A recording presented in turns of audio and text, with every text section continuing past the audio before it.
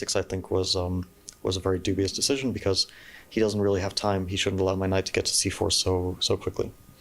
In the semi-final, you will play either Magnus or Nodirbek. It looks like Nodirbek might strike back. In Weissenhaus, you were the only player to play the playoffs all the way till Armageddon. Today, you're off the hook. A, will you be watching the playoffs if they happen? And B, do you have an opponent you would like to play? Yeah, definitely watching very closely.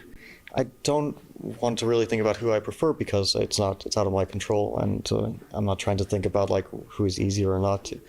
Of course, on paper, Magnus is a favorite, so it feels like, okay, you don't want to play him, but I actually would look forward to that opportunity as well.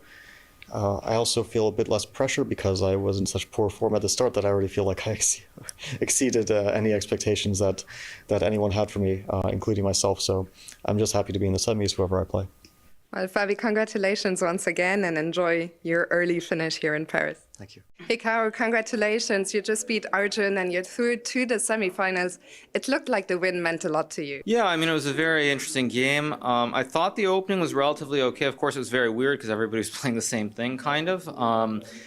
But then I thought maybe like one or two moves, I gave away what I felt was a promising position. Of course, I haven't looked yet, but I had a feeling after d4, somehow I should be maybe very slightly better. But then I allowed Arjun to go d5, this bishop f7, knight a5. And actually, as soon as he got these knights on d5 and c4, I was very worried about my position with the queen on c1. But then it seemed like he didn't find the best continuation. And within 2 or 3 moves, it's probably equal, maybe a little bit easier for me to play. And then, my sense was that Arjun he wanted to keep the game going at all costs instead of trying to draw. And then I was able to get the win. Like that, you're through to the semis. There's actually only one playoff happening today, and it's to determine your opponent, starting in a second between Keymer and Nepomniachtchi. Will you be watching? I didn't even know who I was going to face in the next round. So I guess I'll pay some attention, but either way, it should be a good match. Do you have a favorite that you'd rather play? I mean, if I had to pick someone, I would say Nepo, simply because Vincent has had a lot of experience playing these events. So I guess from that standpoint, since it's classical, I would prefer probably to play Nepo. If I could get it to like a rapid, then I'd prefer Vincent. Let's put it that way. But I guess you're happy to avoid the playoff today as well. Yeah. I mean, I'm just happy to make it to the top 4, and we'll see what happens. Hikaru, congratulations. Best of luck tomorrow. Thank you. Chess is being reimagined in 2025 with the groundbreaking Freestyle Chess Grand Slam Tour. Together with Magnus Carlsen, we call it Freestyle Chess, played according to the rules of Chess 960. This format ensures thrilling games from the very first move. Why? Because the arrangement of the back pieces is drawn at random before the start of each game. In total, there are 960 different starting positions. The arrangement of the pieces in the 1st and 8th rows is randomly arranged, but symmetrical. The only condition is that the king must always be placed between the rooks, and the bishops must also be on different colors. In freestyle chess, players can't rely on memorized openings. In other words, they see positions they have never seen before and must invent new strategies right from the get-go. The first 2 days will start with an epic round-robin stage in a 10-minute plus 10-second increment time control. Then, the top 8 players will advance to the knockout stage. Time controls will be lengthened to a classical format where players will have 90 minutes and a 30-second increment for every move. Throughout the tournament, we will witness the best talents in chess play at the highest level of Chess 960. Get ready to experience chess in a new dimension at our Paris leg of the 2025 Freestyle Chess Grand Slam Tour.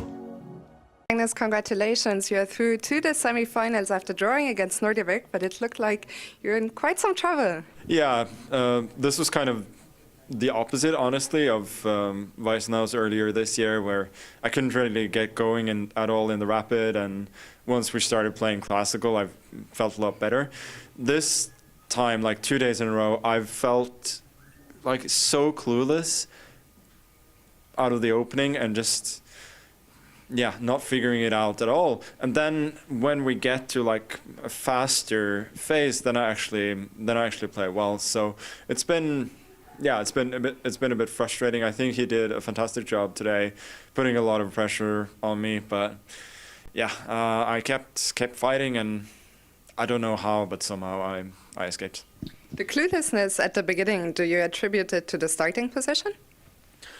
Yeah, I feel like A little bit, but I think it's mostly a skill issue, to be honest. You're lacking the freestyle chess skills. Is that what you're saying? Like right now I am. Like I just cannot figure it out. It's the beauty of the game. It's supposed to be hard. That's why we play like this. You are through to the semifinals without needing a playoff, as is your opponent, Fabiano Caruana. Your thoughts on that matchup tomorrow?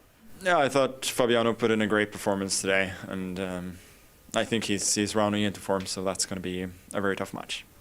Last night you were at the PSG Stadium watching the match against Aston Villa. How was that?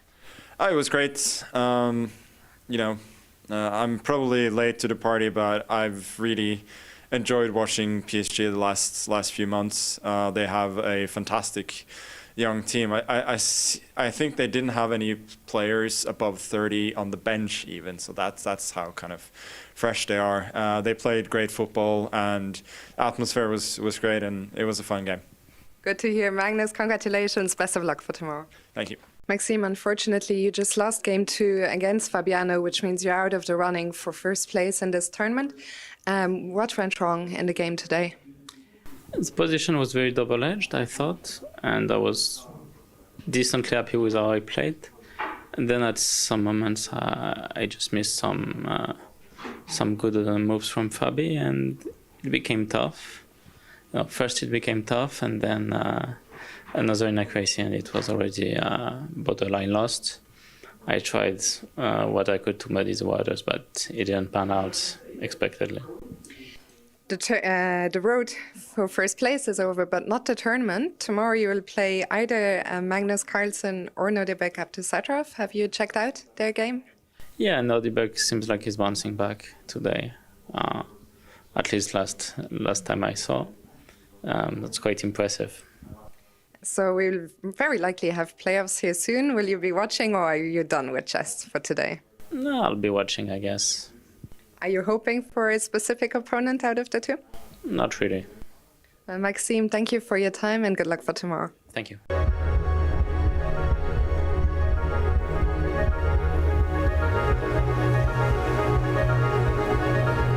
Welcome to the 2025 Freestyle Chess Grand Slam Tour.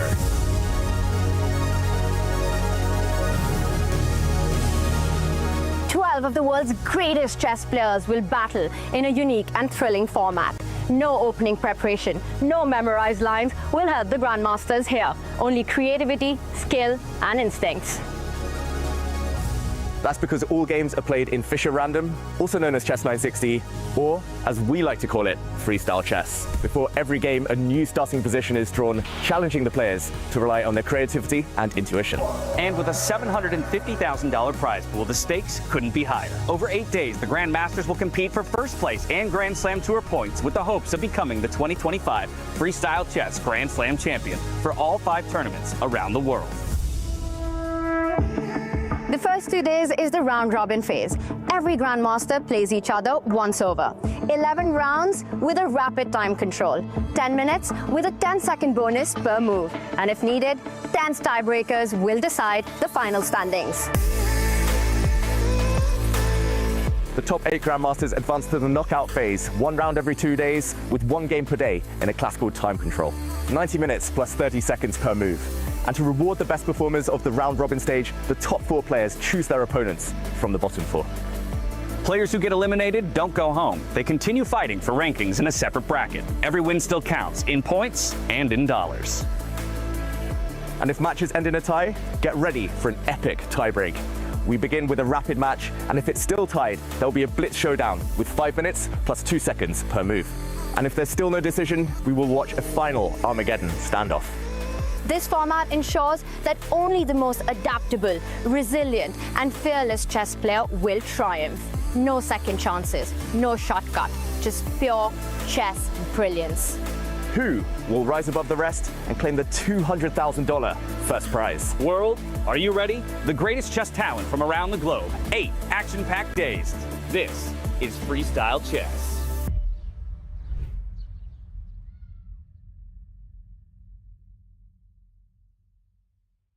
Vincent, congratulations. You've just beaten Jan and are through to the semifinals. Before we talk about the games, how do you feel? Yeah, I'm still very nervous. I mean, Of course, the position has been draw for a long time, but when all you need is that draw, you're still very nervous. So I'm just very relieved that I finally managed to hold the game. You beat Jan in the first rapid game of the playoff, and in the second, you were waiting a bit, but it was nervy. What emotions were you feeling in those moments? Yeah, it was really tricky because I got a great position after around 20 moves, and that would have been a comfortable situation to play for a win as well. But since I only needed a draw, I think I kind of lost my way a bit in the sense that, I gave him at least a chance to continue playing. I don't think that I was ever in real danger to lose the game, but the clock is ticking down, and that's always unpleasant. The first game you won looked like a very nice game. Your thoughts on that one? Yeah, I think my opening choice was kind of dubious, actually, but maybe that's when he should have spent some time to punish me for that, because I felt the way he played, everything worked out perfectly, and then he was the one who had to spend a lot of time and had the weak king and the worst position. Do you think at the next tournament the players will stop picking you first? Yeah, I think by now we might be at that point. I think, I hope so. And tomorrow you will be playing Hikaru Nakamura. Your thoughts on that opponent? Yeah, I think he's one of the few players that were both in Weißenhaus and here who I haven't played in the classical match yet. So I'm certainly looking forward to that. But as always, no matter who you play, it's going to be one of the top players. So it's going to be very tough. But of course, having won that match, I'm really looking forward to that. Well, Vincent, we're going to let you go enjoy your evening. Congratulations once again and best of luck for tomorrow. Thank you. Paris, the city of art, culture, and now freestyle chess. Welcome to the 2025 Freestyle Chess Grand Slam Tour. I'm your host, James Dash, and over the next 8 days, we will watch 12 of the world's top-rated grandmasters will compete at the highest level. Freestyle chess is unlike anything the world has ever seen. And who better to bring in this fantastic event than my incredible friends, David Howell and Tanya Sachdev. James, it's great to be back with you boys. Paris is the perfect city for the second leg of the Grand Slam Tour. Of course, Paris has emblematic architecture and incredible art. But the city is also home to iconic chess history, from casual matches in Jardin de Luxembourg to 3 global chess tournaments in the 19th century, to chess cafes that have attracted the likes of Voltaire, Rousseau, Ben Franklin, and even a young Napoleon. You're absolutely right, Tanya. Paris has been the setting for some thrilling chess tournaments throughout history, from famous artists like Eugene Delacroix to legendary chess players like La Bourdonnaise and Alexander Alekhine. Freestyle chess is now going to write the next chapter in Paris's chess legacy.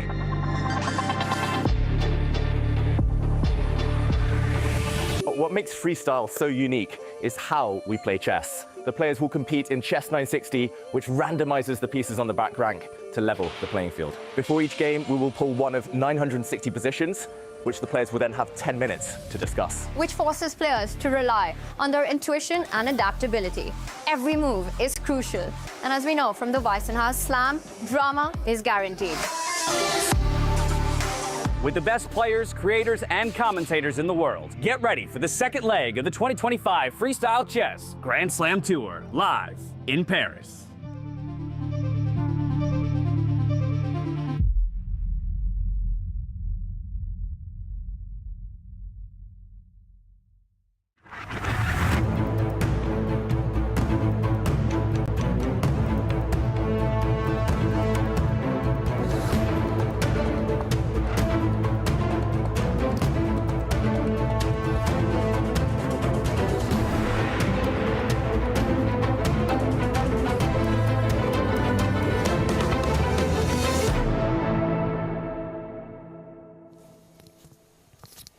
We've crested the halfway point here in Paris, France, as we've taken 12 competitors and whittled it down to 4 who are still in contention for the top spot, $200,000 and 25 circuit points up to grab for each of those 4 who are in the semifinals. I am James Dash, once again joined by Tanya Sachdev and David Howell to break down all the action.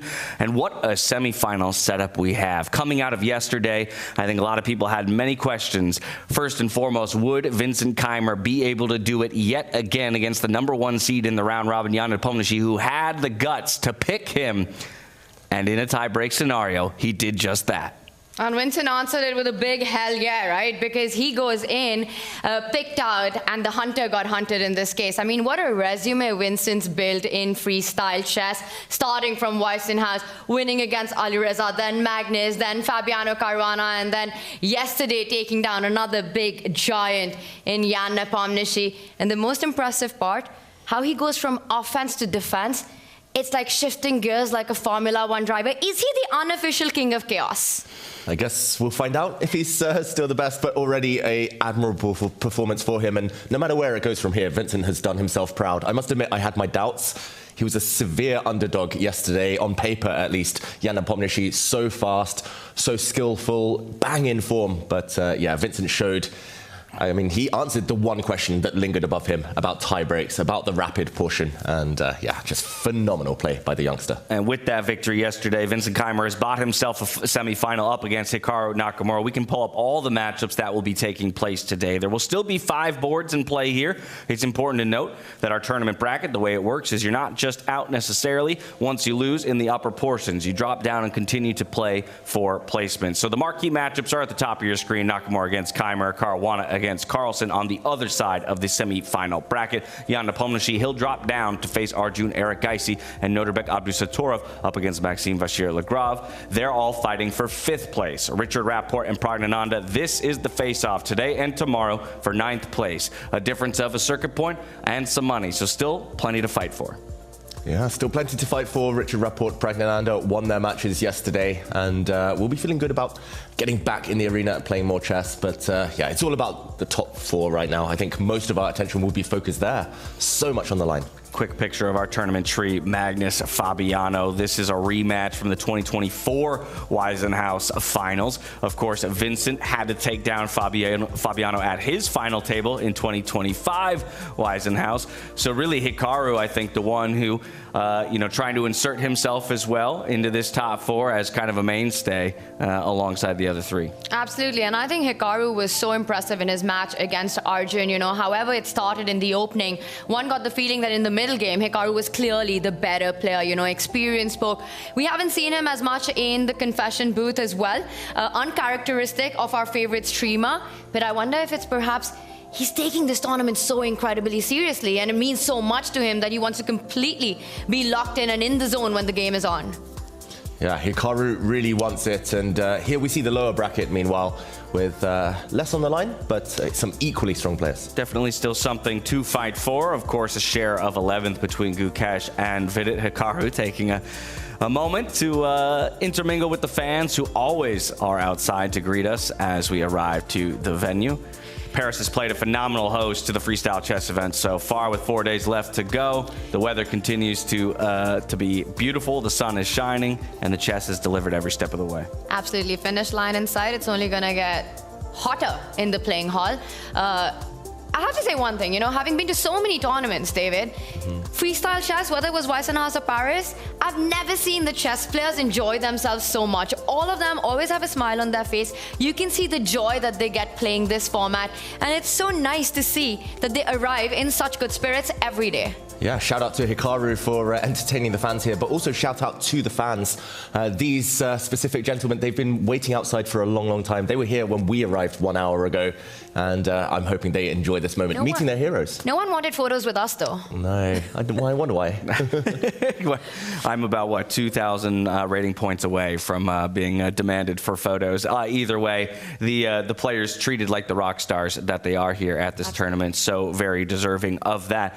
There were some interviews playing in the pre-show, obviously, before we went live, and I wanted to kind of touch on a couple of points made. In particular, Magnus, when kind of asked about how he's been performing throughout the tournament, saying, man, I almost feel stupid and lost in a way, especially early on in these positions. And it's not until we get to the speedier portions of the game that he feels like he's finally getting a hang of it. And I just think that's so interesting, but also ties directly into kind of the display that he put on yesterday, giving Nodirbek a couple of chances, right, to take a victory, but in the end still weasels his way out of it. His strongest point of play is still the end game. the end game and just his ability to find these incredible defensive resources. I mean, he's won games in the round robin, sacrificing a queen. Yesterday, he sacrificed a rook for a minor to get this defensive setup, and I think that was so beautiful. I actually had a deeper look at the game, and it's an incredibly hard one for Magnus to hold. Nodirbek really put the pressure on, but again, you know, they say tactics and attack, it wins you the beauty prize, but it's defense, it's being resourceful that wins you championship, and Magnus just did that to absolute class yesterday. Once he had the opportunity, just getting that very unique sort of a fortress on the board, Nodirbek did not have a chance to make a comeback. Impressive stuff by Magnus throughout, terrifying for the other players, just the form that he's showing here. Yeah, it's all relative, and Magnus normally has 100% mastery over the openings. He's used to being in control there. Everything's pre-planned, and just because we've taken away that kind of crutch for the players, and we've changed the landscape, that throws them off balance slightly. They don't have that map in the early stages. It is nice to see. I think the players, they do find it challenging, refreshing, and it has led to some tests along the way for Magnus Carlsen. It makes sure that this semi-final now, there's a bit more unpredictability, but ultimately the creme de la creme, the top players, they tend to rise to the top.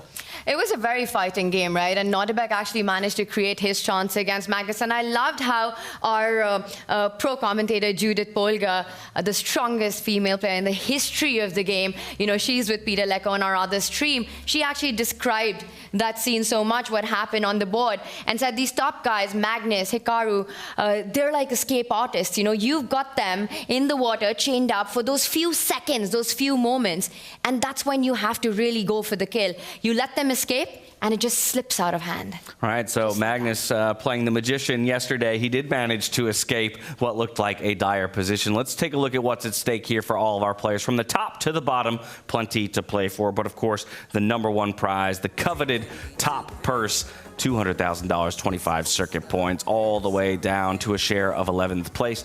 So for each of these players, reminding themselves that it's a year-long circuit, right? Obviously, you want to perform on the day and in the tournament, but still, this is a cumulative thing. When we're in South Africa, I'm very curious how we'll reflect on maybe some of those middle bracket games, you know, those 5th places, those 4th places, and how they become relevant to the overall standings. Yeah, the difference between 1 or 2 points here and there come the end of the year could be vital. In the meantime, these semi-finals here and now, the players will really want it, not only those tour points, but the difference between winning the semi-final, having a chance at $200,000, and losing the semi-final, maybe being left with $60,000. There's a huge disparity there, so a lot on the line. There's so many motivating factors, as if the players needed any in the first place.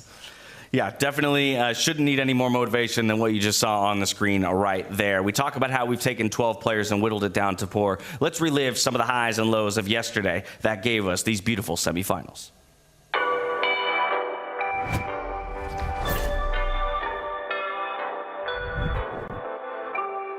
Four quarterfinals, 4 tickets to the semis, and 1 match that stole the show.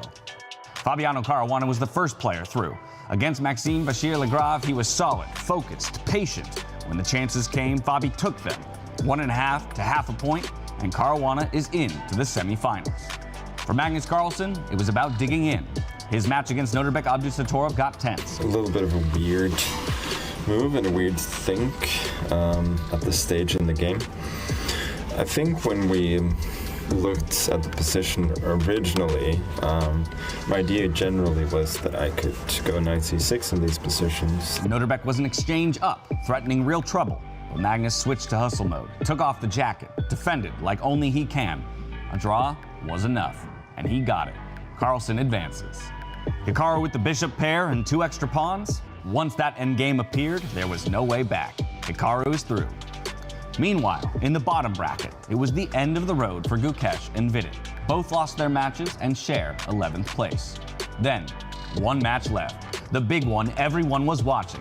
Jan Nepomniachtchi versus Vincent Keymer, the only quarterfinal match to reach tiebreaks. They drew both of their classical encounters. Heading into tiebreaks, Jan was the favorite, fast, experienced, dangerous. But Vincent, cool as ever. He just said, tiebreaks have their own rules. Vincent wasn't kidding. With black in game 1, he took over early, planted a dominant knight, shut down Nepo's play and scored a huge win. The tension that the players are feeling, the realization that, you know, they have to play this out, they have to play this on. Vincent has to hold on with his dear life in this one, make sure nothing goes out of control, and Yantis has to keep pushing an equal, a balanced endgame till the very end.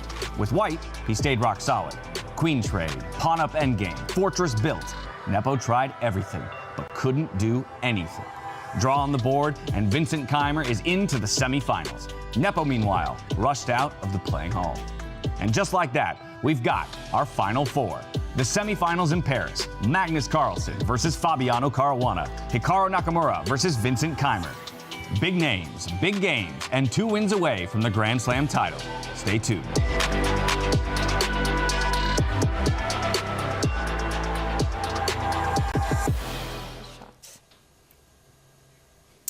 Coming out of those highlights and with his performance yesterday, I think Vincent Keymer continues to paint himself as the man to beat. He currently holds the title. You're going to have to steal it from him in a number of ways if you want to be known as the king of freestyle chess. But on the other side of the bracket, in some ways, it almost feels, and this is not to do a disservice to Fabiano and Hikaru's play so far, but it does almost feel like at this point we're on a crash course for a Vincent Keymer and a Magnus Carlsen finals.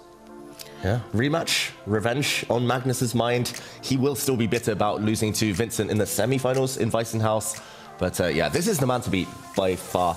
And the fans appreciating it, voting him as the player of the day yesterday, getting all the appreciation he really deserves. I loved how he acknowledged that, you know what, maybe we are at that point that the players stop picking on me in that quarterfinals, because I am out there to get them as well. And he's proven it twice. He's in good mood here, good spirits here, ready to fight it out. Hikaru Nakamura, the one name missing from that resume. Yeah, exactly that. We'll see if he can jot that name down into his death notebook today as he steps up across the board from Hikaru Nakamura, taking advantage of all the fresh air that our beautiful venue has to offer before he dives into the player hall to get locked in battle for a couple of hours. I always so very much appreciate, too, his evaluation of positions. We talk about confessional usage. Vincent always jumping in at least once or twice for us, which I can very much appreciate. We'll see. Maybe with Hikaru, though. If Hikaru's not jumping up from the board, I don't know. Do you feel like you need to stay locked in and stick around? Does that dynamic change and shift?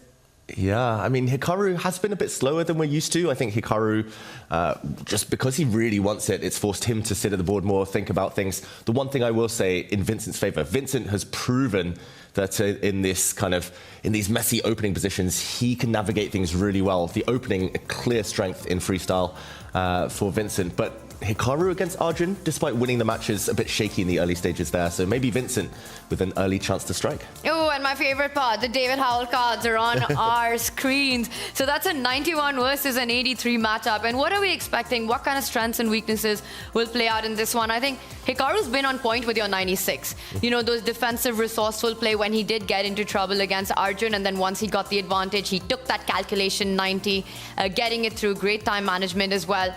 For Vincent, I think that card really has to jump up a little bit, especially after the performance in freestyle chess. Yeah, I think the point has come in the season after this tournament where we will have to create some special freestyle player stats. And Vincent is for sure going to be huge on intuition there. He's proven himself. Strategy, I think, by far his biggest strength. But I think these two cards are still very much indicative, right, of the strengths and weaknesses of each of these players. Again, you know, throughout this tournament, we've seen Keymer pretty low on the clock and very similar to the way that, you know, Jan can create a big time advantage. I think Hikaru is the kind of player not only who could create a time advantage, but also in low time remaining situations, I think he is one of the best. I have a point to make on that one. You know, I agree he's come under time pressure, and time has definitely been a big challenge for Vincent with 82, David right there.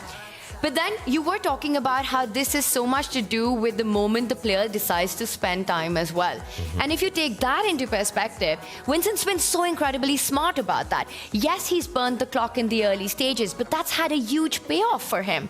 Yeah. So maybe something to think about, you know.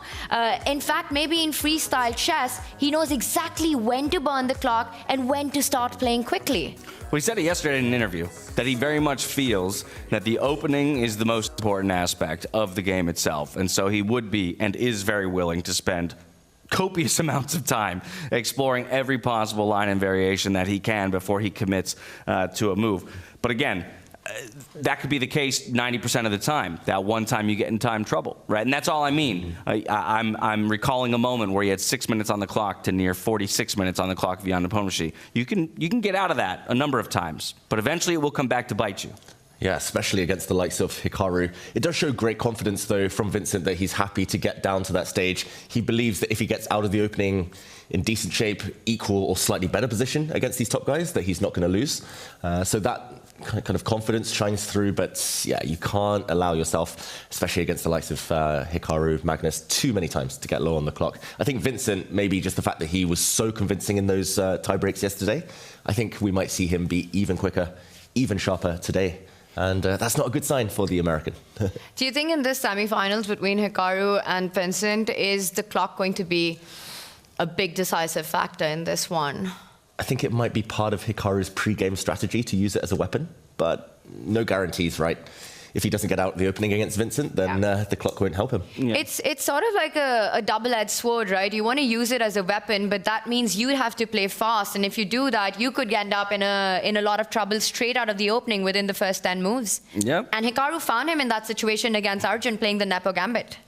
I mean, really nothing gained without something lost, right? And that's kind of the idea here when you take a look at all those stats. You know, if I want to play fast, I'm sacrificing something else. Maybe my calculation isn't as strong as it would normally be because I'm not taking as much time. And so, yeah, I'll be very curious to see what Hikaru's approach is to, bringing his best version of chess towards Vincent Keymer. But I want to talk about the other matchup on the other side of our semifinal bracket. It's Magnus Carlsen versus Fabiano Caruana. Magnus seems to be playing some brilliant chess. While he might not be confident in the way that he's evaluated the opening positions, he always seems to find the answer by the end of the game. Now, all that said, Fabi to me is the sleeper pick. Because of how poor his tournament started, I feel like in some ways he's been written off as a true contender for the final table, and yet here he is top 4 yet again. Mr. Consistency. Mr. Consistency, but in recent times he has struggled slightly against Magnus, especially in freestyle. He tends to get to the final, Fabi, but just falling short slightly. And in Weissenhaus in 2024, losing to Magnus there, losing to Magnus in Singapore. They had this kind of show match at the end of last year. One of Fabiano's biggest weapons is his openings. And I think relative to Magnus, he's more kind of direct there in normal chess. And he's more direct, he's kind of puts more research, invests more energy into that. Here, that strength is taken away. So against Magnus, I'm not sure that's a great thing necessarily. But either way, this is going to be close. This is going to be decided in 1 or 2 close moves here or there. This is arguably one of the biggest rivalries of modern chess. I would put Magnus versus Hikaru and Magnus versus Fabi, for this generation. And every time these two players face each other, it's incredible for the fans. We're treated to awesome chess as well. We see how closely they're matched in so many of these stats.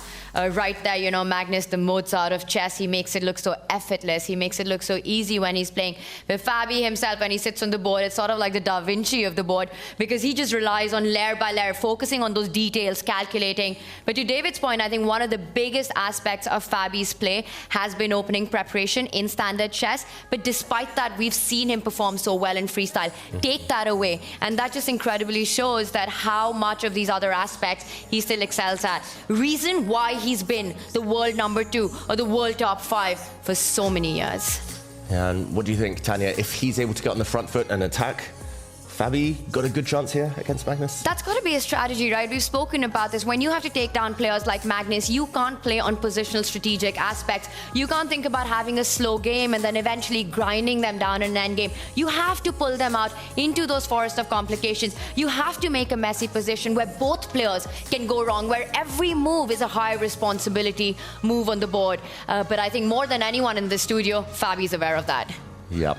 He needs to take inspiration from Nodirbek Abdusattorov yesterday. Go and attack Magnus early, as hard and as fast as you can. Because if you slow things down, get things into the endgame, Magnus, that is where he tends to thrive. And something switched, right, for Fabi, because we saw this round-robin phase where he really struggled. And then he comes into this match with Maxime Vachier-Lagrave, and you could really see why Fabi is considered such a beast in this format. He pretty much outplayed Maxime over there. I wonder what the reasons could be, David. I don't know. maybe inspired Fabiano. I'm not sure how we explain it. No the idea. second Christian Carrillo has left the building. We need to take more time to stroll around the grounds here. I mean, it is such a beautiful environment to be playing Only for chess. that reason. Well, I feel like my chess will get better after that walk. Yes. Vincent did it, Fabi did it. They're in the semi-finals. Can't be coincidence. It's those blossom trees. Spring has sprung. I think company matters as well. Absolutely.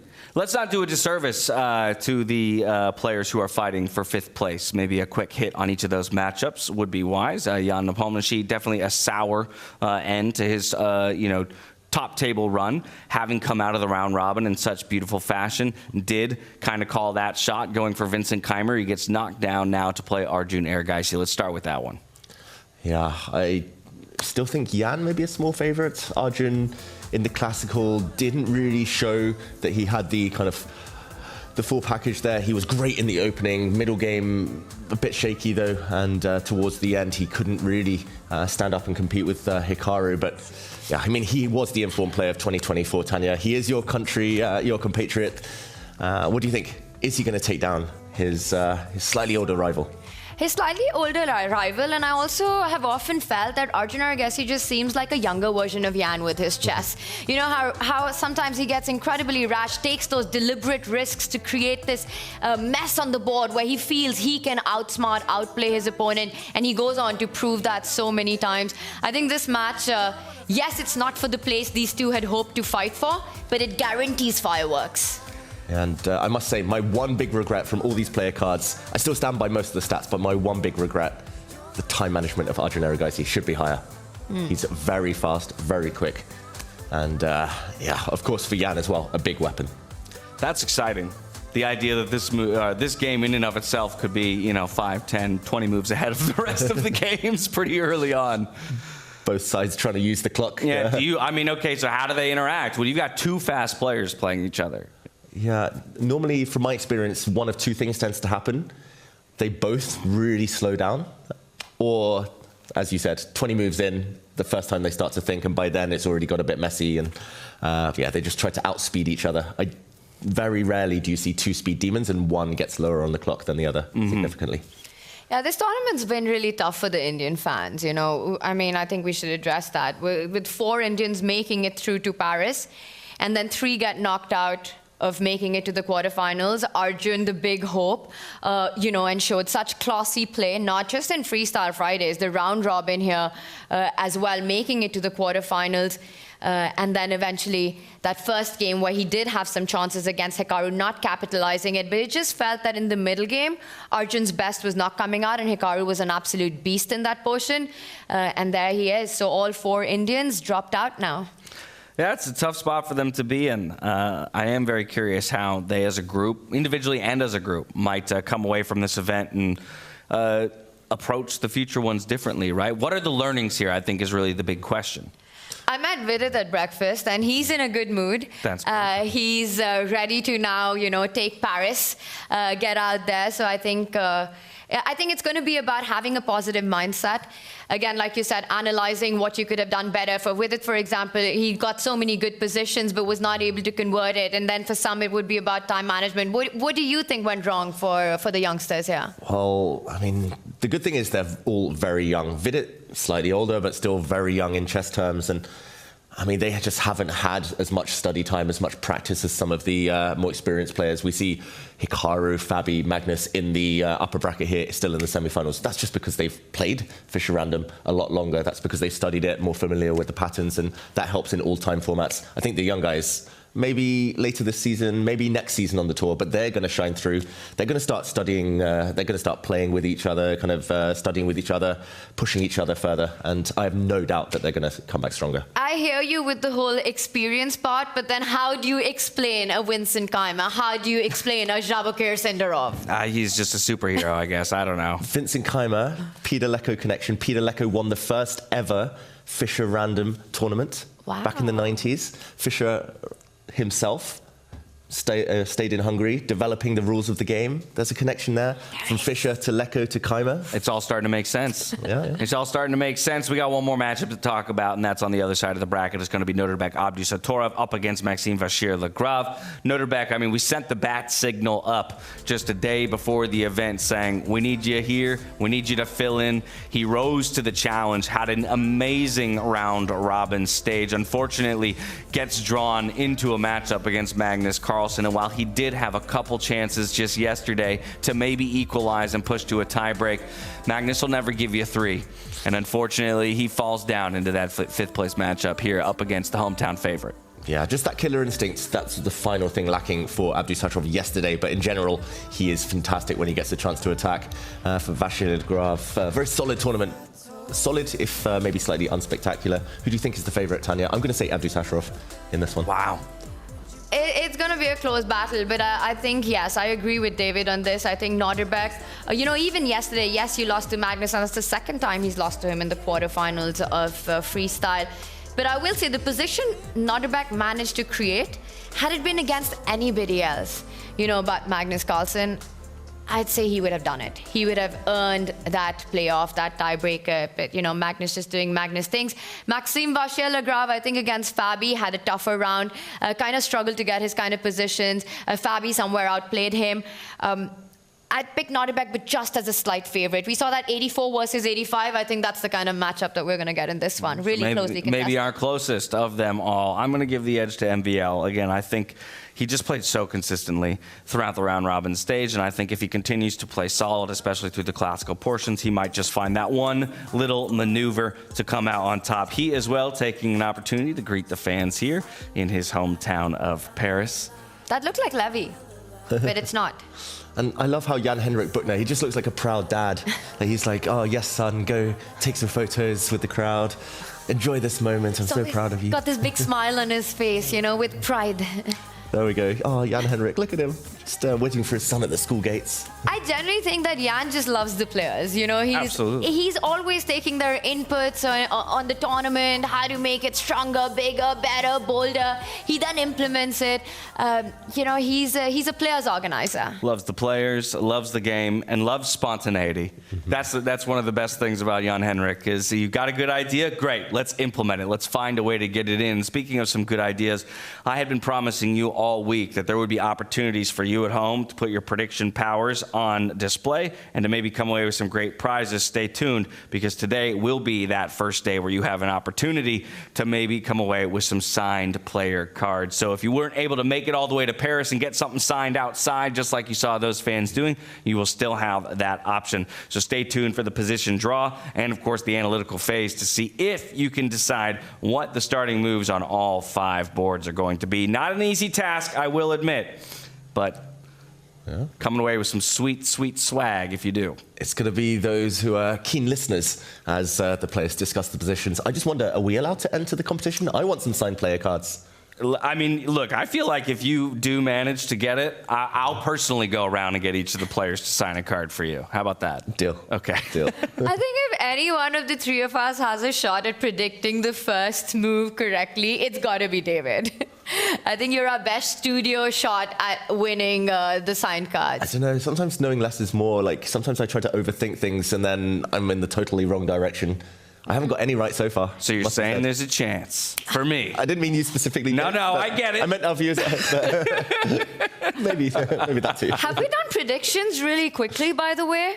I think we need to for the touch matchups themselves. Yes. Okay. All right. We'll start on the top left. It's Vincent versus Hikaru. I'm going Vincent because at this, I had a sneaking suspicion. One of those early dinners, we were having a conversation, and I did say, there's something that tells me Vincent goes for the full repeat. So in a way, I'm not even just predicting his matchup here. I'm saying he goes all the way. We get a 2-time champion to kick off the year. I think Vincent's been awesome. I'm picking Hikaru for this one. He's hungry for a slam win. I really, really was so impressed with the way he handled Arjun. It's going to be a close battle. I'll take Hikaru this time. Yeah, I feel 2 draws and then Hikaru wins in tie breaks. I don't know if Vincent can keep up that. It's too much of a fairy tale. I was taught not to believe in fairy tales, and doing it twice in a row—that's almost unthinkable.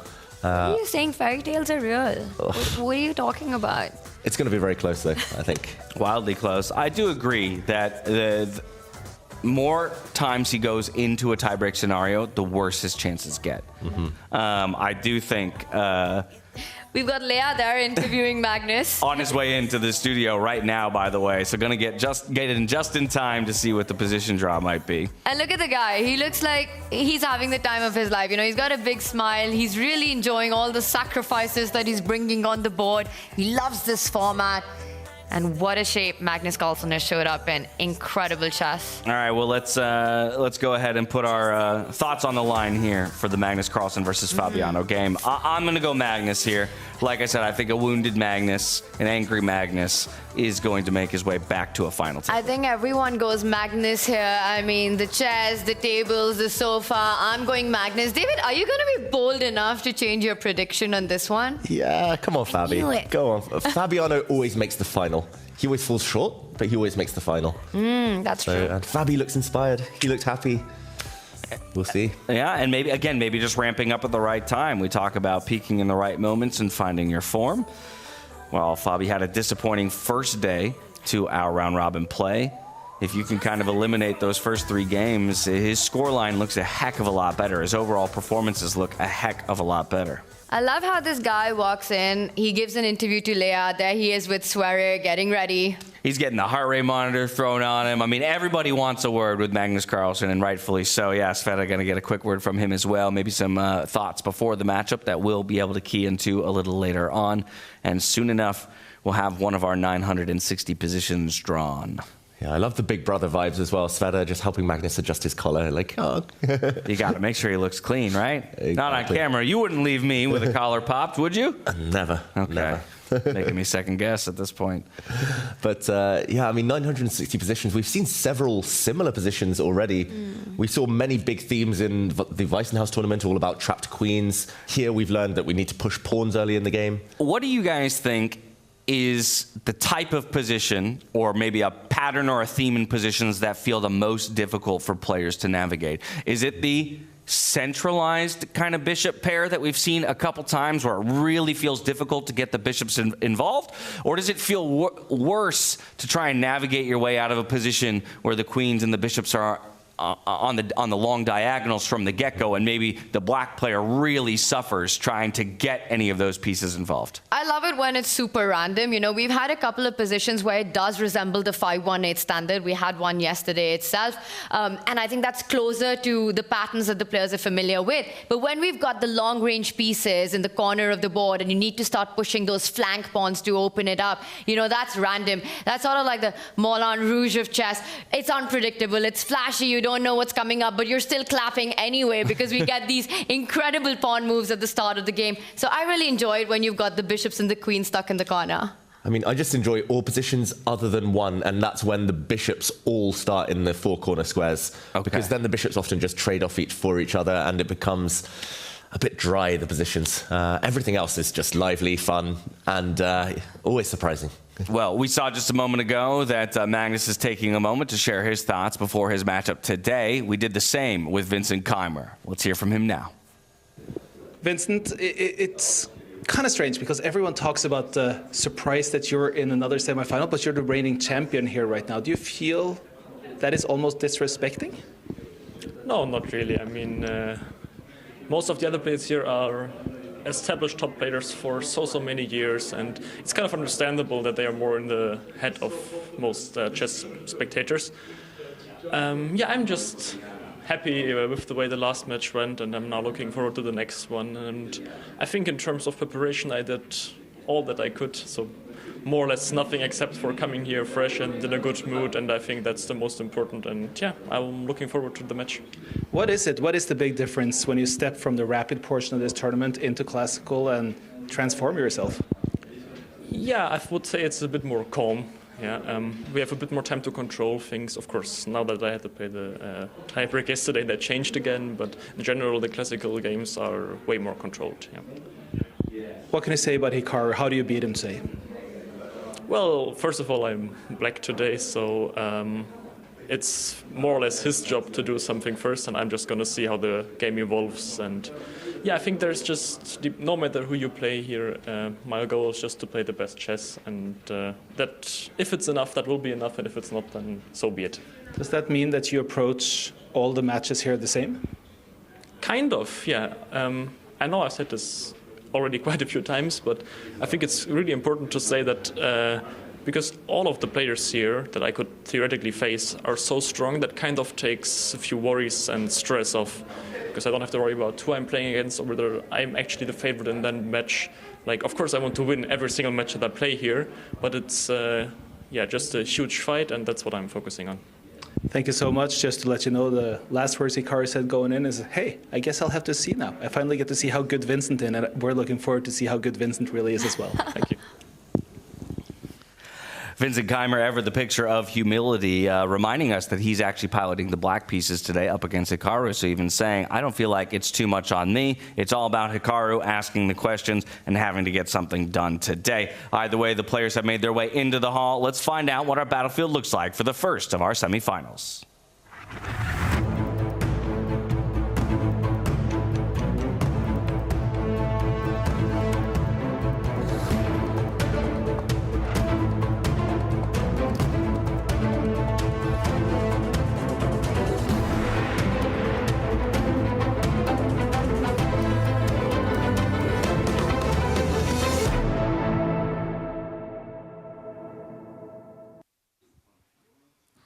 Hello and welcome to the Paris leg of the Freestyle Chess Grand Slam Tour. My name is Fiona Steil-Anthony and I'm delighted to be your host today. It's already day one of the semi-finals. We will see the two matches, Carlsen against Caruana and Nakamura against Keymer. Before we get to that, let's take a look at the highlights from yesterday.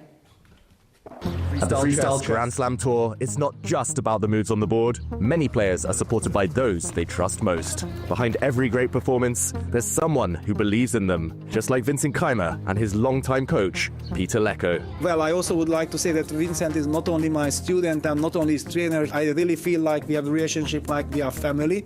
Yes, so of course I'm rooting for him. I'm going crazy if I see that things are going in the wrong direction. I'm very happy deep inside me when things go well. For Vincent, this connection goes far beyond chess strategy. It's about growing together every step of the way. It's always important to have a good personal connection with the trainer, which we had. And yeah, by now it's around 7.5 years that we've worked together, which basically means that nearly, pretty much every step in my professional chess career has been accompanied by him. And when it comes together, talent, preparation, and heart, emotions can no longer be held back. And this was not just because he has won, the way how he has won with this incredible power performance. That's why I couldn't remain in the studio commentating. I asked my fellow commentators, please, can I run? And Judith and Niklas said, yeah, go. And then I was running and I was hugging Vincent. That was a very emotional moment. On the second day of quarterfinals, the game between Vincent Keymer and Jan Nepomniachtchi ended in a tie, leading them to playoffs. Keymer managed to win one game, while the other ended in a draw, enough to secure his spot in the semi-finals. Of course, the position has been draw for a long time, but when all you need is that draw, you're still very nervous. So I'm just very relieved that I finally managed to hold the game. The match between Magnus Carlsen and Nodirbek Abdusattorov also ended in a draw. With his win on the previous day, Magnus advanced to the next round.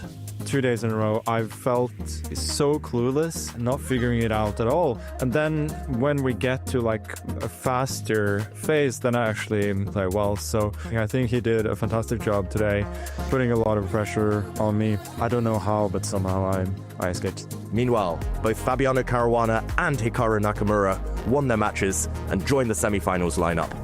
Stay tuned.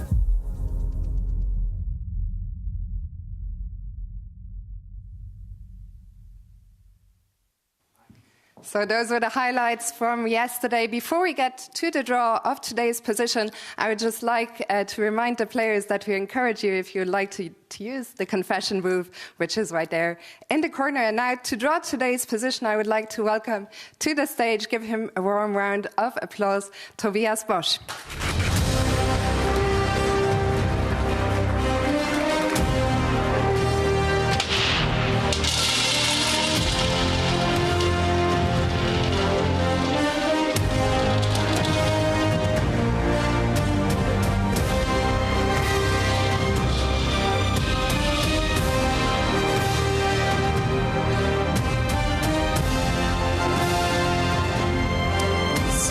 616. Thank you very much. So the position today is 616. Thank you. The players will have 10 minutes to prepare now. So to the players, good luck, and to the audience, please have fun.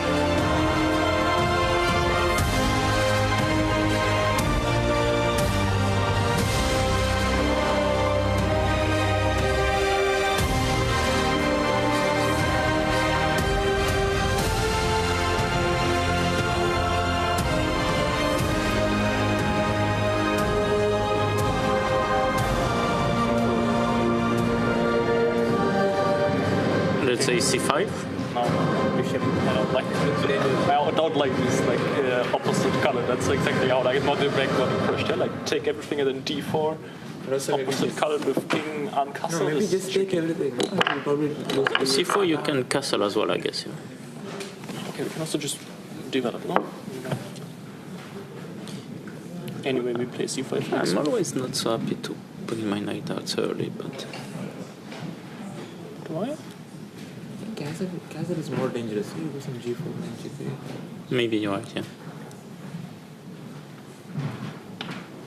Just we have to be kind of careful. Yeah, like whenever we play this, like but b7 with also queen b3 will we be... probably want d5 next move. So actually after queen b3 we have to play b6. Or what are we even doing?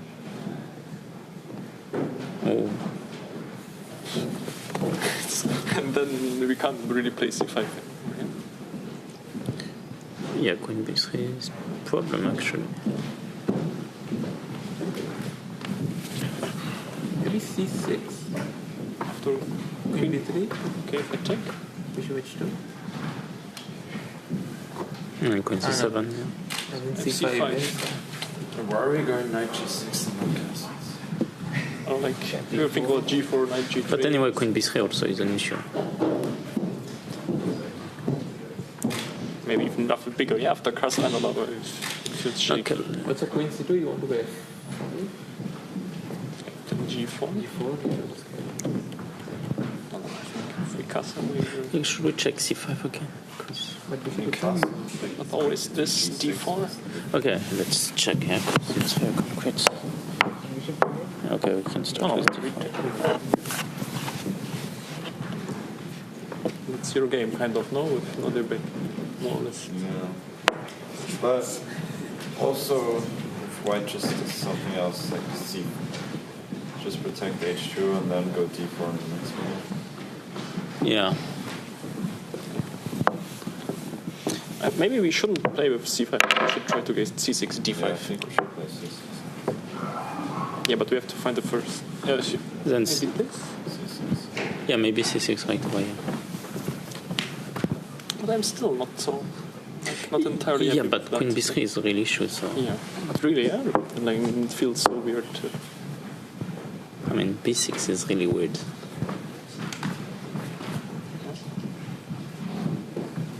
Because b6 you can go d4, because c5 is queen f3 also. Basically, the idea would be to play c6. Okay, I mean, if you go g3, knight g6, then it's kind of fine, right? Yeah. Like we push d5. Yeah, or castle is fine. So bishop takes, I guess we should check. g4 is also moved. Ah, yes. Okay. Is that so bad? Oh, first that. Yeah, knight g5, d5. g3. d5, I guess. I'm just wondering if this is useful or not. Let's say CD, D4.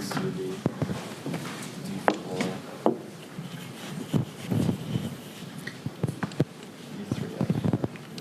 It's not so bad. But I think we can live with that.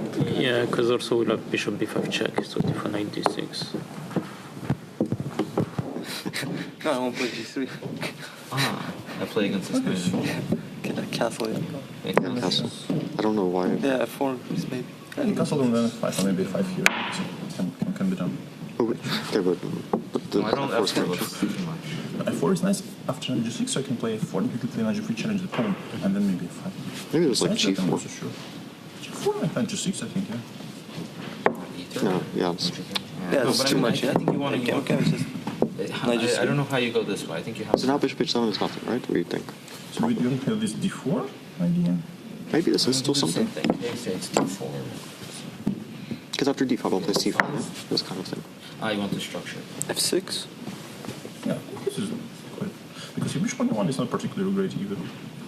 Yeah, I mean, I'll play f3 in some version, probably immediately f3. Okay. It's probably equal, yeah? Yeah. I mean, take, bishop g3, take, and... Probably equal, but I still think white has 97 is 6, 97.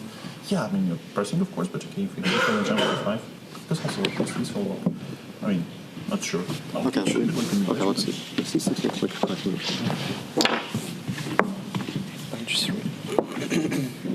I mean, the black castles, what's the plan?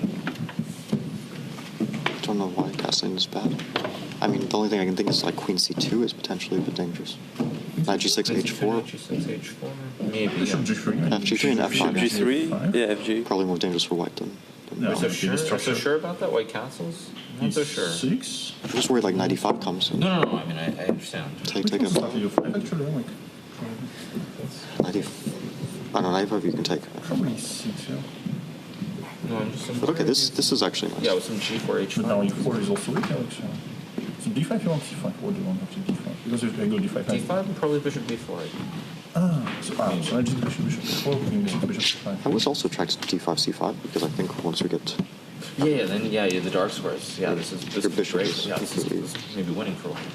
You get this structure. No, you get this. Okay, maybe knight g6, yeah? No, I mean, like, in slow game, of course, but I mean, it's like... Okay, let's go back. Yeah. Knight g3, knight g6, d4. But the question is, okay, let's say knight g3, knight g6, because why? Anyway, the knight goes there, right? Okay, knight g6. Can you go c5? c5. And then d5. b6? I think b6. b4, a5. Before Yeah, b4, f5. Yeah, probably. And b6, b4. Actually, it's quite good here, like, in a way, because... But I just don't understand, what's the advantage of d5? Like, just... Okay. I mean... Knight d4. But then we could start with d4. We can start with d4, Yeah, why not, yeah? I don't know, c5, e5 in this version, like, black's knights are pretty good for this one, right? Yeah, with the knight going to e7. I'm not sure, actually. It's not like a knight on a8 or anything. Take. Bishop takes. Knight d3. There's knight d3. Bishop c7, I don't know. What's the big deal? Knight is not good on d6. Bishop c3. Bishop c3. Or e3, I don't know. Knight c7 and... Like, I don't... Okay, maybe it's played. I mean, bishop c3, bishop d7, I mean... Optically looks very nice for white. For white, yeah. This looks nice. White, it looks nice, okay. In terms of, like, if you can come up with something. Yeah, maybe we play f4 at some moment. No, bishop c3, f4, I mean, all these pieces aren't played, who cares? I mean, we care so much. Okay, so let's see. So we play d4, d5, c4. Anyway, black should play e5, right? I think you have to, yeah. Or f6. But f6 you kind of run into e4, yeah, also. Or maybe like first knight b3 and then e4 or something like that. Yeah. b6. Maybe. b4? Before e5. Or knight d3. We can solve the group. Knight d3, yeah? Knight d3, so if, let's say, we take with the pawn, we take with the knight, yeah? How knight? But this is straight for black, no? Yeah, Why would you take why Should be good for white. It's somewhat better. I mean, I'm sure this is, like, very good, but this is probably better. It's pleasant for white. No, I think this is pleasant. Yeah, like, that's somewhat not good.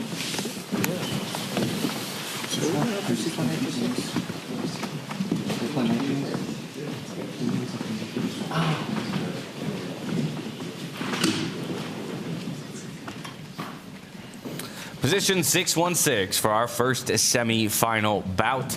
Seemed to be a pretty universal agreement, at least on what might be the first move from the white side of the board.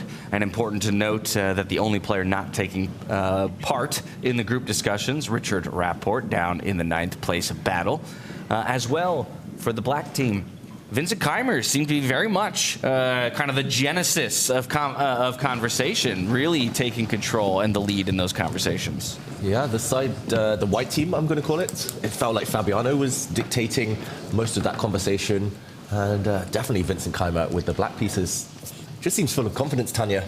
Feels like he is more than happy now to tell his more experienced rivals what he thinks of the positions. It might be a team for now, but I think it's so important as the players take their own seats that they just sort of start thinking and deciphering for themselves what exactly they want to start with, despite the consensus on the analysis that we saw. A lot of it was based on spotting that weak pawn that can be threatened on the first move. And I think we saw pretty much all the players, the ones with the black pieces and Team White, to start with a threat on that move one. You're talking about the first move, and there we've got the world number 1 against the world number 5. They're ready to go. I mean, this is the kind of matchup that makes you cancel plans. I think you'd have a very solid excuse to do just that coming into today. That move that kind of seemed somewhat universal, we saw it cropping up on both boards. I'm very curious to see if Fabiano ultimately goes for c4, that white pawn right in front of the knight on the left-hand side of the board. And straight out the gate, I already have the perspective of many of the boards. I can see that a few players have gone for it. We'll, as quickly as we can, zoom out so we can give you an overview of the state of all 5 boards in play today.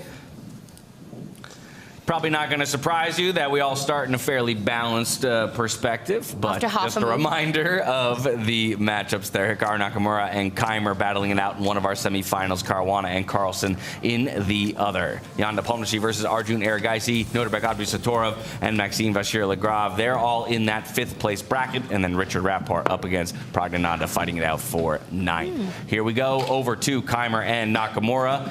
That's the first move made today. It is going to be Nakamura, and he does go for that c4 pawn push. Opens up the bishop, threat on the first move, and it's on Vincent. And I will point out in the analysis, it was Keymer who came up with this interesting strategy that, yes, black can go for the symmetry in this position, but you could also keep it flexible by letting that pawn in front of the knight have the option to eventually go just 1 step forward and not 2 steps ahead, immediately sort of counter-attacking that weakened pawn on that corner right. The other aspect of this position would be that at some point, the knight at the corner of the board jumps out, you get a quick castling, and then we might be in very familiar territory with 5-1-8, with familiar patterns, you know, with similar concepts from standard chess. And I wonder if you're going to see that in sort of some kind of a move order from both the black pieces and the white pieces. Okay, quick predictions. How is black going to react to this move? There's a few options. I'm going to say there's 4 logical moves here. You push this pawn forward, you ignore the threat completely, and then create a threat of your own. With the bishop, you bring your knight out to block the long diagonal, or you castle your king. He brings the knight out. You think brings the knight out, huh? He wants to keep that c-pawn in front of the other knight flexible to move 1 step or 2 steps ahead. I think he brings the knight out. What about you, James? I want the castle, but I don't think it'll happen just because it feels committal. Actually, for Keymer, I agree. The knight. I think on some of the other boards we might see players playing either for symmetry or that counter threat. But I think Keymer's going to go for maybe what feels more stable, less risky. Again, he's playing the black side of things. He wants Hikaru to have to ask questions of him, and so that's what I'm looking for. The knight coming out. I can just confirm for everybody that. The 4 boards on the upper side of our bracket have all gone for that c4 pawn push, and we've yet to have a response from any of the players playing black. David, your prediction? Pawn to c6. He starts with that. I think so. He was dictating most of the conversation. Most of the conversation was around this move, although Vincent has been known to spend 20 minutes on move 1 and then go his own way. But it would feel a bit odd to suggest a move quite strongly to other players playing black and then go against the grain of something you've just been preaching at them. That's a fair point. I think, well, yeah, it's a question yet to be answered. What move he goes for, and there you have it, David Howell. Good call. They call him the prediction prince. The sign cards. I think you're a real big contender for that one. Wait, do I have to guess the other 3 boards correctly? Yeah, you would have had to, but okay. You would have had to do it all ahead of time. They haven't moved on any. Oh, Arjun's just moved c6 as well. C6 as well. I was too slow. Yeah, lost out too slow. Got to move quick, my friend. Keep track of our socials and in Twitch chat for future opportunities to be involved in those prediction games. So 2 responses so far. Keymer makes his. Maybe Arjun Erigaisi says, all right, everything he does seems to work out. Maybe I just follow suit. Exactly. And I wonder if we're going to see a very, very early castling in this setup right now. It not only comes with the advantage of, you know, getting your king to safety, your rook closer to the other majors, but also you defend that undefended pawn at the corner of the board. Yeah, and the players were discussing a few moves here, just to break it down for you. I think Hikaru was one of those who was at first advocating this odd-looking pawn push, pushing the pawn 2 squares forward. It would never have crossed my mind in a million years, I must say, that one. Just partly because in traditional chess, it's very rarely a good idea. Pushing a pawn like this, when there's no bishops or queens to unleash on the diagonals, looks odd. The white king isn't too happy about that decision, but the idea is to open up the white rook.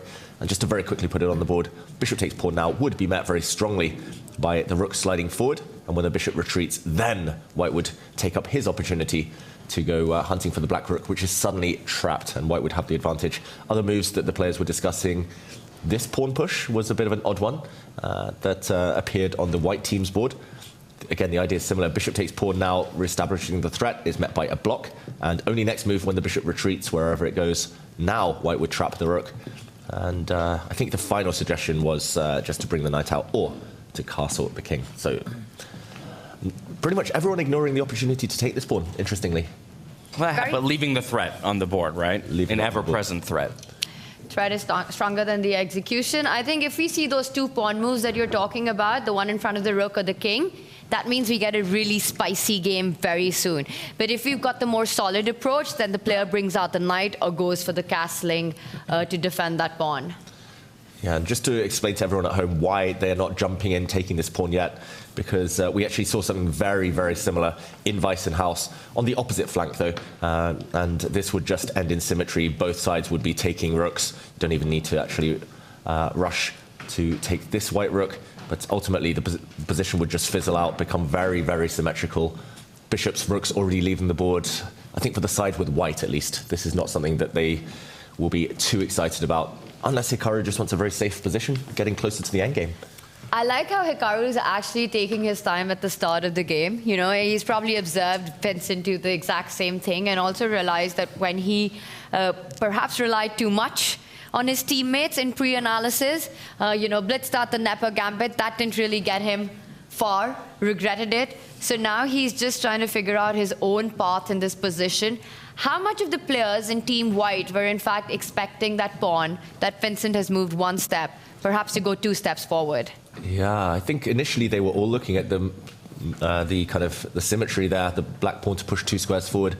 But just in the last couple of minutes of their discussion time, they did spend most of the time focusing on this pawn push, and Hikaru brings the knight out. Very logical. And we're expecting now black to cover the weakness. Probably do the same, Tanya? It's either castles now or bring the knight out.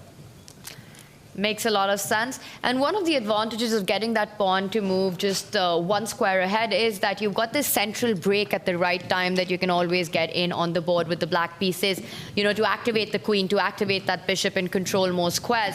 I do like this approach more than going for direct symmetry with black. I want to jump to another board real quick, just because it's our most advanced board of the day so far. That's Arjun Erigaisi against Jan Nepomniachtchi, and largely because it's an example of where that Hikaru and Vincent Keymer game could still go, right? Had the same first initial opening moves, as you can see. We've had that queen's pawn on either side as well come out into the fray. A bit of a locking of the position, though, with the most recent move here from Jan Nepomniachtchi, pushing that c-pawn once again 1 square further.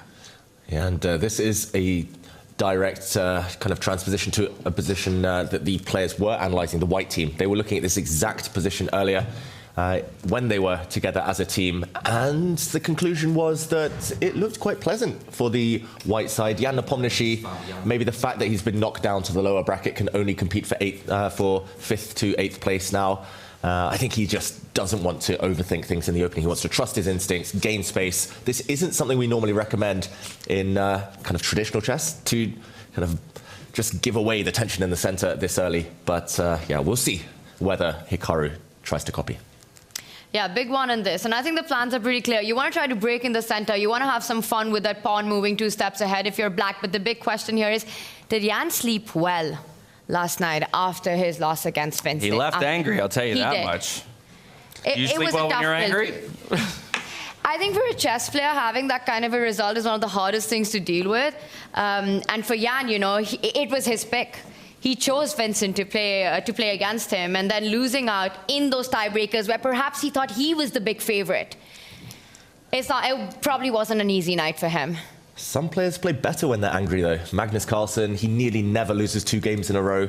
Everyone loses a game occasionally, but it's about how you bounce back. Jan Nepomniachtchi, when he was a bit younger, he was known to be too emotional. He would often spiral out of control, tilt, we call it in chess. You lose one game and the rest of the tournament is a write-off. But in recent times, he's much more stable.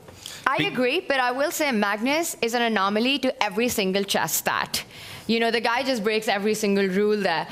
For Jan, it's going to be interesting how much motivation he's come in with today. Arjun, he's always ready for the fight. We saw him in Tata Steel as well. He had a disastrous tournament, but every round he would show up and stick true to his style. Yeah, I'd say breaking records and warping stats is a pretty typical, attribute of the best in the world. And speaking of the man himself, Magnus Carlsen, let's hop over to his board because while it hasn't progressed too much, and I somewhat hesitate to say this, he is the first of the players to choose to go, quote-unquote, his own way. We still have the opportunity to end up, David, in very much the same board state these other matchups have gotten to. But he elects to bring that knight out first. Again, just a slightly more solid opening, not allowing the counter threats right out the gate. Yeah, he just doesn't want any complications early. Magnus, we have mentioned maybe the one tiny weakness in his game is when he gets attacked very hard, very fast at the beginning of the game. We saw that yesterday. He rode his luck on the way to the semi-finals. So he just wants to block any threats. Just to mention that threat yet again. The white bishop was hitting an undefended pawn in the corner. So bringing the knight out, developing a piece, super logical, very flexible. Only later will he decide which of black's pawns to push in the middle of the board. And look at how Magnus, he's staring off at the other games. He was looking at the screen there. He knows he's gone his own way, and he has done his whole career. And I think he's incredibly chill right now because of the position that's been pulled out. The one that he got into trouble with Nodirbek, let's not forget, it was such an unconventional chess position with the queens in the corner of the board. We saw Magnus jumping around with the queen dance, getting him absolutely nowhere. Here, he just has to stick to the principles. He just has to do what he does best. Just play chess. You know, you've got the knight coming out, you go castling, and then you've got a normal chess position, standard ideas. And how does Fabi find those chaotic positions where, once again, Magnus will be forced into those complications? Very hard to do with the starting position that we have. I think there's always a conversation as well for each of the players in playing to what is working for you the best in this tournament, right? And Magnus earlier told us that he doesn't feel like his understanding, at least here in Paris, of the openings has been tremendous. But as they move to the later stages of the game, time trouble starts to become a factor for both players. That's where he can play a little bit more fast and loose, rely on his intuition, and ultimately take the game. So I wonder then, David, if that's the reason why he goes for a more solid approach, saying, look, I just don't want to take any wild haymaker punches early on. We get to the point where half the pieces have left the board. Now I'm in my comfort zone. Yeah, and Magnus actually confessed to me at dinner that not only was he struggling in the openings, he genuinely felt that everyone else has got twice as good. Everyone else has kind of doubled their strengths in the opening stages, maybe because of extra experience, maybe because of extra study. But yeah, survival mode for Magnus in these early stages, Tanya. He doesn't look too happy on the camera, but as long as he gets out of the opening in decent shape, I think that's the first step for the world number one. Don't know about happy or sad, but he does look like, along with Jan, maybe he didn't get enough sleep last night as well. Wonder how much energy the players have come in with today. Also, just realized this is the first Team Liquid face-off that we've got between these two players. You know, Fabi and Magnus signed up for the Esports World Cup with the same team, and here they are facing each other. Yeah, very good call out. Of course, yeah, I think many people, at least those who have kept their eyes glued to the chess scene, have seen a number of announcements fly out from Wise Announce 2025 through to now. Maxime Vachier-Lagrave is signing for Team Vitality as well. So not just these two, but playing for the same organization, but still competitors. Yeah. If any esports teams, they want a old washed-up grandmaster, then you have my number. Just, I'm open to offers. I've got some contacts. What are you talking about? They'd get personality. They'd get a commentator in-house if needed. A 2700 player. I don't know how many times British champion. I mean, you're a big pick right now. I mean, I'm surprised you haven't been snatched up already. Currently unattached, that's all I'll say. Yeah, we're going to have to work on the whole selling yourself thing. In the meantime, Fabiano brings his knight out, so still room for this game to transpose into some of the other games. We could see that kind of pawn push now for Magnus Carlsen, pushing another pawn in the center, and a very similar pawn structure to that chosen by Vincent Keymer, chosen by Arjun Erigaisi. But Magnus will most likely want to go his own way. Yeah, I was going to say, at the moment, it very much looks like all boards are going to continue to copy each other. The most advanced boards being Hikaru Nakamura, Vincent Keymer, as well as Jan Nepomniachtchi versus Arjun Erigaisi. Arjun, though, finally makes a move, so perhaps we can hop over to that matchup to see what it is, as he's the one who, right now, is having to blaze the trail here. Magnus doesn't look well on camera, no? It's like he's struggling a little bit. It's still early in the day. Magnus normally peaks later in the day. He's never been a morning person. Not that it's morning even here in Paris.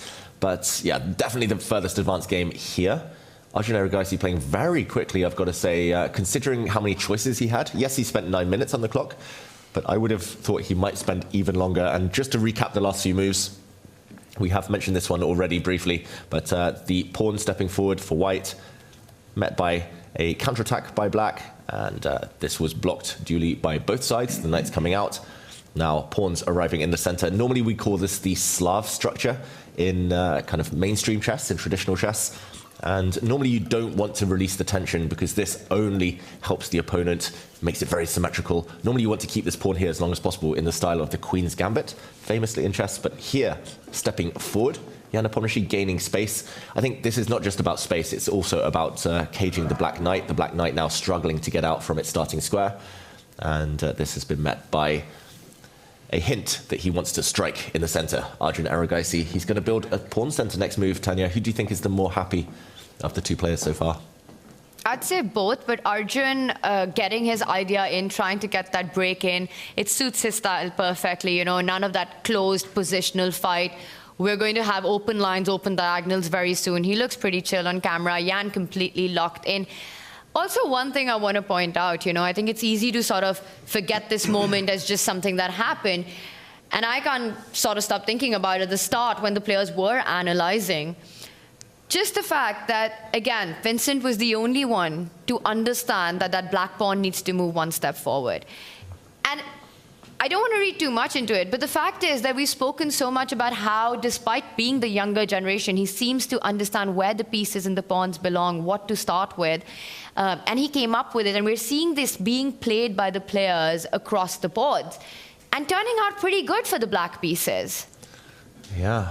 Everyone's just following Vincent at this point. He's the leader. He's the new leader of the young generation of maybe just of everyone in Chess 960 freestyle chess. And, well, the leader up to this point, but like I said, Arjun was the first one to make a move from this position with black. So Vincent, still in the exact same position without this pawn move being made, is continuing to spend time on his clock to decide whether or not it's ultimately something that he wants to commit to or to begin to go his own way.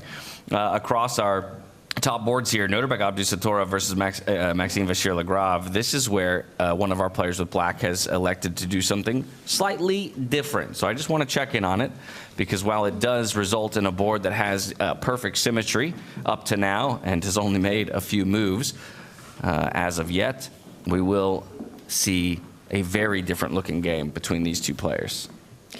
And that's because in this case, we can see it on our camera that in fact, Maxime Vachier-Lagrave, instead of moving that pawn just one step forward, has decided to place it right next to the white pawn. So we're not going to be seeing any of those central Slav-esque breaks that we've been seeing on the other boards. Maxime not on his chair, probably taking a little walk, a stroll around, checking out the other boards. I wonder if he's going to be surprised seeing that he's one of the few players who've elected for a different pawn move. Yeah, and not just that, but we have another move being made as we speak. The second knight comes out onto the field here, so finally a very different look here between one of our games and the rest. Putting pressure onto that black pawn that Maxime did just push forward. Gonna need to find a way to protect that, either bringing a bishop out perhaps, or another pawn in support.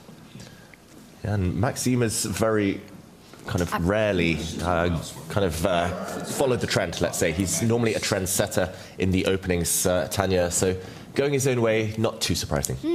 You know, I've noticed in chess tournaments, when the top players, you know, especially the absolute elite of the world, they get knocked out, let's say, of the position that they want to fight for, right? They're fighting for 5, 6, 7, 8 here.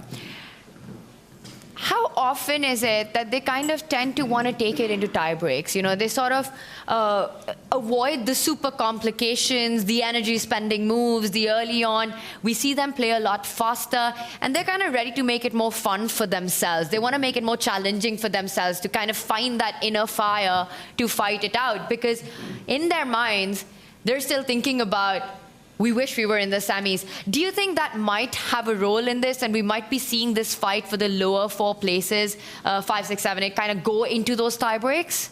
Yeah, historically, that's definitely been a thing. And actually, Maxime as well, he's confessed that he's been guilty of taking his eye off the ball when the stakes aren't high, when the motivation isn't there. I remember in the Champions Chess Tour where he was knocked down, there was a third and fourth playoff in the end, and he just didn't really care anymore. He blitzed out a whole game, lost in 5 minutes, and yeah, ended up not winning that mini match. So we'll see. It's classical chess. There's pride on the line. There's tour points. There's a lot of money on the line. So I think that will give Maxime a bit of extra drive, as if playing in front of home fans wasn't enough. Yeah, I do think you'll see more risk, though, taken by players who find themselves out of the running for the top spot. That's the big point, right? He's playing in Paris. This is his home city. He knows he wants to put on a show for his fans. We saw all of them outside just a few moments ago. This is going to be a fun one, but I would predict that this goes into a tiebreaker. It's only game 1, though. We're still far away from it. Okay. Well, how about we get our first look at what Magnus Carlsen has done most recently against Fabiano Caruana. It actually is beginning to mirror this very matchup that we're jumping from in Nodirbek Abdusattorov versus Maxime Vachier-Lagrave. So we've got that double pawn push there, or that two-square push, taking a note out of MBL's playbook. Let's see if Fabiano likes Nodirbek's response with another knight coming forward to pressure that pawn. Maxime's got to be feeling good seeing that Magnus has gone for the same choice. You know, it just reassures you of the life decisions you're making. Yeah, the stamp of approval from the world number 1 as Magnus leaves his seat. And yeah, just to reiterate that this knight jump was the choice of Nodirbek on that other table. There are, of course, many moves here. You can castle the white king. I think that's also a very logical move.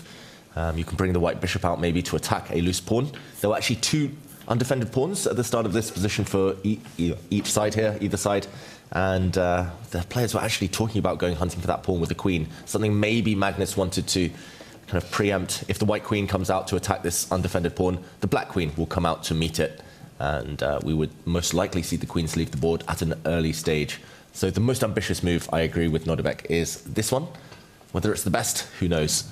And we'll see from Fabiano soon. Well, he's even taking a look at the big board, trying to check in to see if anybody else has found an answer, and maybe that's where he'll get the idea from Nodirbek, or maybe confirm the idea. And something I chatted about with Magnus a while ago, just an idea that they haven't implemented here, but what do you think of a screen just covering, well, a screen covering the other screens, or just not being able to see the other openings on the other boards in order to prevent copying like this? We had this discussion at Weissenhaus, right, where it was a lot easier for the players because they had these monitors. They could just turn around on their chair and look at them and just figure out what's going on the other board. I was not a fan of that. I think especially in freestyle chess, you know, which is so much about sort of making it extreme chess. You know, you want that rawness. You want the players to be stuck in those first few moves. You want to take away anything else but pure skill and your pure intuition to carry this forward. So I would love it if there's a way that the players can't actually check out the opening moves. Maybe the middle game, it wouldn't matter as much because you've kind of already navigated your way through the first couple of moves. So I'm a fan of somehow figuring out a way that the players can't see the other boards. Once the analysis is done. I love the analysis part of it. You know, where they sit down and kind of break down the action for the first 10 minutes. But once it starts, you should be on your own. I'm a 6 in one hand, half dozen in the other. I think non-committal approach to this one. To me, it doesn't matter so much as long as there's just agreement between the players with what they care about. I think there's just as much risk in following somebody else, right, and taking their word for it as opposed to blazing your own way. And you know what? Fine. If you want to rest on the laurels of somebody else and it spells your demise, you know, that's your call to make. Hello, Nepo Gambit. Exactly that. There is one board that's got some fireworks at play. It is our 9th place matchup between Richard Rapport and Praggnanandhaa. Perhaps we can go over there just because it seems to be some action, some fun. We talked about maybe when the stakes aren't as high, you're willing to make some more committal moves. We did have this, of all the boards, be the one to entertain the idea of the bishops flying across, trapping the rooks. There's a queen involved as well in the center of the board. So a lot of action. Yeah, and talking of action, let's do an action replay. Tanya, maybe you can talk us through the first moves here. Let's do it. And it started with the one that we were expecting on all the boards, you know, opening up that bishop with a threat on that side pawn. And Pragg responded with the same, a move that we have seen on the Magnus board as well as Arjun's board.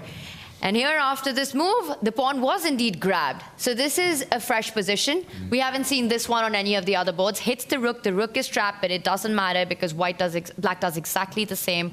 A bit of copycat chess here. And now you just leave the rooks there and he strikes in the center. You know, why rush with taking what you can at any point of time? You can delay it endlessly. So he starts to improve his pieces. A trade in the center followed. And Pragg's approach here, develop the other bishop. He makes a small pawn move, blocking the queen, improving his own bishop, creating a path for the knight eventually to come out into the game. Really interesting how the players are not rushing with grabbing that material that can be picked up at the moment. But this last move by Pragg, I'm just wondering if it leaves certain weaknesses behind. There are certain checks at the center of the board that become a possibility.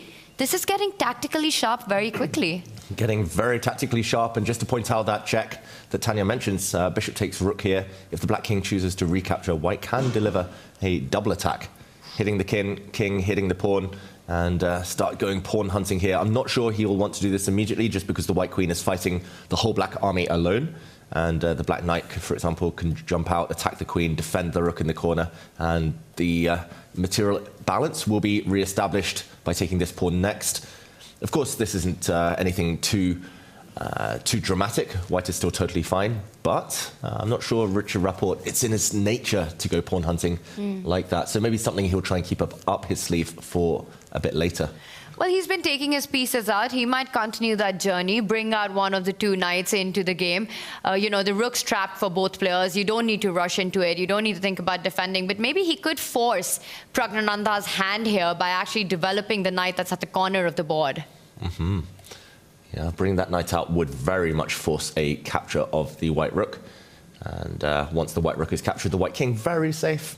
I like the idea of just getting knights out, bishops out, just something out. Get all your pieces off the back rank, and later hope the tactics work in your favor. If this was spelling bee, would Pragg's name be the hardest? Nepomniachtchi. Ooh. Yeah, actually, I agree. I think Nepomniachtchi would be more difficult. Should we try to spell it? No. I know. Absolutely not. I've known him for I years. do not want to make a fool of myself. Tanya, go on. But you can. Oh, my gosh. How about I start and you end? So NEPO is the easy part. Yes. NEPOMNIACHTCHI.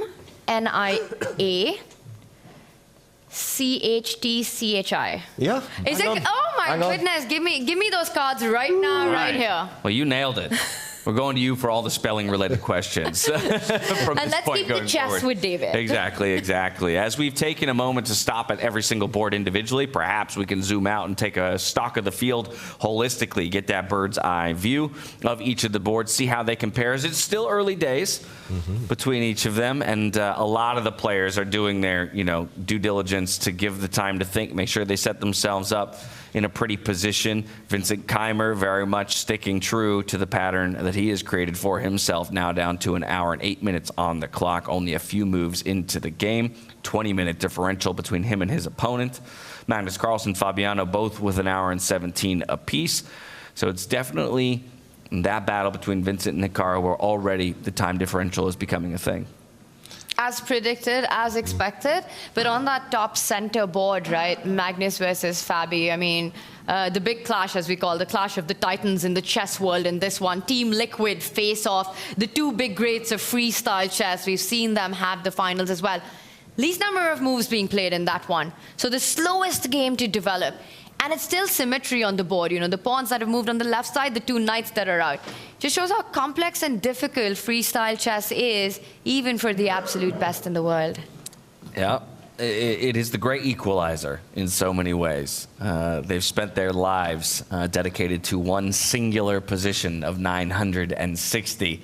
And just like that, we threw 959 more into the mix. That alone, I think, is kind of an interesting dynamic for each of these players to come up against the idea, again, that they've spent so much of their life, their brain power dedicated to one specific thing, and just like that, we're asking so much more of them. How generous we are.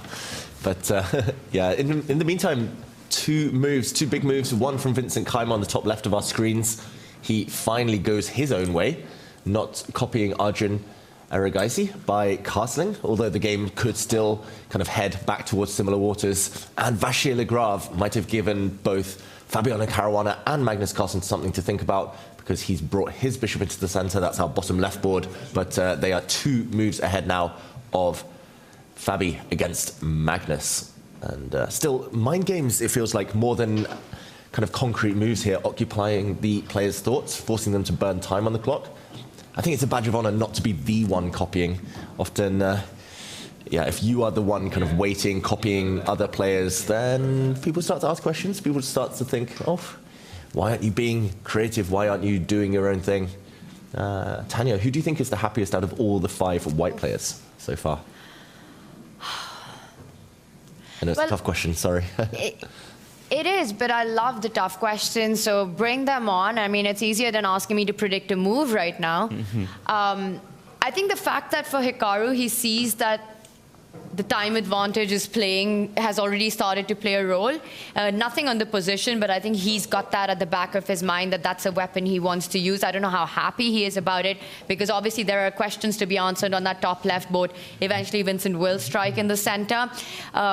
Perhaps Magnus, I see him not on his chair. Early days, thinking that it's a bit tough for Fabi to figure things out. Fabi's taking his time. Tough to say who with the white pieces is the happiest right now, David, but the boards that we see that have played maximum number of moves, Nepomniachtchi, Hikaru Nakamura, maybe they've sort of figured out exactly what they want to do in this freestyle. What number was it? 616. 616. Yeah, and while the majority of the players are taking their time in their own chairs to give thought to what their next moves will be, the first of our pros to dive into the confessional booth was none other than MVL. He's, of course, playing the black side of the equation. Let's get a quick word from him. We were having a tough time when we looked at the position before the start, because white has 2 big ideas. After c4 is bishop takes h7, obviously, but also queen b3. And we didn't really know how to answer. c5, we didn't see it satisfying. That's what Pragg decided to go for. c6 is a more solid option, but it's always tough to give space advantage, so there's a few games there. And in the end, we had rejected knight g6 because of queen b3. But then I assume Magnus had the same thing that I did, that after knight g6, queen b3, you can actually play c5, give up the pawn on b7, knight b6, protect the rook. And the point of c5 is that white doesn't have c5 anymore to attack the knight. And I mean, it's compensation clearly suddenly for the pawn, because the queen on b7 is a bit strange. Bishop takes h2 is a threat. Also bishop e5. And now after knight g6, knight g3, c5, at least if d4 I can take, and bishop e5. So, and in the end, that's the most satisfying answer I could come up with. We'll see how it goes.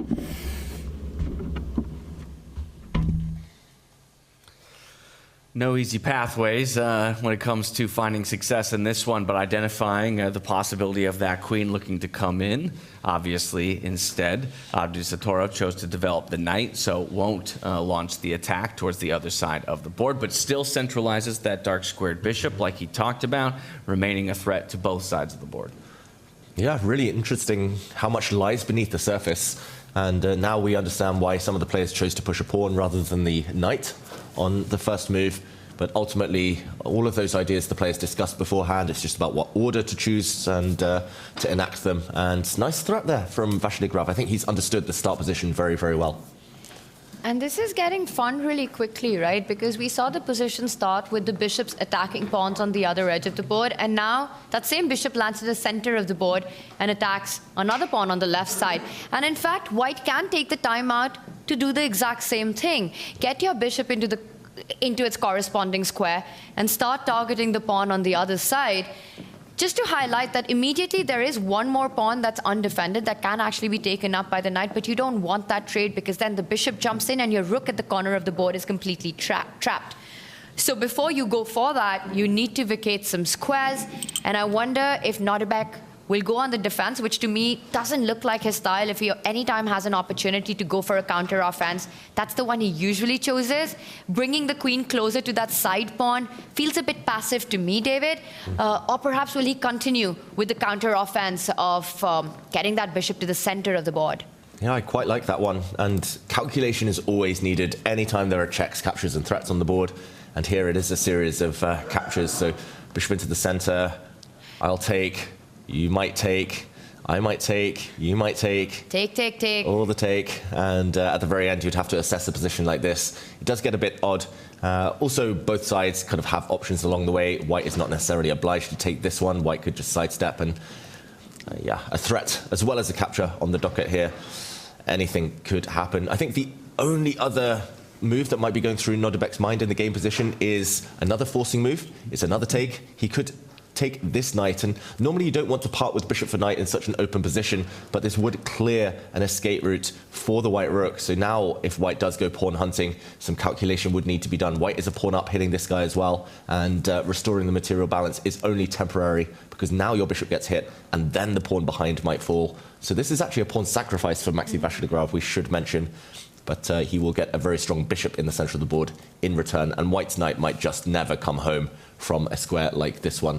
So, yeah, I think too high a price to pay just to grab a pawn here. It comes to that point, right, when you're fighting for the places that you'd hoped, well, to be fighting more for. You want to have fun on the board. You want to play inspired chess. You want to force yourself to kind of enjoy what you have rather than a slow grind. So Maxime here going all out very quickly, bringing that bishop out, forcing Nodirbek to perhaps calculate those lines. Do we have any inside knowledge as to how the name Take came about? Was it inspired by Hikaru, or is there another story to that? I think everyone has said it. There is a compilation out there of top streamers, top players, when the players are in interviews saying, oh, I take, you know, and then I don't know the exact story. I think it was just a moment of inspiration from the CEO, Mats Andre Christiansen. And yeah, ultimately they went for it. There were other, I won't reveal now, there were other suggestions, other candidate names, but ultimately they settled on this one. I think they landed on a good one. I will admit my exposure to take, as at least a repeated phrase, mostly comes from Hikaru, but can confirm across all of Twitch and the different streaming platforms, it's a pretty often proffered phrase by high-level chess players. Exactly that. So while this board continues to develop, it's got a very different look to it as compared to some of our others. Let's hop back over to Hikaru Nakamura versus Vincent Keymer, because it's a more closed position, right? The difference between what MVL decided to do in pushing that singular pawn 2 squares forward as opposed to the just one that Vincent opted for has kind of given us this connect 4 on one side, the connect 3 on the other. And a pawn structure that does arise in a lot of other kind of traditional chess openings, we should mention. Normally not this early in the game, but yeah, just nice shout out there, James. I love your name drop of connect 4. White has a beautiful pawn chain, and black normally wants to counter that chain by pushing forward in the center. It's just about whether Vincent chooses to prepare that move or to go for it instantly. Just again to highlight something that the players discussed beforehand in their little huddle earlier. This pawn push, they were thinking it should be met by a capture. Just before black is able to make a connect 4 chain of his own by gaining more space in the center. For example, if black is able to step forward, this is a huge advantage already because the black rook is ready to propel this pawn forward and the white king is a sitting target on this flank. And clearly the white light square bishop is not happy about developments here. So we would see a capture if Vincent tries to break in the center. And for example, a variation such as this one with the white bishop staring down a nice long diagonal. Vincent has made a move. What is it? It is indeed pawn to e5. Ooh. Just to mention, pushing this f-pawn forward and then supporting the pawn push. This was what Arjun Erigaisi chose in his game. So Vincent going his own way, and I'm very, very sure here that we'll see a capture of this pawn before it steps forward and creates a huge pawn chain that might never, ever be broken. This could be the small start of Hikaru trying to push for an opening advantage, right? Because not preparing it the way we saw Arjun do, pushing that pawn next to it forward and sort of just getting ready to get it in the center of the board, he does allow white's pieces to come out with tempos once that trade does happen. And regardless of whether Vincent decides to capture with his bishop in the center or the knight, either ways, Hikaru has a way to attack one of those pieces and get that perfect harmony in the position. So the big question in my mind is that I wonder what Vincent found attractive about this option, because it's almost a forced sequence of moves. You can't allow black to get all the space, get that pawn one step ahead. Trade is definitely something that Vincent is expecting Hikaru to go for. And then what does he have in mind to try to neutralize? How is he going to neutralize the pressure of the knight coming out, the bishop coming out? Yeah, he will need to play very energetically, Vincent Keymer. Of course, he's very capable of that. He's shown that in recent months. And a bit of a death stare from Vincent just briefly against Hikaru, as we're used to. But a position like this, maybe the energy comes from bringing the black queen out to hit some pawns. Maybe it's just trying to kind of gain space for this black knight sat on the back rank by breaking the front of white's chain now. This white pawn is very troublesome. I'm struggling to find any other ideas, to be honest. If white gets 2 or 3 moves here, if white's able to establish a knight in the center of the board, a beautiful square, then I really fear for Vincent's chances. It's all about the white bishops. They do stare down at the black king, which has committed itself. So aesthetically, very nice for white, but white still needs a few moves to get everything sorted. Vincent will try and take advantage of that window of opportunity. David perhaps fearing for Vincent's chances. So are our fans at home. 59% of our viewers think that Hikaru will come away with a decisive victory in Game 1 to the 26% who are giving it in favor of Vincent. Only 15% thinking that this goes to a draw, meaning they would enter Day 2 of the semifinals tomorrow on even footing. I think Vincent, that just shows, has earned a lot of fans in this tournament. Trust me, James, whenever Hikaru is playing against any player and there's a poll up for this, he's winning that by 80%, 90%. Everyone thinks he takes it. But the fact that it's just at 59% goes on to show that Vincent Keymer has won himself a lot of hearts in this tournament. And while Hikaru hasn't made too many trips to the confessional booth just yet over the course of the tournament, he did give us a quick word on his way into the arena earlier today. Let's go to that now.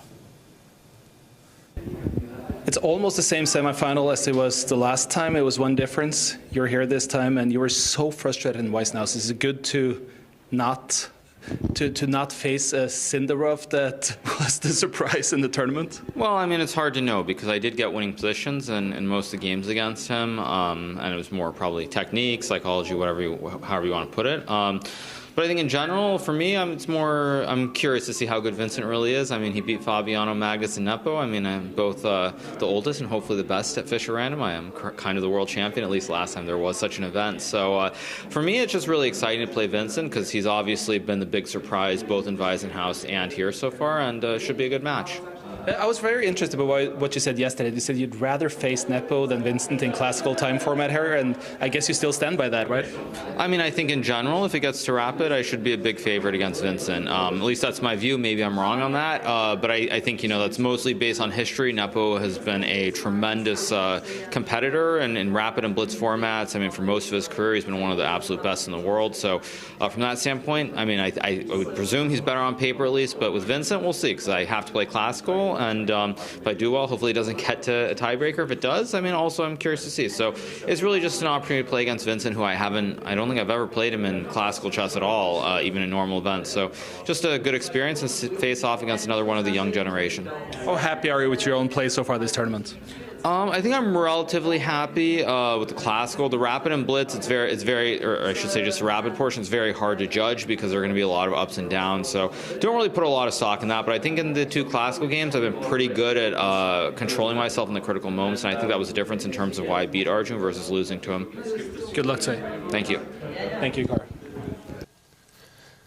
And there we heard from Hikaru Nakamura before the game against Vincent Keymer. And Tanya, he was talking about probabilities. He was talking about his experiences. Not so much against Vincent Keymer. They've barely faced each other before, and not in classical chess at all. Here we see the back of Vincent Keymer's chair with the nice yellow jacket on it. But Hikaru, the first one to... Oh, well, this is his first real think of the game after Vincent invested a bit of time earlier. He's now trying to navigate the early stages of this middle game. And he did say, right, that he thinks he would be the favorite if it was to go into a rapid time format, into the playoffs in this match against Vincent. And I wonder how much of that strategy he will employ after seeing how the Jan Nepomniachtchi-Vincent matchup played out. Right now, I think with what we have on the board, he's trying to understand exactly what we've been discussing. That I simply take, and get my knight out, get my bishop out. How are you actually keeping this in balance after that? I think Hikaru Nakamura is feeling good about his chances out of the middle game, out of the opening. And there we've got Vincent comes back. Do you think he looks completely locked in right now, Hikaru, but do you think he's smelling some opportunity in this, or is he taken aback by this central break? Yeah, maybe he's slightly surprised, although it did feel like this was the most principled move from Vincent Keymer. After all, White has got this beautiful pawn chain, White has seized space, and they do say if one side plays on the flank, here I'm going to call the C-file the flank, then you want to strike back in the center. So I think he should have expected this one. And this idea was something the players discussed beforehand, but like you say, locked in to something, whether it's calculating a long line, whether it's just trying to figure out where to put his pieces. Very hard to know with Hikaru. Very hard to know, and I think Hikaru doesn't let it out as much how much he wants it, how much he wants to win a tournament and what it means to him. You know, we often see him talking about his streaming profession. He's a streamer first, a professional streamer, and just everything that he's done in that space has been amazing to watch out for. But I think coming to the chess that he plays every single tournament, he is super ambitious. He wants to win, whether he shows it or not. It's not that he literally doesn't care. I think everything else that Hikaru does, he enjoys the streaming, of course, but it is to take pressure off the times when he comes to the chessboard. So a loss, a defeat, or not achieving his goals, it doesn't feel as momentous as it used to. And there's no coincidence that his chess has improved. His results have improved. His consistency has improved since he started doing other things. But yeah, he definitely wants this. That's why we haven't been seeing him in the confessional day in, day out, as we're used to seeing in other tournaments. That's what we were talking about yesterday, right? That perhaps he's so zoned into what is happening, so incredibly taking this tournament seriously. And what happened at Weissenhaus, we saw what an effect that had on him, James, where he was taking out these videos saying that he's considering retirement. He was so shocked at his own play. He hated the moves that he was making on the board.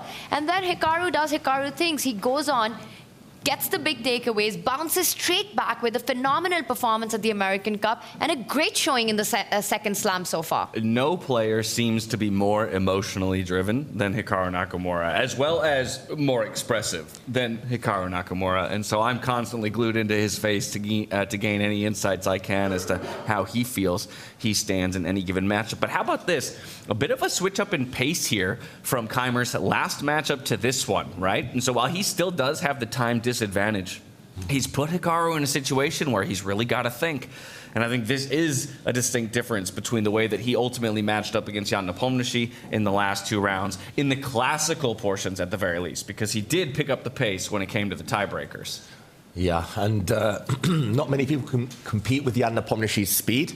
Hikaru is a speed demon, but Jan is another level when it comes to classical chess. I think this is a good moment and a good tip for everyone at home to pause when pawn breaks are on the table. Get David Armand some hot honey and some hot water right now. Save that voice, my friend. We need you back. But to his point, I think the fact that Hikaru has taken a pause, he's taking his time, maybe it's alternatives. And look at him, he's trying to think.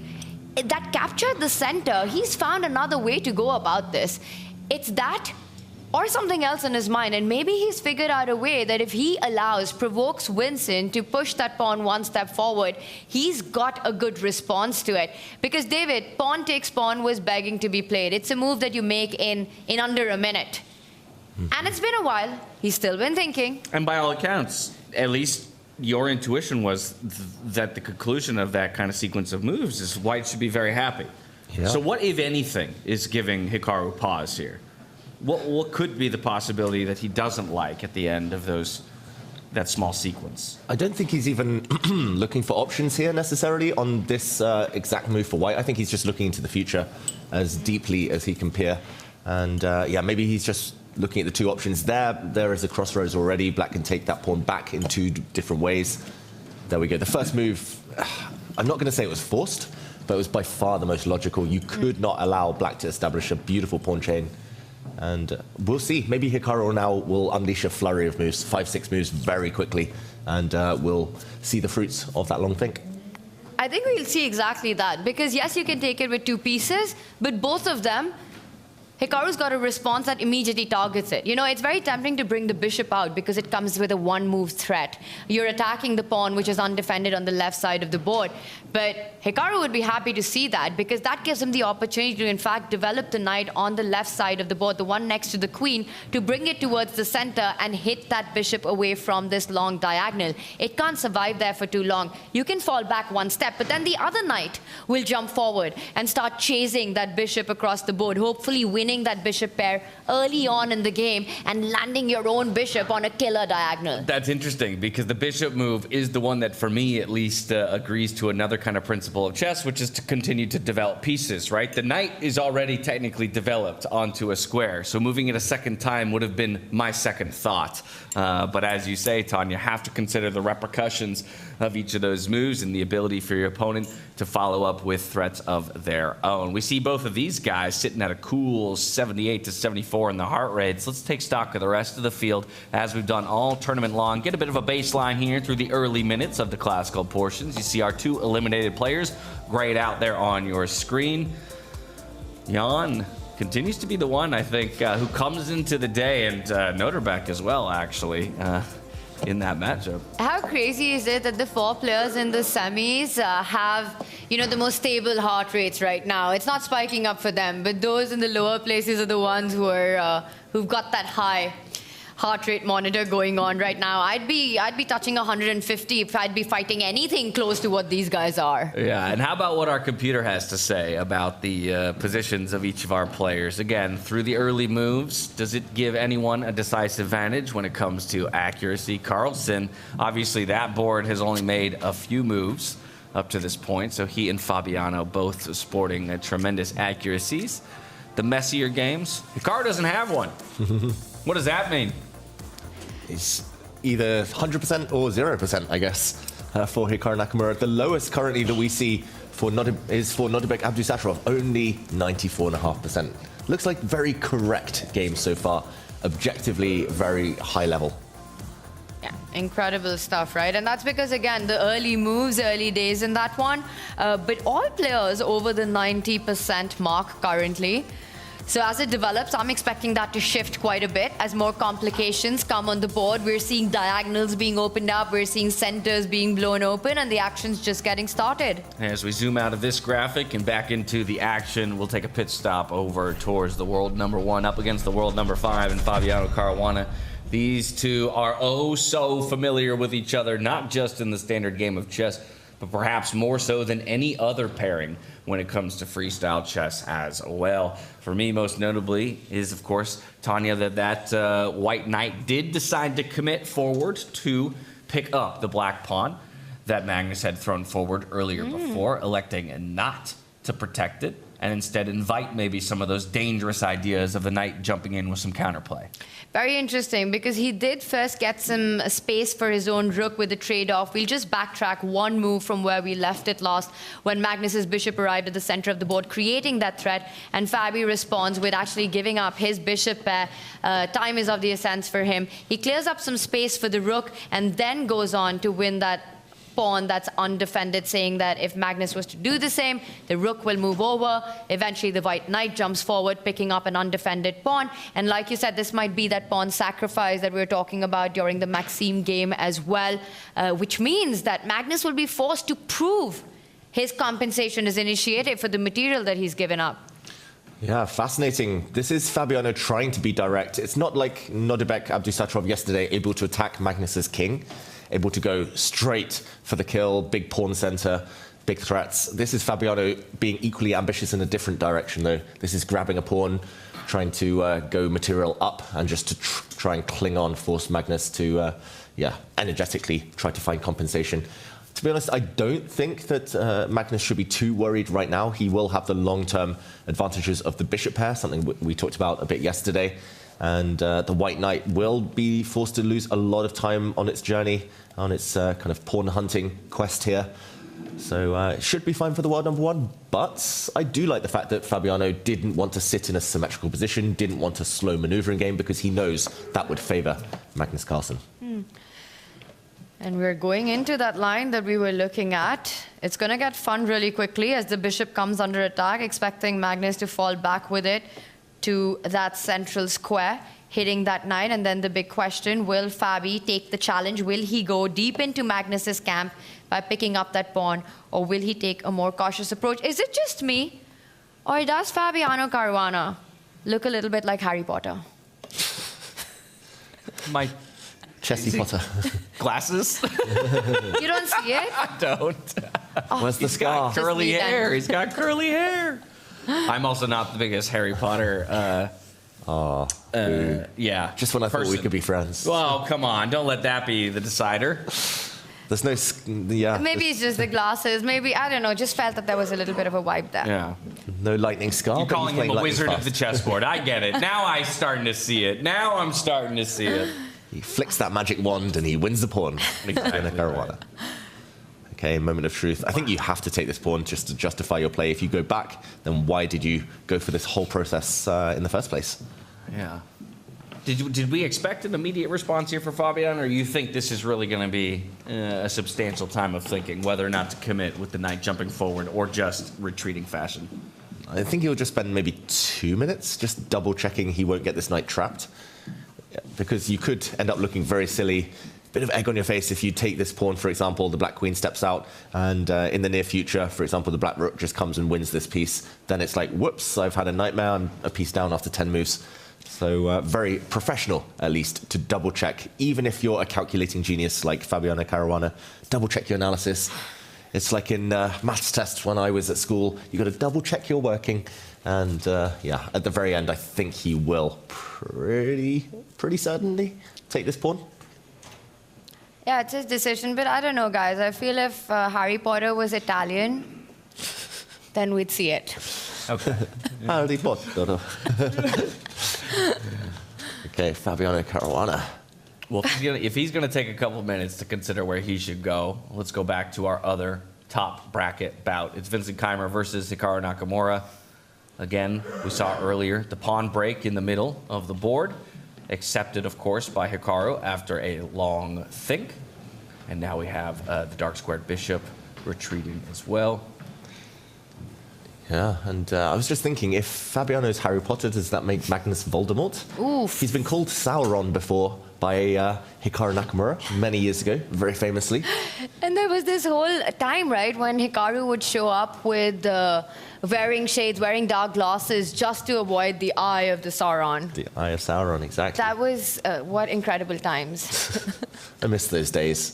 This young generation needs to start giving each other nicknames, start painting targets on each other's backs. The all-watching eye of Magnus Carlsen. Vincent Keymer, yeah, the Kaiser. He's got to answer this potential threat on the diagonal. The white knight now about to post up. I was about to say, I'll just remind everybody at home, it might be hard to recognize that castling did take place on this board over on the side of Keymer. So his king is committed to that right-hand side of the board. I think this is where you can kind of get to a discussion about once the king is committed to a certain side of the board, how do you craft a strategy to actually attack it? Hikaru, I feel like, in some ways has more direction because of that early commitment by Keymer. Keymer has to consider the opportunity at any point later in the game that Hikaru can still castle either way out of danger. Yeah, the white queen is likely to move in the near future. She might even land the whole way up the board, some menacing squares for her to sit on. Then the white bishop just needs to move. And going long, going to this side of the board, definitely has a lot of logic behind it. There's going to be a bunch of pieces for protection for white. It's going to be very slow for black to ever start pushing pawns forward. No black pieces can really start attacking that king. So yeah, my personal preference, at least in freestyle chess, is to keep options open. I have commitment issues in life, as many people know, but commitment issues for a king is not necessarily a bad thing. Committing only later once you know which side your opponent's attacking on, that tends to be quite wise. Why is that a difference, or at least, again, a perceived difference in freestyle chess and standard chess? I usually feel like I'm so encouraged to castle my queen relatively quickly in a standard game of chess. I think the point is that with the pieces shuffled up and often the bishops having these unconventional diagonals, you want to be sure before you take the decision where you want your king in safety. Because again, like in this case, you're committed to one side, and we saw Hikaru's moves opening up those diagonals, placing his bishops that would give him an early target. So having that flexibility, also sometimes, depending on the starting position where the rooks are, often at the edge of the board, you don't always have to choose the path of castling and connecting them. We've seen those pawns move forward. We've seen the rook lifts happen. While in standard chess, it's different. Your bishops are placed at the center. They're not targeting one diagonal, so it's easier to kind of have these patterns where you know which side the king will be safe. I like flexibility, and I think it makes a lot of sense. That said, I'm expecting Hikaru to actually choose the same side in this game to get the rook into the game. Go short side castle here. He's got the bishops beautifully placed. Compare the light squared bishop to Vincent's light squared bishop. And I think that's the big problem child in Vincent's position, right? Where is the activity for this piece? Eventually setting up batteries along the diagonal with the queen and bishop combining, one of the pawns on the right side of the board moving forward to dislodge that knight. I really like this position for white. In fact, I think the evaluation bar, from a human perspective, it seems even more dangerous than what that bar indicates. Yeah, computer gives a small, stable advantage for white, but that could definitely grow if Vincent Keymer isn't accurate in his defense. And right now, there could be threats on the board, for example, the white knight jumping forward. Just to mention, though, pushing the pawn forward one square, blocking this diagonal, it's probably something Vincent Keymer wants to do anyway, just to land his knight in the center and to improve his problem piece, as Tanya was mentioning, this bishop, to bring it out, maybe to sit where the knight is currently sat. And yeah, for now, it's solid enough for Vincent not to have to worry too much. He's also sped up a bit in the last few moves, which is a good sign for the German. But yeah, Hikaru should definitely be happy with the outcome of this early battle. And I'm trying to get into Vincent's head to really understand what happened in the last few moves, because it sort of feels very unlike Vincent to rush with the pawn break, to fall back with his pieces and allow a free hand to Hikaru. So I wonder if there was actually something that he was worried about if he did delay that break, which has been the cause of the problems that we've got in front of us. He perhaps thought that at some point Hikaru could forever stop that from happening, and decided to go immediately from it. Looking at him on the screen, do you think he is happy with what's happened? Because he's voluntarily walked into this. Yeah, I think he just kind of resigned himself to the fact that this was the type of pawn structure, the type of middle game that he would be saddled with here, Vincent Keymer, that there was nothing better. And we will actually find out the answer to your question a bit, well, very shortly, actually, Tanya, because the game that started in the same way as these two, the clash between Jan Nepomniachtchi and Arjun Erigaisi, that started the same way, but has entered a very different type of pawn structure. I think something that Vincent Keymer wanted to avoid. And that's the one that I was hinting at. And at some point, we'll bring it up for all our viewers to see that had Vincent taken a different approach, a slower approach, would that have stopped the plan of getting that central break in? And perhaps that's the reason that he immediately decided to strike with the pawn. Yeah, and as we just come back out to that bird's eye view to take a look at all of the boards, well, a number of them had started. In fact, the majority of the white positions starting with the very same move. Very quickly, we see how much creativity is at play between each of our players. I think, as you mentioned, Jan Nepomniachtchi, Arjun, this is an opportunity or an option for Vincent to take a page out of Arjun's playbook and arrive at the same position that they're at. Let's dive into that one. It's a battle for 5th place. Yeah, let's jump into that game. Hero shots, love these. I love these. Arjun, with a nice little pose of a question there. This board isn't quite correct, so this is just a few moves ago. So we'll see if we can get the moves, the last updated moves on our screen. Maybe we can show this in a different on a different board right now, but it is Arjun Erigaisi deep in thought. It is Jan Nepomniachtchi who has built a big pawn chain. Okay, well, bear with us while we work through some technical difficulties, because as David just mentioned, the position that you see on your screen, you might, for the most perceptive viewers, be able to tell looks a little different than the position there on the board in reality. Just a little bit more progressed.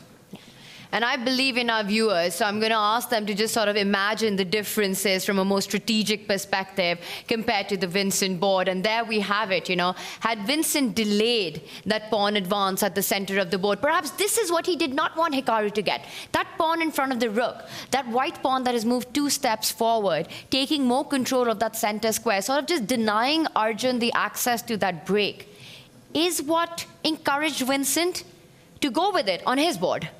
Yeah, it's almost what we call the stone wall, where white just puts all the pawns on dark squares and says, good luck breaking out here, because otherwise I'm just going to step the pawns even further forward. I must admit, my biggest surprise in this board is the fact that the eval bar says it's totally level. To my eyes, it just looks phenomenal for white. You've gained so much space, you've pushed all your pawns forward. Arjun's pieces here, the black pieces, look really cramped, really starved of squares.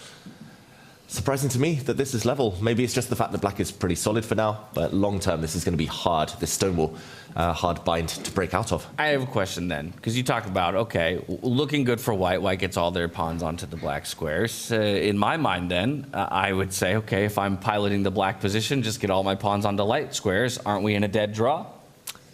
That's a good point as well. Blockade, I just don't think it's his style, Arjun, to try and block things up and hope for the best necessarily. It might happen later. That might well be what happens in future. It's going to be very hard for either side to open up lines. The rooks, the queens, they're not too happy right now. The bishops aren't too thrilled either. But yeah, for now, early days. And Arjun, just the fact that it isn't his type of position, he prefers more free-flowing attacking positions, uncompromising battles. It shows in his clock consumption here. He's down 15 minutes on the clock, and that is a rare sight for Arjun Erigaisi. Well, so while this position seems like it's moving towards completely locked up, we have some more fireworks over on the Magnus Carlsen versus Fabiano Caruana board. There was that question of which direction the white knight would go. Fabiano finally made a decision. He jumps into the fray. Oh, and that's a big, big decision, right? And that knight immediately under attack. Right now, it doesn't really have a path home, so Fabi's relying on tactics that combine the white rook on the left side of the board, that white pawn that's in front of the black queen, trying to, at the right moment, strike out with it to hit the bishop.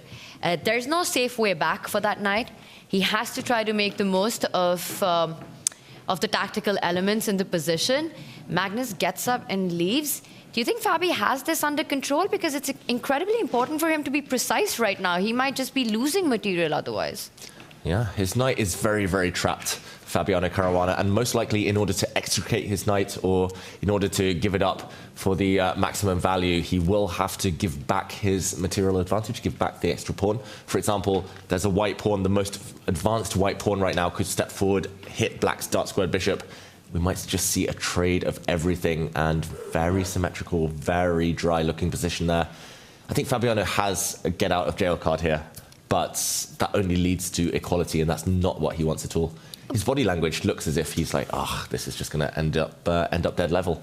How do we feel about that? If this first game following this almost looks like there's going to be sort of a forced sequence of moves that follows, which would involve Fabi giving up that extra pawn, a few trades of the minors that's going to happen, and this was to end in a level position and a draw. Do you think Fabi would be disappointed with that result starting against Magnus, first game of the semifinals? Yes, you've got the white pieces, but you're also playing against Magnus. I don't think it's an absolute disaster for Fabi. Yeah, maybe not an absolute disaster, but it's the exact little seed of doubt that would be planted in your brain if tomorrow's game doesn't start going the way you want it to, right? Where you start wondering, was there some other avenue I had, something that was sharper, something that was riskier, that would have put Magnus on the back foot, because Magnus has seemed his most vulnerable in the openings of the game. And the white pieces is where you have the initiative to be asking those questions of him. You move to the other side of the board tomorrow, and now all of a sudden I'm not so confident when you enter the day even. And I find find that so fascinating, you know, if you compare freestyle with standard, because in standard chess, with the white pieces, black often has to just sort of wait to see the strategy of the opponent, and you can have this pleasant choice based on your style of play, what you start with. But with freestyle and not knowing how the pieces that will set up, coming up with the first move itself is such a challenge for white. And black has got this task of still responding, but I think it's harder to be white in freestyle chess because you don't have time for preparation. You've not seen this position before. So maybe for Fabi to take the black pieces in the second round with a level score, you know, onus is on Magnus to bring the fire on. Never easy in this format. And so while Magnus has not loved the way that his opening analysis has worked out for him so far in this tournament, he has been ever so kind as to hop into the confessional booth day over day and at least give us a peek inside of that brilliant mind. Let's check in with him as he evaluated his black position coming into the first semifinal day. Funnily enough, I think Maxime and I have some of the same ideas, which is a bit surprising because he was one of the people advocating for playing a different first move because he thought that queen to b3 on the second move could be quite dangerous. But looking at it, I didn't love the alternatives, and I thought queen to b3 can probably be met by b6, and it's nothing special. So now he's played bishop b5 after knight b3, which was also my idea, and there are some interesting lines there for sure, like d4, cd4, knight d4, knight to b6. Then I think c5, knight c4 is probably good for black. So there's another line that goes b3 instead, then d5, c5. I wasn't so sure, so I was thinking about rook c8 instead, intending d5 without allowing c5. Maybe there are moves like a4 here. I don't know. It doesn't look that great. But there's e4, d5, c like ed5, knight d5, cd5, queen d5, knight e2, knight f4. Now I thought bishop f5. Bishop takes d4, bishop takes c8, bishop b5, bishop g4, and here I mean bishop takes a1 should be very good for black, but I was also looking at the move h5, bishop f3, queen takes f3, and queen takes f3, g takes f3, and then bishop takes e2, queen takes e2, knight takes e2, rook d1, knight takes g1, rook takes d4, and that doesn't work because there's checkmate in the end. So maybe knight takes e2 instead works. I'm not sure. It doesn't because of king g2. But yeah, it's way too far, obviously. But there are definitely some interesting forced lines, and I think there's a reason why Fabi's thinking somewhat. Being treated to what it's like to spend a minute inside the mind of one of the greatest chess players to ever grace this planet, running through all kinds of different possible lines and even talking about how you notice some similarities in the approach between him and MVL overall in the game.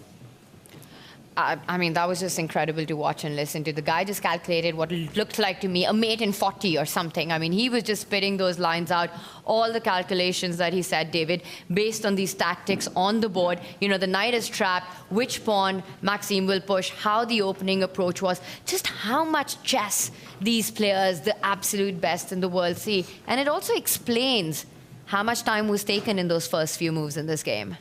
Yeah, in the end, we only see 1% of what goes through the players' minds. And of course, sometimes that 1% is brilliant. We see so many amazing moves on the board. We see some blunders as well. But yeah, that was just a hint at what lies beneath the surface. And yeah, all the top players' calculation is the one thing that binds them. They all see deeply into the future, very accurately as well, more often than not. And just to clarify, Fabiano's last move doesn't lose a piece, doesn't lose this knight, because if the knight is captured, then the white pawn will step forward and regain the piece. This bishop is pinned after all, so the black queen would be stepping into the firing line. And it's just a matter of time when Magnus decides to capture this knight. I think it will fall at some point. It might just come at the cost of the bishop, and play will level out. So an intriguing defense to that white knight that currently and still remains very offsides on the board. And as we've heard, at least one brilliant mind in chess try to analyze the position. We're joined by another brilliant mind, the world champion in Gukesh, in the studio. Thank you so much for joining us, my friend. You're the first of which we get to kind of pick the brain around some of these starting positions. Those 10-minute periods of time in which the players get to go sit and identify.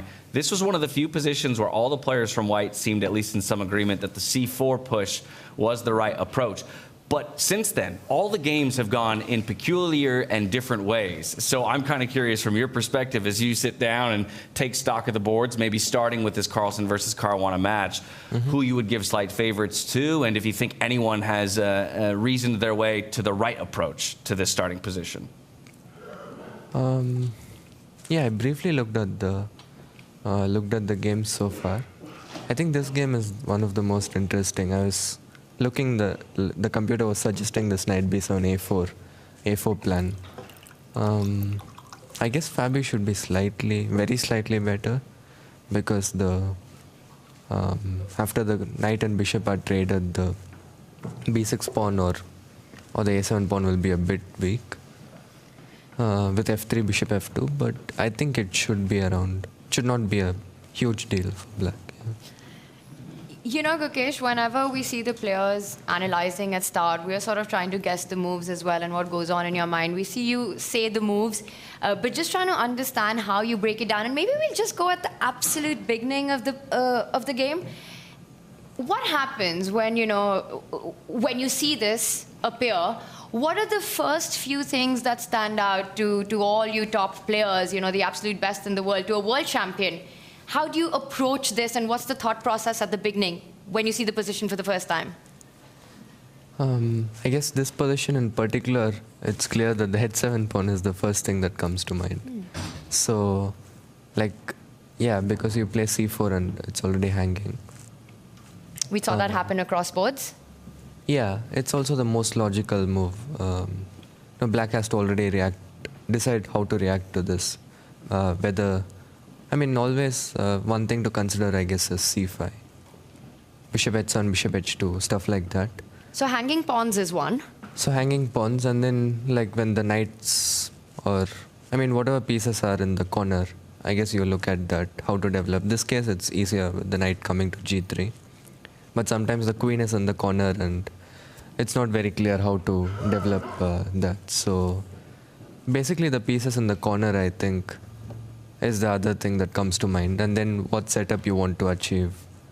For example, here I would think c4, knight g3, castle e3, f4 if I get, I would be happy.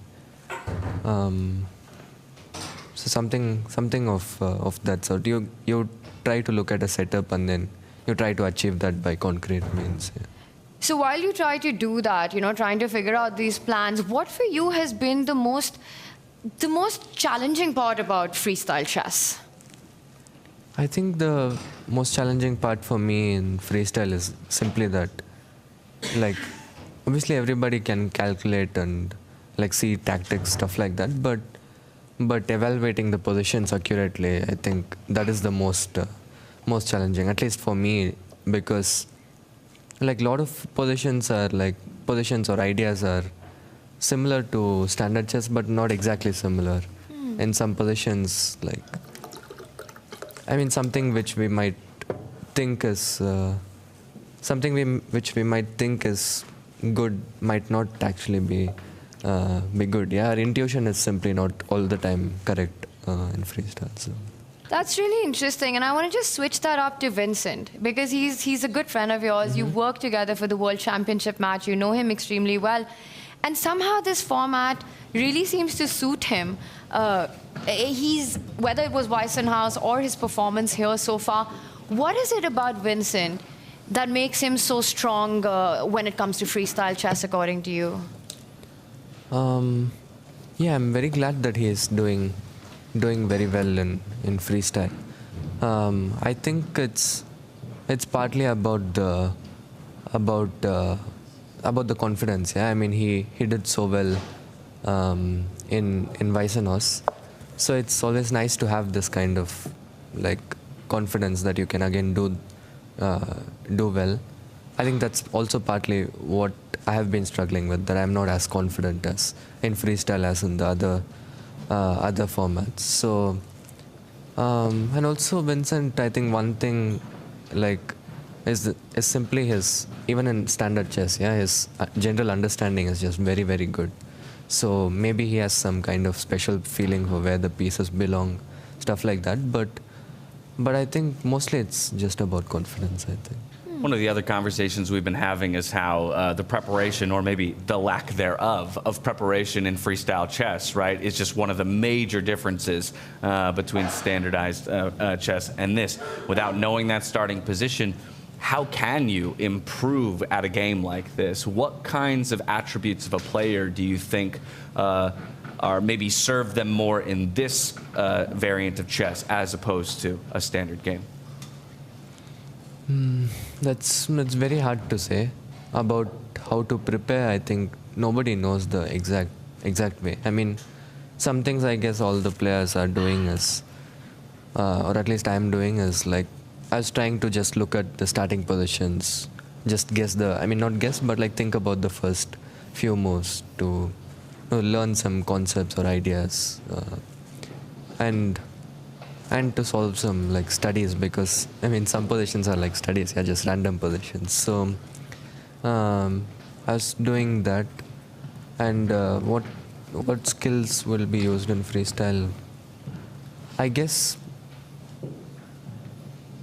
I don't know, calculation. I found it very hard to calculate and evaluate here, because there are just much more to calculate here than in standard chess. Like in standard chess you see like 3 or 4 options are good, and you calculate. Here you just don't know which ones are the good moves. So I don't know, maybe the players who have this kind of feeling for where the pieces belong, like Magnus or Vincent, I also feel he has this amazing just feeling where the pieces belong. Not everybody has that, so yeah. And how would you evaluate your own play during the round robin? Would you say there are any turning points in the tournament for you? Were there any moments where you felt you could have done things differently or better? I think in the round robin, it was that I played some good games, but I played some really bad games too. So there was no consistency. So the games against Arjun, against Pragg and Vincent, I think were pretty good games. But like even the penultimate round, I had this chance against Richard to qualify. If I had won, I probably had a good chance. So I had a winning position. So that was probably, I mean, for not qualifying, that was probably the critical game. But yeah, in general, I think just that there was no consistency.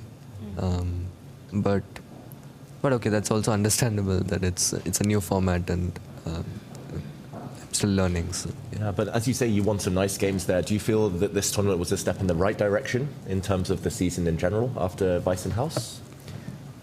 Yeah, I mean, in Weissenhaus, I didn't win a single game. Here, at least I won 3 games. So that's kind of a positive look at. But I mean, obviously, there's not much positive. I mean, the results were not positive, but okay. But yeah, one thing to improve is for sure just to get more consistency. And also with black, I was just struggling with the opening, so maybe that's something to improve. To ask you a question that's perhaps divorced from freestyle and a bit more on a personal level. How has your life shifted and changed since being crowned the world champion? I have to imagine that there is so much that comes along with that, not just in terms of expectations on the chessboard, but in terms of media appearances and kind of the commitments that come along with being named the top player in classical chess.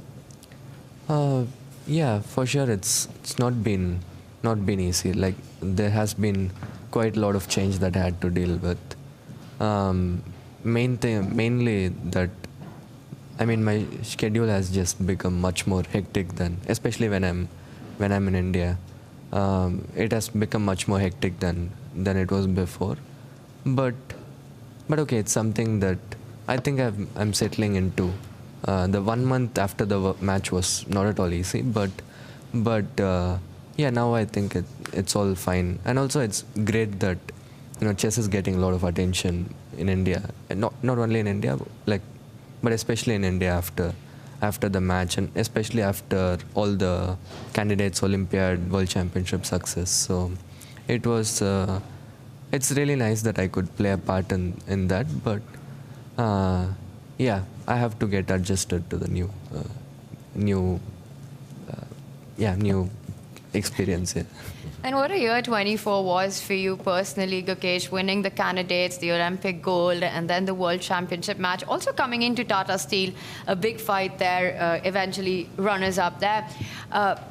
It, of course, comes with this new set of fans and expectations and the pressure, being the world champion, wearing the crown. How do you deal with that noise? And while I'm sure the love of the fans means a lot to you, it also comes with a lot of pressure and expectation, I would think. Yeah, it's great to see that all the fans they take up chess. I mean, a lot of kids come up to me and say, "I've started playing chess because of you," and that's very nice to hear. But yeah, there is surely some. I mean, I get recognized more often than before, especially in India, and also yeah, there are some additional expectations, but okay. I mean, from a very young age, I've been used to dealing with expectations. It takes some time for me to adjust, but eventually I get adjusted. Tough to be a star. Well, but we bring up the idea of expectations and pressure. If people were to just stay locked in on your heart rate throughout these tournaments, it doesn't look like you're ever feeling any pressure. I think it's you and Arjun Erigaisi who have just these wildly low, very steady heart rates. Mm-hmm. Just in terms of, the way that you take care of your body, your mind, are there any specific practices, that you've undertaken that you can kind of be in this state of stability at all times? Yeah, for sure. I mean, this was not default. Obviously, this was, I think, comes after a lot of years of yoga, meditation, stuff like that. And also, I know Arjun that he has done a lot of these spiritual practices. So. Yeah, in my case, for sure, it has helped a lot. I used to be a very impulsive or emotional kid. Now I'm able to manage them better. So it surely helped me a lot. Just doing these good practices over a long period of time. Well, we picked your brain when you stepped in on the Magnus Carlsen and Hikaru matchup. If you don't mind, I'd like to pick your brain on some of the other boards as well, just to kind of see how you maybe evaluate. We'll start here because we're looking at a Hikaru Nakamura versus Vincent Keymer, the defending champion. A very different look in this one, I think, to the Magnus Carlsen game, where far fewer pieces have come off the board. What do you make of it? Yeah, I was seeing the position before f4. How did it exactly go? F4, f6, bishop c2, yeah? Yeah. Actually, the other move order, but very similar. Bishop c2 first, f6. F6, f4, bishop d7, yeah. Queen h5. Yeah, queen h5 seems like a nice move, controlling the f5 square. If you had to play a position, whose would you pick from here? White's position seems easier. I mean, with queen side, I was just thinking about. Is there a big threat of trapping the white queen next? Yeah, I was thinking about knight f2, but probably already b6.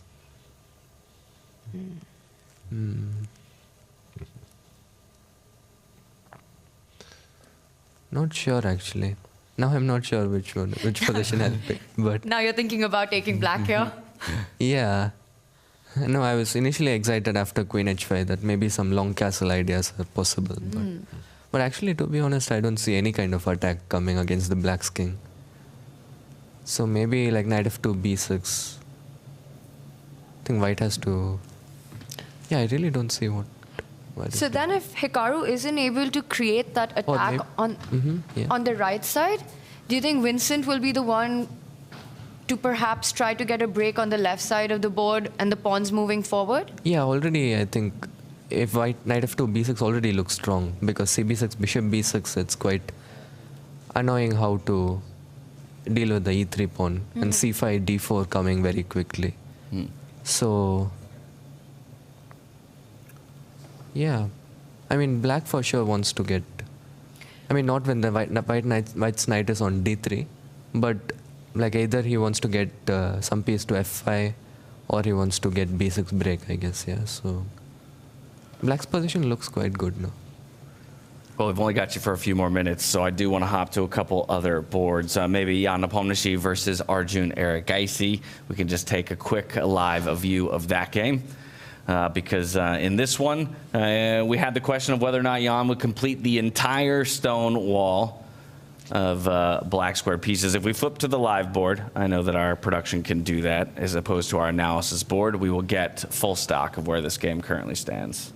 Yeah, a lot more moves have been played. This is not where we're at. We'll get everyone up to date with what's happening. While, yeah, Gukesh, you wanted to say something? Is that not the live position? No, it's not. Yeah, they're far more advanced than this. So perhaps still getting hit with some technical difficulties. And maybe this isn't a matchup that we can look at just yet. And while we wait to get that one on, I've got a question for you. You know, one of the perks of being the world champion is that you get gifted a beautiful, fancy car. Have you finally learned how to drive, Gukesh?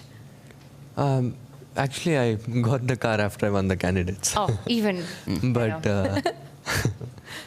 so it's been a few months now, almost a year. Yeah, but I still haven't learned how to drive. So you got better things to spend your time on. Yeah. Arjun got a car recently as well, right? Maybe we need to ask him too soon. Yeah. I think Arjun knows how to drive, no? I don't know, actually. Oh, okay. Yeah. I was wondering this. Am I the only player in the top 100 who knows how to drive? I haven't found another one yet. Really? Yeah. Well, far from top 100, but... What's going on with chess players? A basic skill. Are you saying Magnus can't drive? He's learning at the moment.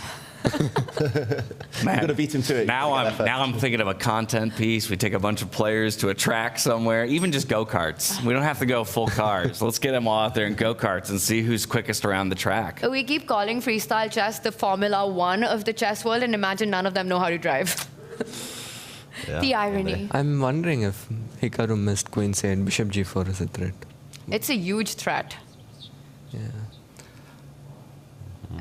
Let's talk about time spent for players. Like, where do you feel? Vincent Keymer has been very, very specific about the idea that he does not think time and time control necessarily, or rather time management, is as big a factor in freestyle chess as it is in standard chess. He has been very outspoken about the fact that he would be willing to spend nearly his entire allotted time on the very first move if he feels it's going to put him in the best possible starting position.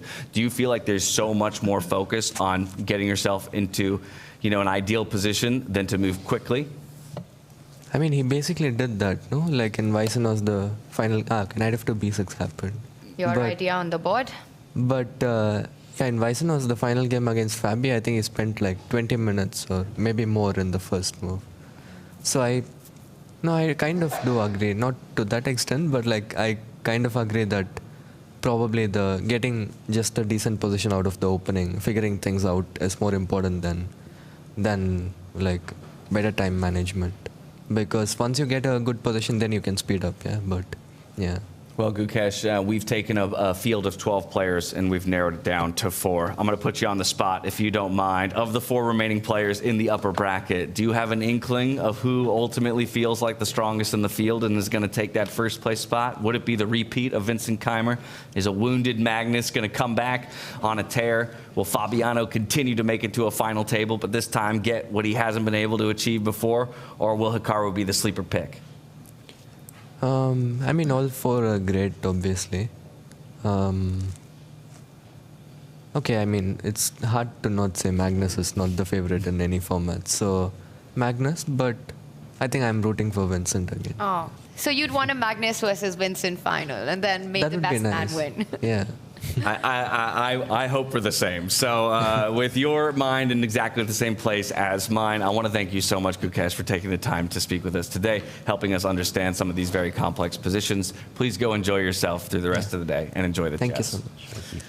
As Gukesh leaves the studio, we are going to key back into some of the action across all of the boards. We've spent some time on Hikaru Nakamura versus Keymer, and it has advanced just a little bit. This very idea that Gukesh offered up to us, that maybe Hikaru missed the queen sliding over and the pawn coming forward to create counter threats. And I think we need to just show it one more time because, you know, Gukesh, he of course instantly spotted the point of that queen move, and it's something that's easy to miss. That bishop comes over and suddenly the queen that had given you so much hope for a big attack, the queen which was supposed to be your almighty in the position, is under big danger, forcing the knight to come back to a passive retreat, not something you want.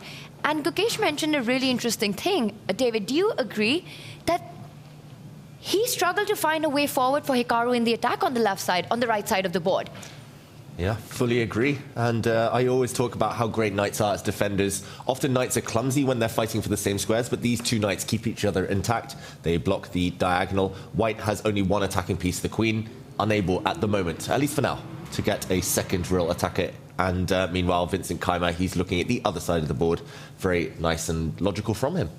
Yeah, considering when and if he wants to strike there on the left-hand side of the board. Keymer, head to hand, giving a think over the next move that he'll decide to play out onto the board. He stepped into the confessional booth just a little bit ago. Let's get a word from him. Yeah, today's starting position was quite tricky, I would say. The first move for white was quite clear, c4, as also happened on all boards. The reply wasn't that clear. Of course, knight g6, what Magnus and I think MVL played, was the move that I also would like to play, because if it works, it's most likely the best. But yeah, at least in the analysis and also over the board, I wasn't sure how to react to queen b3, so that's the reason. I didn't play knight g6, and yeah, first move c5, after knight g3, knight g6 would have been fine, but bishop h7, as happened in Rapport Praggnanandhaa, seemed kind of dangerous. Also looking at how that game evolved, I don't really like black's position, so I'm kind of happy I didn't go for that. What Hikaru did was very principled, pushing the pawn to c5. We got this very interesting structure.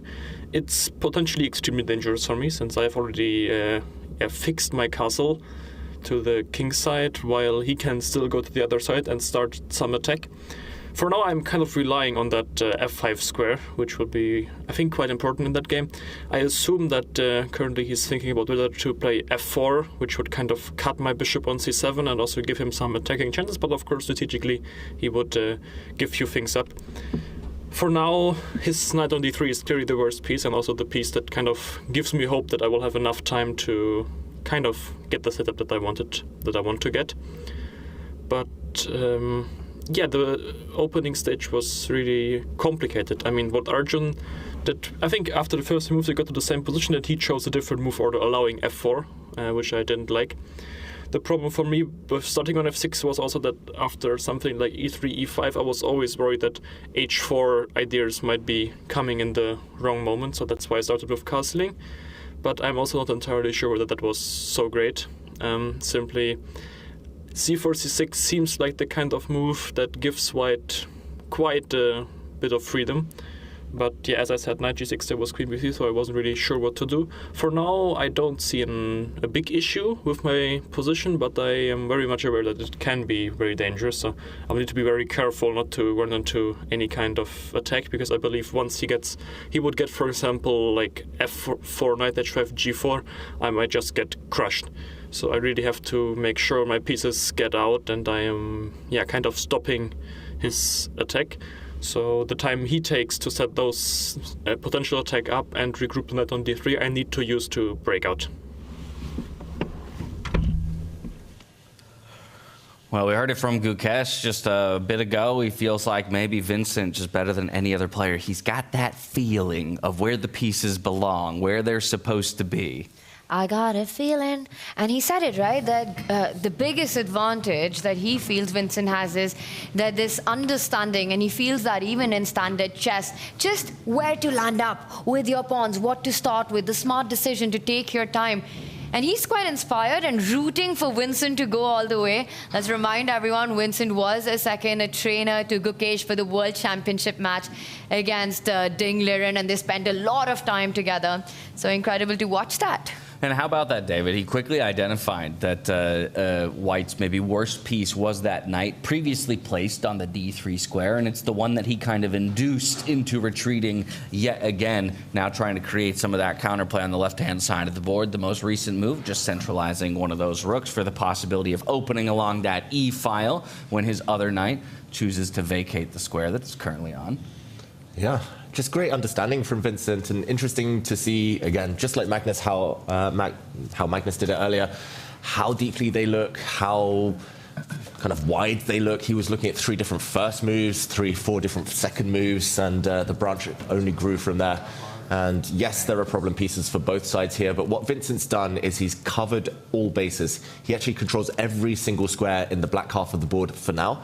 And it's a matter of time before he breaks out, before the black queen comes out, maybe with a check, before we see some exchanges. And Vincent is just biding his time, covering his bases before he starts the counterattack. Now, before we hop back over to Magnus Carlsen versus Fabiano Caruana, let's quick take stock of the whole field just by getting a look at the evaluation bar, see if anybody's managed to wrestle a substantial advantage. And as you see, they're balanced across the field. So interestingly enough for me in this position, while maybe in some areas it feels sharp, no one really has seemed to found the answers just yet.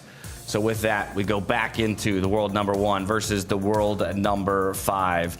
Advancing from that earlier state of play, there are no more pawns on the left-hand side of the board there, Tanya.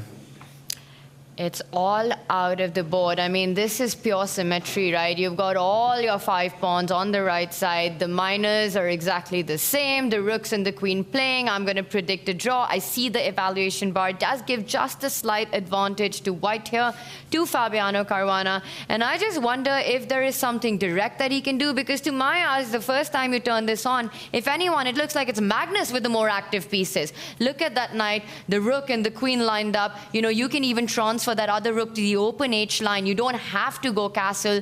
Why does the bar prefer Fabi's position here? Yeah, I think it's just because it's opposite color bishops, and having studied these types of positions before, of course not freestyle position, but opposite color bishop positions in general, it's always about whose bishop has the most potential. The white bishop could well line up against a weak pawn, also line up against the black king, whereas the black bishop doesn't really have any targets. Even if you give it 3 moves, it can't really attack anything.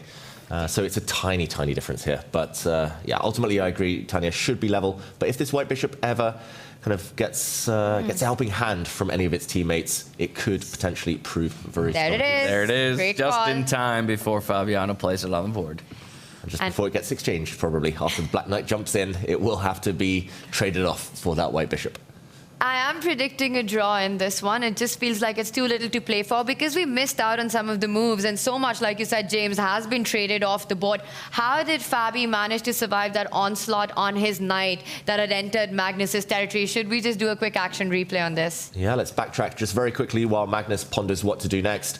We last left it while Gukesh was here with us in the studio. The white pawn now threatening to step forward and destabilize the bishop. Magnus actually struck in the center, and here Gukesh was saying, okay, maybe small advantage for white, nothing special. This is actually an interesting pawn sacrifice because the pawn can be captured, but then black would play this move, and suddenly we realized the white pawn was needed to step forward and kick away this bishop. This was a really sneaky trap by Magnus. Suddenly no pawns can destabilize this bishop, and the knight is really doomed now. So this would have been a huge blunder. We see another move, so let's catch up quickly. Instead, Fabiano pushed the pawn forward to kick the bishop. We saw a quick exchange of minor pieces, and this bishop now doomed. The white knight has fallen off the board meanwhile, and this is how we got here. This is how all the queenside got exchanged, and I think, as expected, after this bishop jumped forward, Magnus leapt in with his knight with a fork, hitting the queen and rook, and quick capture, take, and take, and this is where we are. Knight versus bishop now. Normally knights are good with just pawns on one side of the board because they're such short-range pieces. Bishops need pawns on both flanks. But here, Tanya, the white knight, not the best piece. It's got some jumping around and hopping around to do before it came to any active square or actually had any target. Also, Fabi's pawn formation and Magnus's, both very healthy, right? No big weaknesses here, but perhaps just having that bishop, which right now doesn't have an open diagonal, could be something that Magnus has to sort out. I wonder if at any point he could be thinking about pushing that central pawn one step forward to open up the longest diagonal on the board and place that bishop on it. It, of course, comes with its own set of consequences, which right now predominantly would be that knight jumping to the square that would be weakened if that pawn was to move ahead. Pretty balanced, something little to play for, you know, against Magnus's double pawns. With that knight, can you find a good square for it?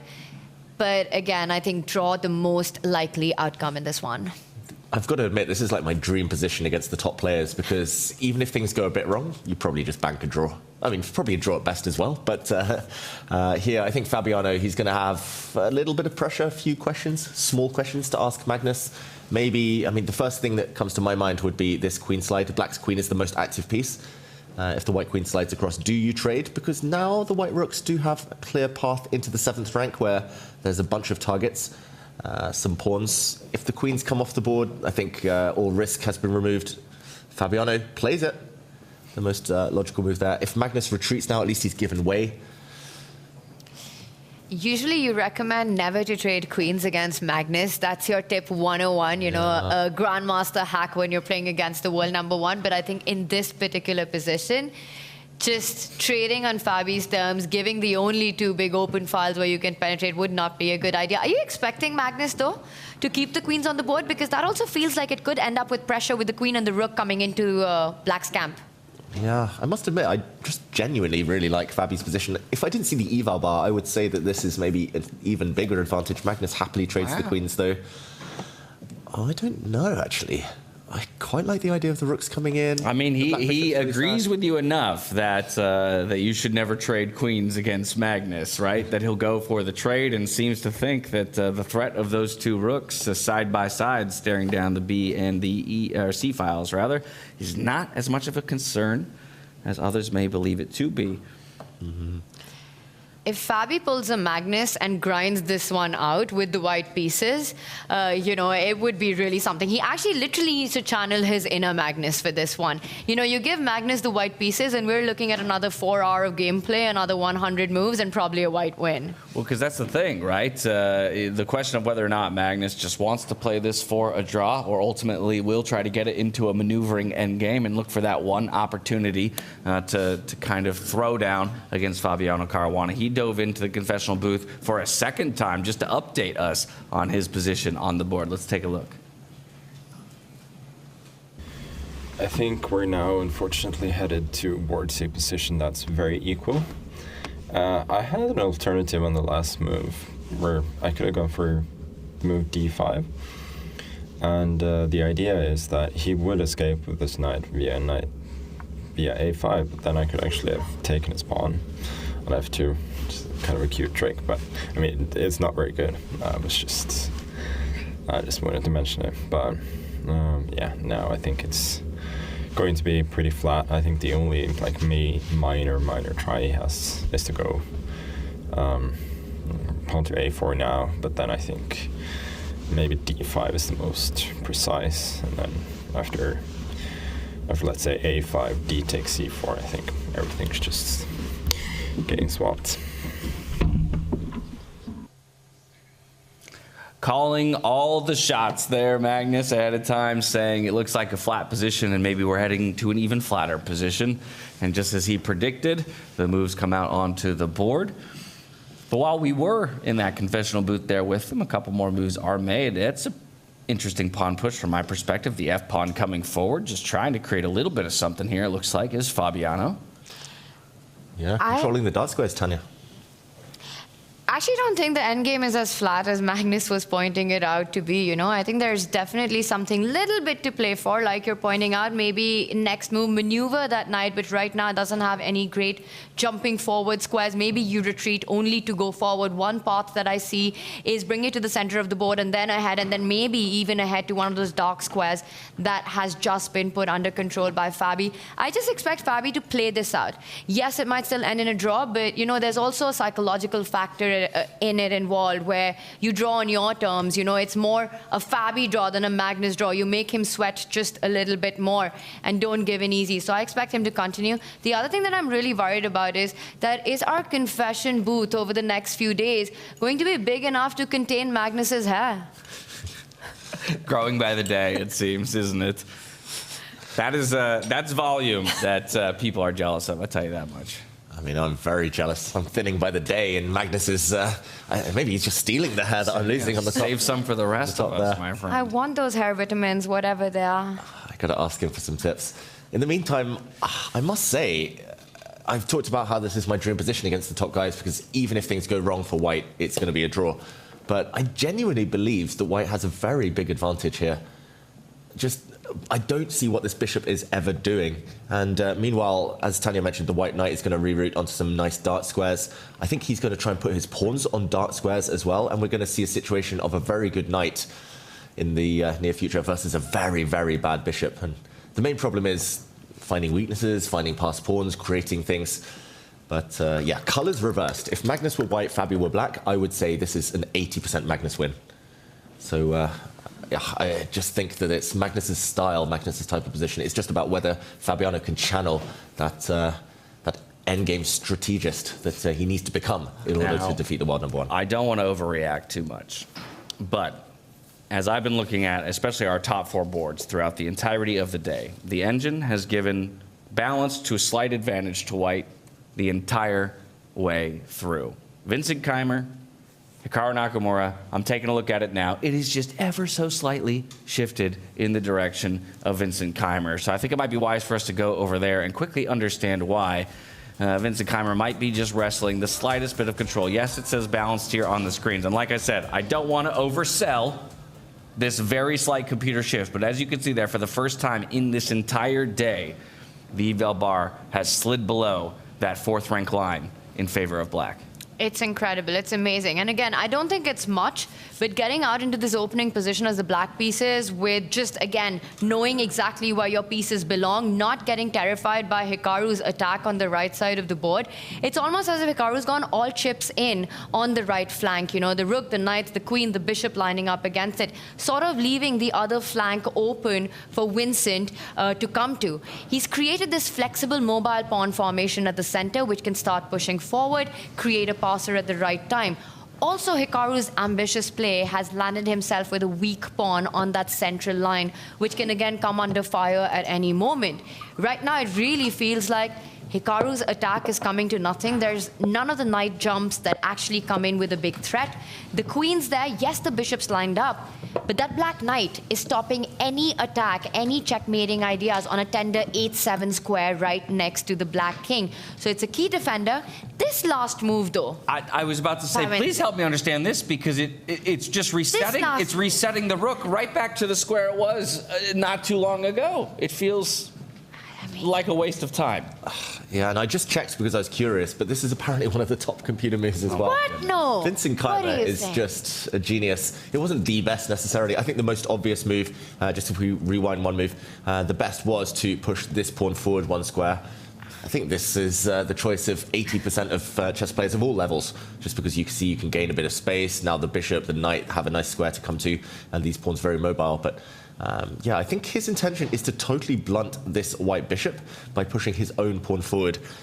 The reason it's so unnatural, though, is because he did just move this rook from this square and back now 5 moves ago, and he's correcting that. And to be honest, putting a pawn on a light square doesn't necessarily look so productive long term. I'm absolutely shook with this move. I mean, you know, one says that you take this rook that's on an open file. We're talking about the weakness on Hikaru's camp. You've got an eye on it already.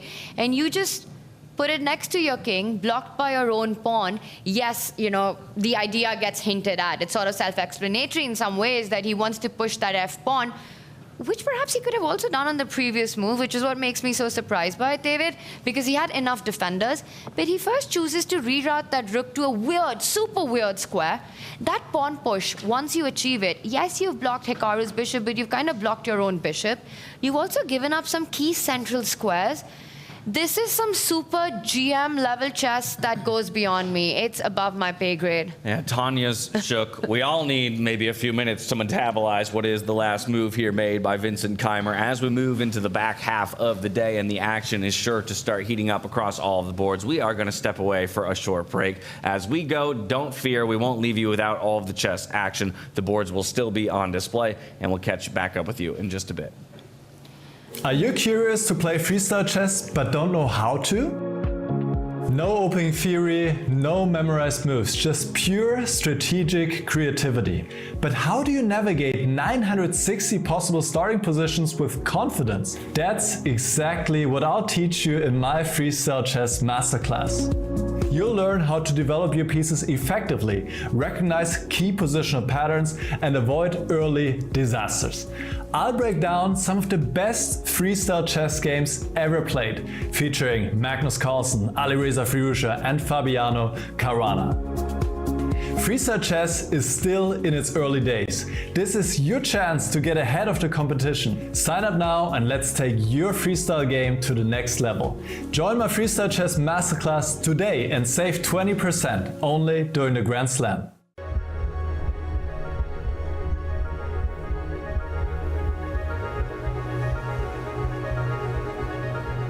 Welcome to the 2025 Freestyle Chess Grand Slam Tour.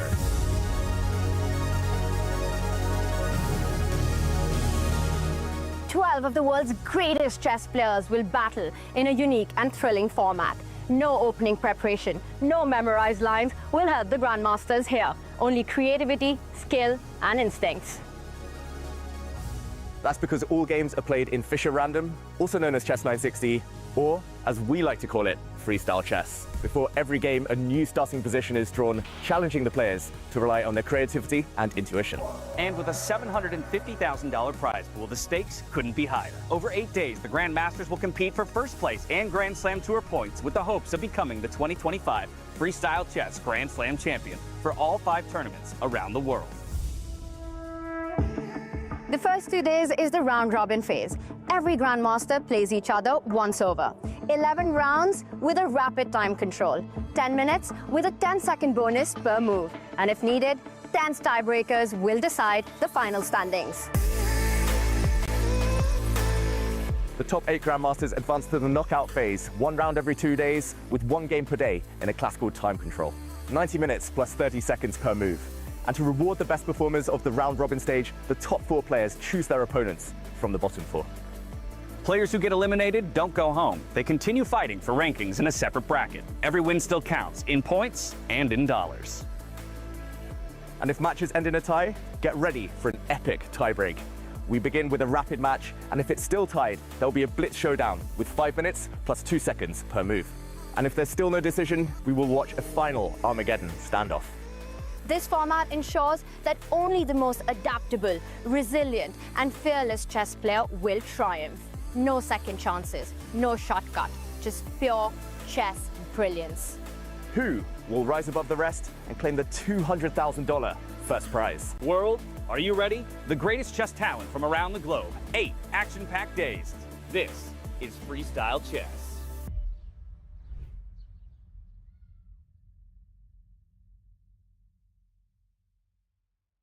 If you could be an expert in anything outside of chess, what would it be? Baking. Something changes, life-changing, something, you know, something big. Maybe science? Inventing something? I guess mathematics. Computing? Something to do with numbers. I was very quick in maths when I was a kid. At the Freestyle Chess Grand Slam Tour, it's not just about the moves on the board. Many players are supported by those they trust most. Behind every great performance, there's someone who believes in them, just like Vincent Keymer and his longtime coach, Peter Lecko. Well, I also would like to say that Vincent is not only my student and not only his trainer. I really feel like we have a relationship like we are family. Yes, so of course I'm rooting for him. I'm going crazy if I see that things are going in the wrong direction. I'm very happy deep inside me when things go well. For Vincent, this connection goes far beyond chess strategy. It's about growing together every step of the way. It's always important to have a good personal connection with the trainer, which we had. And yeah, by now it's around 7.5 years that we've worked together, which basically means that nearly, pretty much every step in my professional chess career has been accompanied by him. And when it comes together, talent, preparation, and heart, emotions can no longer be held back. And this was not just because he has won, the way how he has won, with this incredible power performance. That's why I couldn't remain in the studio commentating. I asked my fellow commentators, please, can I run? And Judith and Nicholas said, yeah, go. And then I was running and I was hugging Vincent. That was a very emotional moment. On the second day of quarterfinals, the game between Vincent Keymer and Jan Nepomniachtchi ended in a tie, leading them to playoffs. Keymer managed to win one game, while the other ended in a draw, enough to secure his spot in the semi-finals. Of course, the position has been draw for a long time, but when all you need is that draw, you're still very nervous. So I'm just very relieved that I finally managed to hold the game. The match between Magnus Carlsen and Nodirbek Abdusattorov also ended in a draw. With his win on the previous day, Magnus advanced to the next round. 2 days in a row, I've felt so clueless, not figuring it out at all. And then when we get to like a faster phase, then I actually play well. So I think he did a fantastic job today, putting a lot of pressure on me. I don't know how, but somehow I escaped. Meanwhile, both Fabiano Caruana and Hikaru Nakamura won their matches and joined the semi-finals lineup. Stay tuned.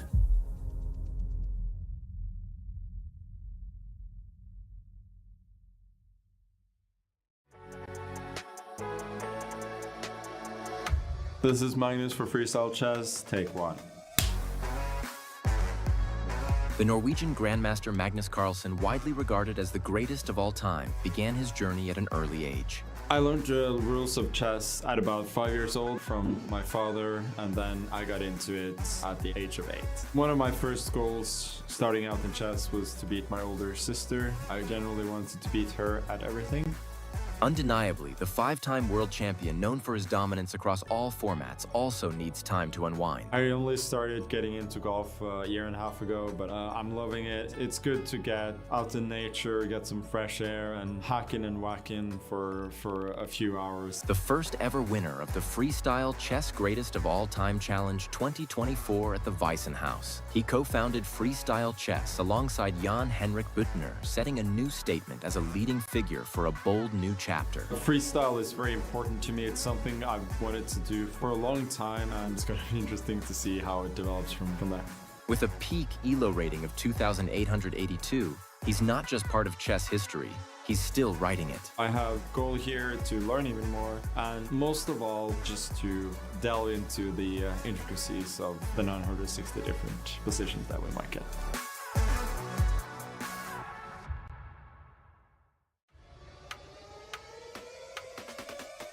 Maxime Vachier-Lagrave from France, chess player. 3-time French chess champion, 5-time Biel Grandmaster winner, and 2-time European Blitz champion, crowned his achievements in 2021 by claiming the World Blitz title. An extraordinary journey that began at a young age. I started, I think, around 5.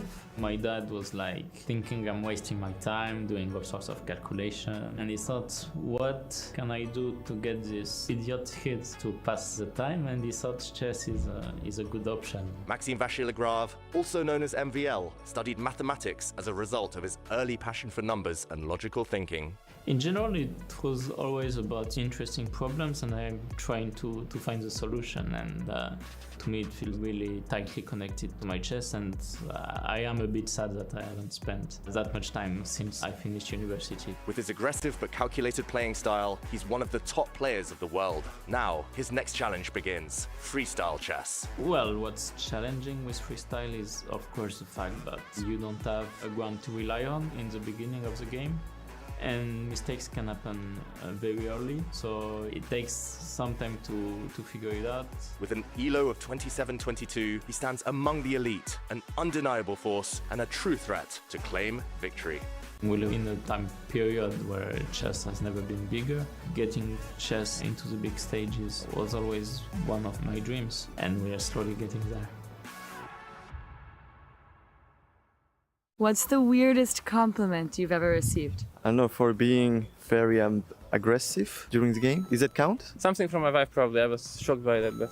Once, for years, Levon, he said, oh, you're secretly a ginger. Then he found childhood photos of mine, and then he found out that I actually had like very light hair. That's not a compliment, though, no? It's neutral, right? I don't think I receive any compliments. Well, I know that you're a very good dancer. Yeah, That may be one. Just recently, I was told I had a very nice catwalk.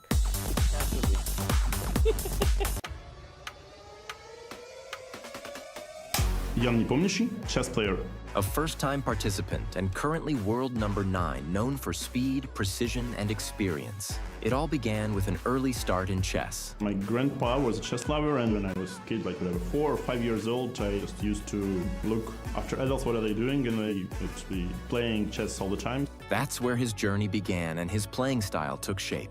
And I think I'm trying to adapt, depending on the opponent's style, to make the game as unpleasant for my opponent as it could be. One of his most remarkable successes came with his shared victory alongside Magnus Carlsen at the World Blitz Chess Championship 2024. In his free time, he remains committed to passing on his knowledge to the next generation. Normally what I do is, at least several times a year, I have some lectures, so which is like the way to share your experience and play with some kids which would be happy and probably would remember, the game. With a peak ELO of 2,757, he stands among the world's elite, now setting his sights on victory in freestyle chess.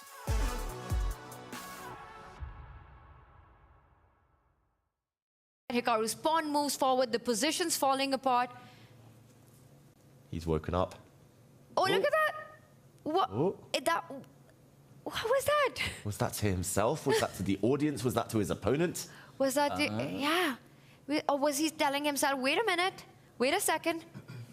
He's trying to calm down that heart rate. Could you take us through the knight takes f5 tactic today? When I was able to get this knight takes f5 tactic, and after takes, after knight takes f5, I think it was takes, and I play this move e6, or actually, sorry, when I went knight d4, he goes bishop f7, knight f5 takes e6, and it all falls apart very quickly. He just has his knights everywhere. The 2 bishops on the diagonals are very powerful. But even if he had played something like, I forget what his previous move was, queen to a4, even if he had played something like knight c7, knight d4, it was still very, very bad for him. So probably didn't change the result, but it made my conversion a little bit easier. My name is Vincent Keymer. I'm a German chess player and from nearby Mainz. The young pioneer of a new generation was the first winner of the Freestyle Chess Grand Slam Tour 2025 located at Weissenhaus. He found his way to chess pretty early on. Yeah, it was at age 5 and it was quite a coincidence actually. I just found a chessboard somewhere in my parents' home and that's how it all started. He burst onto the scene in 2018 with a stunning win at the Grenke Open, and soon after became the youngest German grandmaster in history. That was kind of the start of my professional chess career and also the tournament which opened up a lot of international opportunities. With an ELO rate of 2,718, Keymer stands among the best in the world. A calm, focused presence at the board with a style that blends discipline, deep preparation, and quiet confidence. One of my most important strengths was the will to win, like to never kind of stop, always continue. It's basically attacking the opponent and never letting go until you got what you wanted. That relentless mindset is exactly what the reigning champion brings to the board. I'm going to give absolute everything to perform as good as possible, play good games, and hopefully I even win. Let's find out what the future will bring.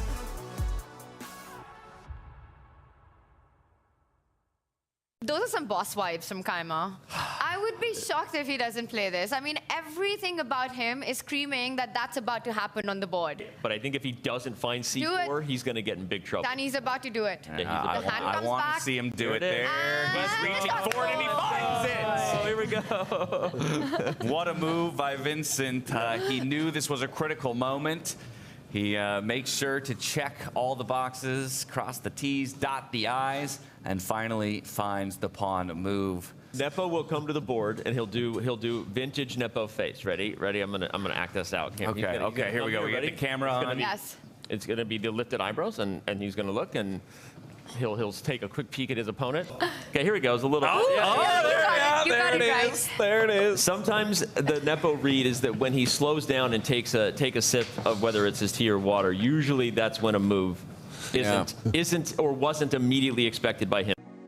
Chess is being reimagined in 2025 with the groundbreaking Freestyle Chess Grand Slam Tour. Together with Magnus Carlsen, we call it Freestyle Chess, played according to the rules of Chess 960. This format ensures thrilling games from the very first move. Why? because the arrangement of the back pieces is drawn at random before the start of each game. In total, there are 960 different starting positions. The arrangement of the pieces in the first and 8th rows is randomly arranged, but symmetrical. The only condition is that the king must always be placed between the rooks, and the bishops must also be on different colors. In freestyle chess, players can't rely on memorized openings. In other words, they see positions they have never seen before and must invent new strategies right from the get-go. The first 2 days will start with an epic round-robin stage in a 10-minute plus 10-second increment time control. Then, the top 8 players will advance to the knockout stage. Time controls will be lengthened to a classical format where players will have 90 minutes and a 30-second increment for every move.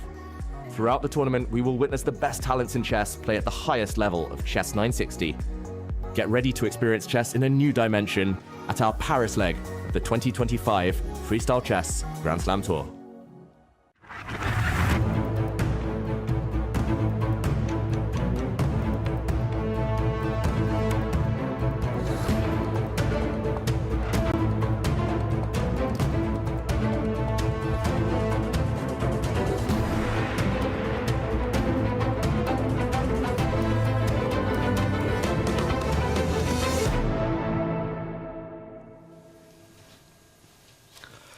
And we're back as we move into the second half of the day of our first semifinal here in Paris, the Freestyle Grand Slam in 2025. We got to get straight to the Vincent Keymer versus Hikaru Nakamura matchup because we took that break to kind of internalize and metabolize what was that rook move by Vincent Keymer just a bit ago, Tanya. We had asked, you had just slid it over, now you're taking the time to slide it back. You're going to have to justify the movement to us at some point. During the break, a couple more moves have played out onto the board, and so as quickly as we can get in onto it, we can kind of explain to people what's going on. Maybe a possible draw offer at play? It's amazing. Keymer shows a completely different idea from what we were expecting. And maybe we'll go back to that point, David, where he did make that rook shift, which surprised us all in the studio. And it was right here. And it wasn't to assist that pawn to move one step forward, which is what we were expecting to block out the bishop. But Keymer essentially vacates a square for another piece to fall back on, to start dislodging Hikaru Nakamura's queen from there. We did see that idea being played out.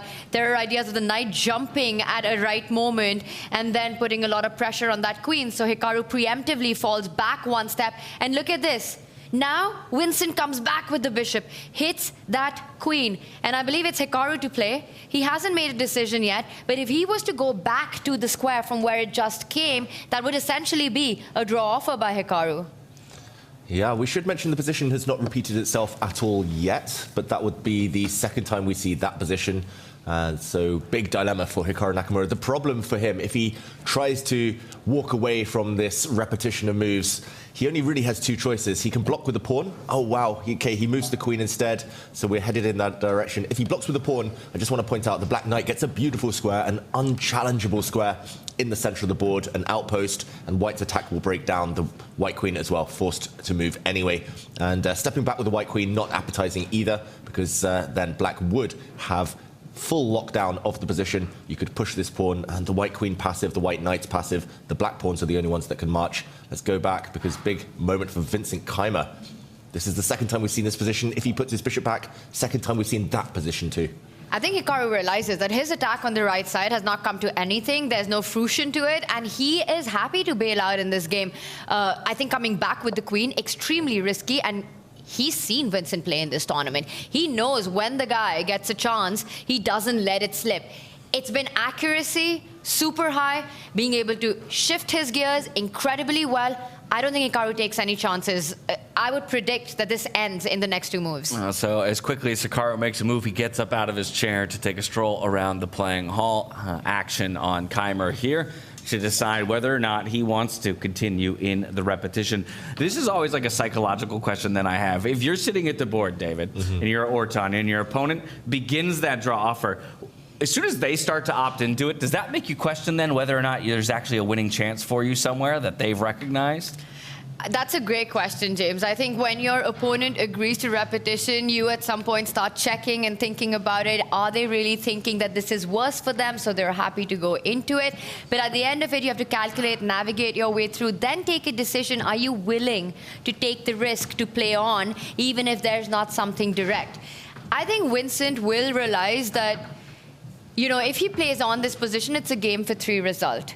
It's not that Hikaru is completely busted or worse. On the other hand, he can just call it a day, you know, at this moment. And that's a pretty good result to start with. The other psychological element right now, Hikaru repeats and immediately gets up from the board. And I've seen this happen so many times when a player does that to give the sign that, you know what, I'm confident. It's on you. You want to play on. I'm ready for it. You know, I don't care. I literally don't care is what Hikaru Nakamura is saying right now. And Hikaru's not locked in either. Even if Vincent drops the bishop back, let's say Vincent spends 10 minutes mulling it over. Do I want a draw? Is a draw with black good enough? Am I confident with white tomorrow? Let's say he spends 10 minutes, drops his bishop back. Hikaru will just laugh, drop his queen back to a different square. And he's like, OK, I've cost you 10 minutes. No draw for you. And it's a bit of mind games here. The conventional wisdom is that if you're going to go for a draw, you should just play those moves quickly. If you're happy, you just need to decide what mindset you're in. But if you want to play on for a win, you can repeat twice, and then boom, the move comes. I wouldn't be surprised if Vincent Keymer plays on, moves his rook across, and does something different. Because I don't think black is risking anything at all. White doesn't have any concrete threats. White doesn't even have an obvious next move. But yeah, the fact that he started repeating, the fact that he cleared this square for the bishop in the first place, that is the main sign to me that Vincent probably is happy. We should also mention his bishop started the game on this square, later came to d7, then went back, and now has come back. So the bishop's moved 4 times already. And yeah, there's no reason to move your rook back and forth, your bishop back and forth, unless you were going for the draw here. I would love to see Vincent not repeat the move and change it up. That would be so gutsy and brave against Hikaru. But David, I have a feeling, I mean, you're saying that he continues. You're saying he doesn't repeat, right? Is that what you're expecting? His last few moves hint that he will repeat. Okay. But I hope you want him I don't want him to. I think he's reaching out. He looks somewhat resigned in his face to the repetition. Repeats. Yeah. I think it happens. But honestly, I don't hate that. Get out of the... doesn't! Never mind! Game on! Game on. Vincent Keymer was just teasing Hikaru Nakamura. He didn't want to draw after all. He wants more. Hikaru, let's watch his face on the camera. Is he going to be surprised by that decision? No. Poker face. It's such a power move by Vincent, you know? Playing against a player like Hikaru, one of the absolute greats our generation has seen in all formats, across all formats. He's the feared Hikaru Nakamura. And here with the black pieces, with no apparent advantage in the position, there's no direct path for black, and it's not a completely risk-free situation for him. There are still a lot of pieces on the board. He just says he's ready to play this out. That's a big power statement by Vincent right here. Yeah, and Hikaru trying to make a power statement of his own by playing a knight retreat, but very quickly. I think the clock situation, for now, nothing too dramatic, 40 minutes against 26, but that is where Hikaru's chances lie in the near future. And often when you feel slighted, when you feel like your opponent's trying to get under your skin, taunting you, that's where kind of changing the pace, asserting your authority tends to be a good idea. Hikaru, the king of practical tips like that. Well, so as it appears, these two will play on. I do want to just take a moment to touch each of the boards as we come back from that short break that we took just a moment ago. Over to Jan Nepomniachtchi versus Arjun Erigaisi. Tanya, it looked like you saw something for a moment. I just thought he was reaching out, about to make a move. But yeah, we'll check in with it, because this one as well. I mean, where has Jan Nepomniachtchi's pawn reached? That's way into Arjun's camp right now. I'm loving White's position here. White keeps winning Connect 4 on that board. Let's go back to the live board, because this is actually the game between Nakamura and Keymer. Let's go back to the live board. And there we go. This is where we'll sit for a while. White has won Connect 4, not for the first time this game. The second time he's actually achieved it. True. White is down material, we should mention. White has actually sacrificed a rook for a bishop, but more importantly, a pawn as well. And White's queenside pawn mass. The potential there in any middle game, end game, to throw more pawns forward to create a pass pawn. I mean, Arjun's going to have more than one eye on that whole flank, and that's not going to be easy for him the rest of the game. Also, just given the space control here that Jan has managed for himself, I fear for those two black rooks. Yeah, sure, you are the one with two at your disposal, but at the end of the day, how do those really ever get involved, feeling so constricted for space in the black position? Yeah, now kicking back black's best piece. That black bishop in the center of the board was hit. He needs to step back. I'm not going to say this is a decisive advantage because Jan still needs a big breakthrough. But yeah, it's so pleasant for white. And black is pretty much stuck. If you open the position as black, white's bishops are the only pieces that are going to be happy about that. Arjun has to just sit and wait and pray. I'm noticing right there in the center of the board for the black position, 3 pieces kind of hitting the dark square in front of the pawn that sits in front of the queen and the rook. Is that the pawn break we're looking for as black if we're ever going to open the position? I would think so. I mean, the advantage, the material advantage that Arjun has of that rook, it's only as strong as the open lines and the files that you can get into it. Otherwise, it's just a bit of a null piece, right? And Jan Nepomniachtchi can continue maneuvering the minors that he has, eventually looking at a break of his own on the left side. And let me tell you, when that pawn moves forward, the one that's on the extreme left of the board for Jan Nepomniachtchi, the pawn next to it will become extremely dangerous. So Arjun's got to do something fast in the center, to your point, but it comes with its own set of consequences. You're opening up diagonals, not only the files for your own rook, but the diagonals for Jan's bishops as well.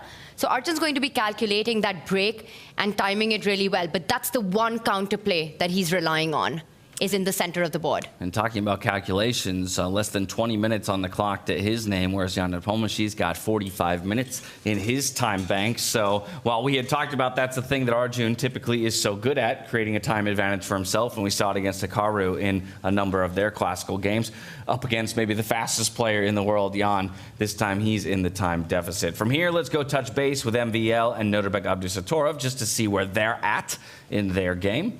A much more even game state, at least by the engine's standards here. Trying to take quick stock of the field. A massive open file there, C file controlled by the white rook and white queen.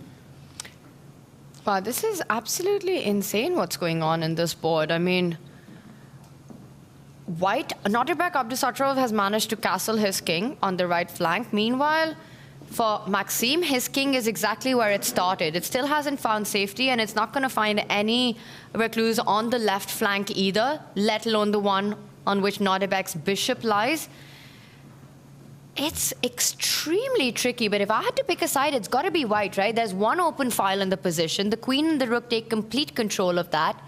It feels like the bishop is also tying down Maxime's resources on the other end. The majors are all split for black. One set of queen and rook on the left flank, the other rook alone on the other one. Meanwhile, Nodirbek, all of his at the center of the board. Better coordination, better flow in his pieces.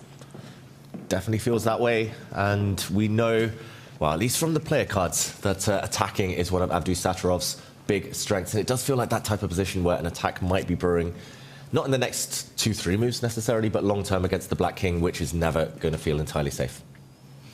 Yeah, so this one continues to work its way towards perhaps a thrilling conclusion. Abdusattorov with options. From here, we check in with the world number 1 and Fabiano Caruana. Like we said earlier, in all likelihood, feels like is moving towards a drawn state, but perhaps Fabiano playing for a victory. Yeah, this feels like what we call a 2-result game, a phrase that you mentioned the other day, Tanya, where essentially, if Magnus as black defends well, it's going to be a draw. If he's unable to defend properly, then Fabiano's going to win, but very unlikely that Magnus is going to win this game. I think, yeah, he needs a bit of a miracle. He needs a one-move blunder, essentially. The knight is clearly better than the black bishop, the white rook more active than its counterpart. And, yeah, no dark square control for Magnus Carlsen here. I actually like the progress that Fabi has made in his position. I don't know if we can just step back just a little bit, because last time we checked, Fabi's knight was not playing at all. He's done a magic maneuver all across the board from the right side to the left side where it actually hits the black rook. And this is where we left it. And let's just quickly get up to board to understand how he got to that position where his rook is super active, the knight is attacking Magnus's pieces, and then just deep dive and see if Fabi can start getting ambitious with his chances. This is how the White Knight got active. Long journey, but you do have that luxury of time. There's no immediate standoff between the pawns. So one set of rooks have been exchanged, and now the white pawn starts stepping forward. Very logical here from Fabiano. The big problem is the breakthrough. How do you find a pass pawn? How do you create a pass pawn ever? And now he starts to bring his king around and then his knight. Notice how Fabi's just shuffling the rook for I don't know how many moves that was. Just 2 moves. Magnus kept playing, right? Rook on the A line, rook on the C line. Back to the A line, back to the C line. So if Fabi wanted a draw, he could have just repeated at that point. But he's the one who's trying for more here. He's trying to grind this one out, you know, sort of squeezing water out of stone, a phrase that we use for Magnus Carlsen all the time. It's Fabi doing that. Yeah, and that rook shuffle, the confirmation that it really does feel like a 2-result game, either a win for white or a draw in the end. Such an incredible number of knight moves, but David, this is where I go back to that concept that you explained just a little bit ago, right? Because all of the pawns are over on the right-hand side of the board or towards the middle and the right, the knight is an incredibly effective piece. Yeah, and this is why we talk about bishop pairs, because a lone bishop only controls one color complex. White has pretty much nothing on light squares that can be attacked, and this bishop, just a very sad piece, a purely defensive piece. There is a saying, though, I think it's slightly tongue-in-cheek, but there is a saying that even the worst bishop is as good as the best knight, and this bishop a pure defender. If the bishop ever moves, we should mention the white rook will go behind and start grabbing pawns. So black's bishop stuck, black's king forced to defend it, but white here has one problem, and that is caging the active black rook. He was shuffling for ages, Magnus Carlsen, but now at least he has a threat for the first time in this game, or the first time since this endgame of his own. He's going pawn hunting. He's going pawn hunting, but that also leaves the 7th rank for Fabi's rook to start coming in and giving some checks and dislodging Magnus's king. And I'm just wondering if the combination of rook and knight can create some magic so that David's saying of even the worst bishop is better than a good knight can be put to question. Is as good as, not better. The bishop definitely not better than the white knight. But bishops are great defenders. If they just sit a few squares away from a knight, they control a lot of the knight's jumping squares. Well, some maneuvering still to go here in this one. Let's head back over to Vincent versus Hikaru Nakamura. See how it continues to develop, because it was Vincent who decided we're still going to play on. Offered a drawish position by Hikaru earlier. Didn't spend too much time to think about it. Centralized one of his rooks. One of the hardest things for me when I'm playing is that when my opponent offers a repetition and there's this feeling, do I play on? And then the added pressure that if I decide to play on, I need to prove that decision, you know? I need to show something. And somewhere that also brings in the thoughts about what if something goes wrong and you get to regret that moment, because this is a mini match. I mean, here the stakes are so much higher. It's a mini match of best of 2 here. For Vincent to take that decision in that moment, right, to at least not repeat twice and sort of pass the ball to Hikaru if he wanted to end the game at that moment, what does that tell us about his mindset right now? I mean, how much of a chance does he actually view this position? And David, is it playing with fire when you're playing against somebody like Hikaru? You know, just the fact that this could very well be something you regret later on. Yeah, I've been there a few times myself throughout my career, especially when I was younger, when I was playing the very top in the world. And sometimes I get a good position and you're kind of torn in 2 minds. It's like, do I just bank it? Do I just get a draw? A draw is a great result against world number 2. Or do you push and get burned? And I've been burned so many times that these days I'm like, okay, play it safe, take the result. But of course, Vincent, who's had so much success against the top guys, he's going to be feeling confident. The main problem here is that there's no clear path forward. Black has got everything perfect. Nice, beautiful kind of trio of pawns here in the center. If you push them forward, maybe your central pawn starts to get weak. It's defended by the black knight right now, so it's fine, but very committal. Maybe you don't commit to that. If you exchange bishops, we might well see white step forward in the center of the board. You allow white to break in the center, and suddenly white's pieces look like they're ready for that action in the middle. It's very unclear what to do next. Maybe you could fix the pawn structure, but then it becomes a much longer game and you're low on time. There's so many dilemmas here, and it's ultimately psychological what he decides to do next. He's totally fine, more than fine maybe as black, but... Right. And while I know he did come out on top in the tiebreak yesterday, faster time controls against Jan Nepomniachtchi, maybe that's another internal debate that's going on there inside Vincent Keymer's mind. If there is any opportunity to get a decisive victory here, and make it and enter day 2 in a way that likely suggests I won't be going to a tiebreak scenario, maybe that is worth playing for. Yeah. Against the top guys, again, you know, you get very few chances and opportunities to even try for something, especially with the black pieces, even in freestyle chess. And I think for Vincent, it's a question that he just believes in his position. He actually thinks it's far from over. You know, he also knows if he probably accepts that repetition, Peter Lecker will not be happy with him.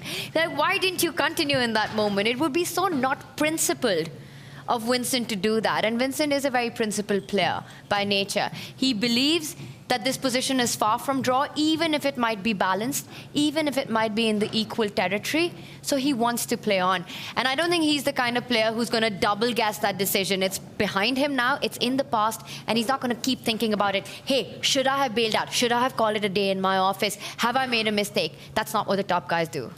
I can safely say, though, Vincent is not going to play the top computer move. What is it? Wait. 99%. Well, hold on. Now we got to Yeah, try. Now we got to try and come up with it. Say no more, David Howell. What is the top computer move here? For Black. Black's best move. It's not by a huge distance, just by a very, very small margin. It's got to be some kind of like stupid king move. I mean, he could also go back with the bishop and do... Whoa. What? Okay, well, now that it's in play, I'm going to assume you're still correct. It was not the top move. What was the top move? The top move, just to rewind 1 second, was to bring the rook back where it came from just a few moves ago. Of course, if you see this position blind for the first time, you're like, okay, put the rook on a semi-open file. It belongs there. But the fact that the rook went there 10 moves ago, came back 5 moves ago, and to put it back yet again, I was pretty sure that that was not going to happen. Not going to happen, but he's put another piece there, right? It's the one that was there a few moves ago as well. And is it now that we perhaps see a repetition? Because again, you don't have so many squares with your queen as white. If you fall back next to the knight, then you're making it vulnerable to more jumps and more threats on that queen with the black knight jumping forward. And if you go back offering a queen trade, Vincent can simply slide that bishop from where it came from. And are we going to see a draw now? And maybe that's why he was willing to attempt to play on for just a little bit. You know, the idea that I always have this resource to still drop this bishop back and entertain the idea of the repetition that it seemed Hikaru was willing to take. So, okay, I'll look to make a couple improving moves. Maybe my opponent makes a mistake, you know, or some new idea occurs to me. But if all else fails, we just drop the bishop back one more time and offer that draw. Yeah, I think that's spot on. I think it's always nice as a chess player to play a position where you know you have a small advantage with kind of a safety ramp in your pocket, and you know that, okay, just in case things go wrong, just in case I run too low on the clock or run out of ideas, I can bail out any moment I want.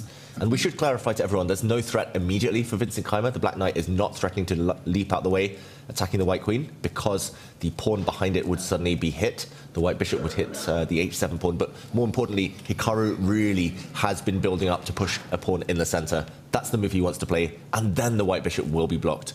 So pushing the pawn now impossible due to a capture and a double hit on the white queen. So he's basically said to Hikaru, you have no useful moves, so you have to retreat. What are we saying? Draw, no draw. This time we were wrong first time around. He's reaching out, he's about to make a move. Okay, so then I say yes. And it's not the queen. Whoa. Hikaru says you had one shot, one opportunity. You know, now you've let it go. I'm not coming back with my queen. You don't have any of those knight jumps. And did you see Vincent's reaction? He was slightly surprised. He's like, wait, man, I thought this was going to end in a repetition. Hold on, we had an agreement just a bit ago. Don't you know who I am? Vincent Keymer. I'm the Weisenhouse Grand Slam champion. Well, either way, now Hikaru decides he's the one who wants to fight on. With such a peculiar retreating move from the knight, it's so rare that I would imagine you ever want to land a knight onto a corner of the board. Of course, David, I assume it's only with the intention of rerouting it further up the board in just a few moves' time. Yeah, and it's just, I just want to point out, it's a funny quirk of this position that one of the two knights started in this corner. This because it is freestyle chess after all, we shuffle the pieces. It wasn't this knight, however, that started in the corner. This knight started all the way over on the other flank, but just to retrace its steps, it's gone forward, back, and now into the corner. The other knight, meanwhile, spent ages trying to get into the game, then stepped away, and now it's vacated a square that's going to be used by its fellow knight. I really don't get the logic here? He already had a knight on the square a few moves ago, but then again, I think we should give up trying to explain the logic, because Vincent Keymer, what was the logic between behind even, moving his rook twice and putting the bishop back on its starting square? It's I mean, I guess is he just trying to get the knight up the board onto that light square, a little bit higher up in line with the queen, offer some kind of a trade, knight takes, bishop takes, queen takes, something like that? Yeah, it looks that way. I think he's just trying to say to Vincent, you don't have any useful moves either. So white can't do too much, black can't do too much. It's a bit of a mutual zugzwang, as they say. But as Keymer maybe thought he was going to exit this game with a draw, he's got his thinking cap right back on. It's also a bit of a power move, right? Your opponent first declines and denies your repetition just a few moments ago, and then when you have the opportunity, you do exactly the same, sort of giving this signal, saying that I want to play on now, you know, you're not going to get that second chance, and now you'll have to sweat it out for that. I think if Vincent wants any sort of real shot at a game to try to make progress, at some point he's got to start pushing those central pawns. You need to make progress in the center for black here. Get that pawn in front of the queen up the board, and rely on the fact that Hikaru still can't break open with that center move of that e-pawn moving one step forward, because of then the knight jumping ahead, opening up the bishop against the white queen. So as long as that threat is being taken care of, it might be time for Vincent to start sort of getting more ambitious with his play on the left flank. Yeah, I'm pretty sure Hikaru, if he were offered a draw, he would take it. I think he was just a bit offended, just took it a bit personally that Vincent said no the first time, and he wanted to get his own back. It's like 1-1 now in terms of dodging the repetition. Hikaru's out of his chair again. Is he the player who spends the least time overall at the table? He's the player who uses every aspect of the game on the board, any weaknesses that might appear on the player, anything that he knows about it, the clock, and any psychological aspects that he can get on. He knows that Vincent's a time trouble addict. You know, he's seen it happen time and time over again. So for him to make a move so quickly as he did the last one, he didn't really consider the repetition for too long and immediately get up and leave. Once again, you know, as you do it over and over again, it does play games with your opponent's mind. And these are the small wins that over time accumulate and crack the player you're playing against.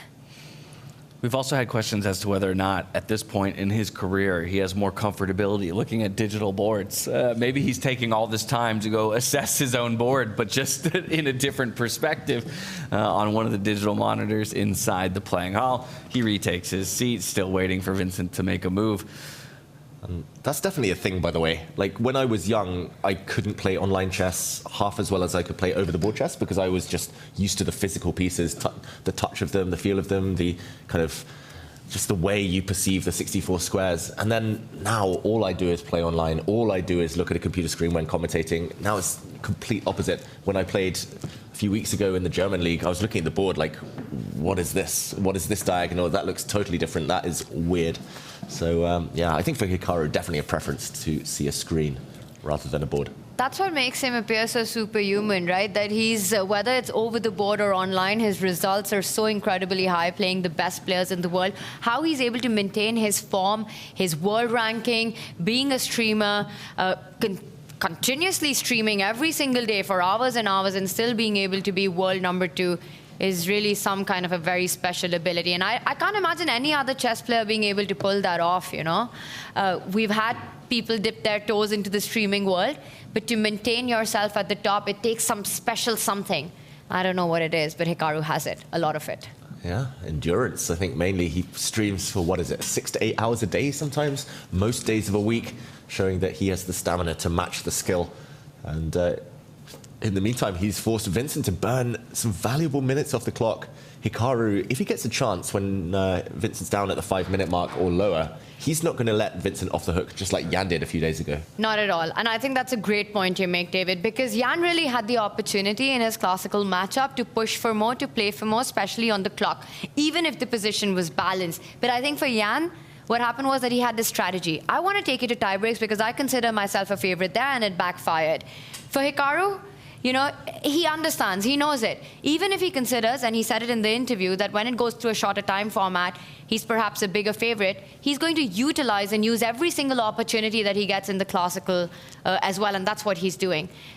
it's incredible to see this move. And this is not an easy move to make, I want to just point out, James. Bringing that knight back to that square from where the other knight started from, corner of the board next to the king, it's a special move in its own self. Right, it feels ludicrous by so many standards. And while Keymer continues to work his way towards his next move, I'm going to take us to another board. On the way, we're going to check in with the heart rates and the accuracy with each of the players, and then eventually touch base with Magnus Carlsen and Fabiano Caruana, because there was a move recently made that, again, at least to my untrained eye, felt like it was voluntarily giving away a pawn. Of course, I see that the engine doesn't give an advantage to either one player, so I just maybe a learning opportunity or teaching opportunity here that I can selfishly take for myself as we do peek in on that world number 1 versus world number 5, a semi-final bout. We said it was going to be all about maneuvering here in the end game, but Fabiano dropped his knight back just a few moves ago.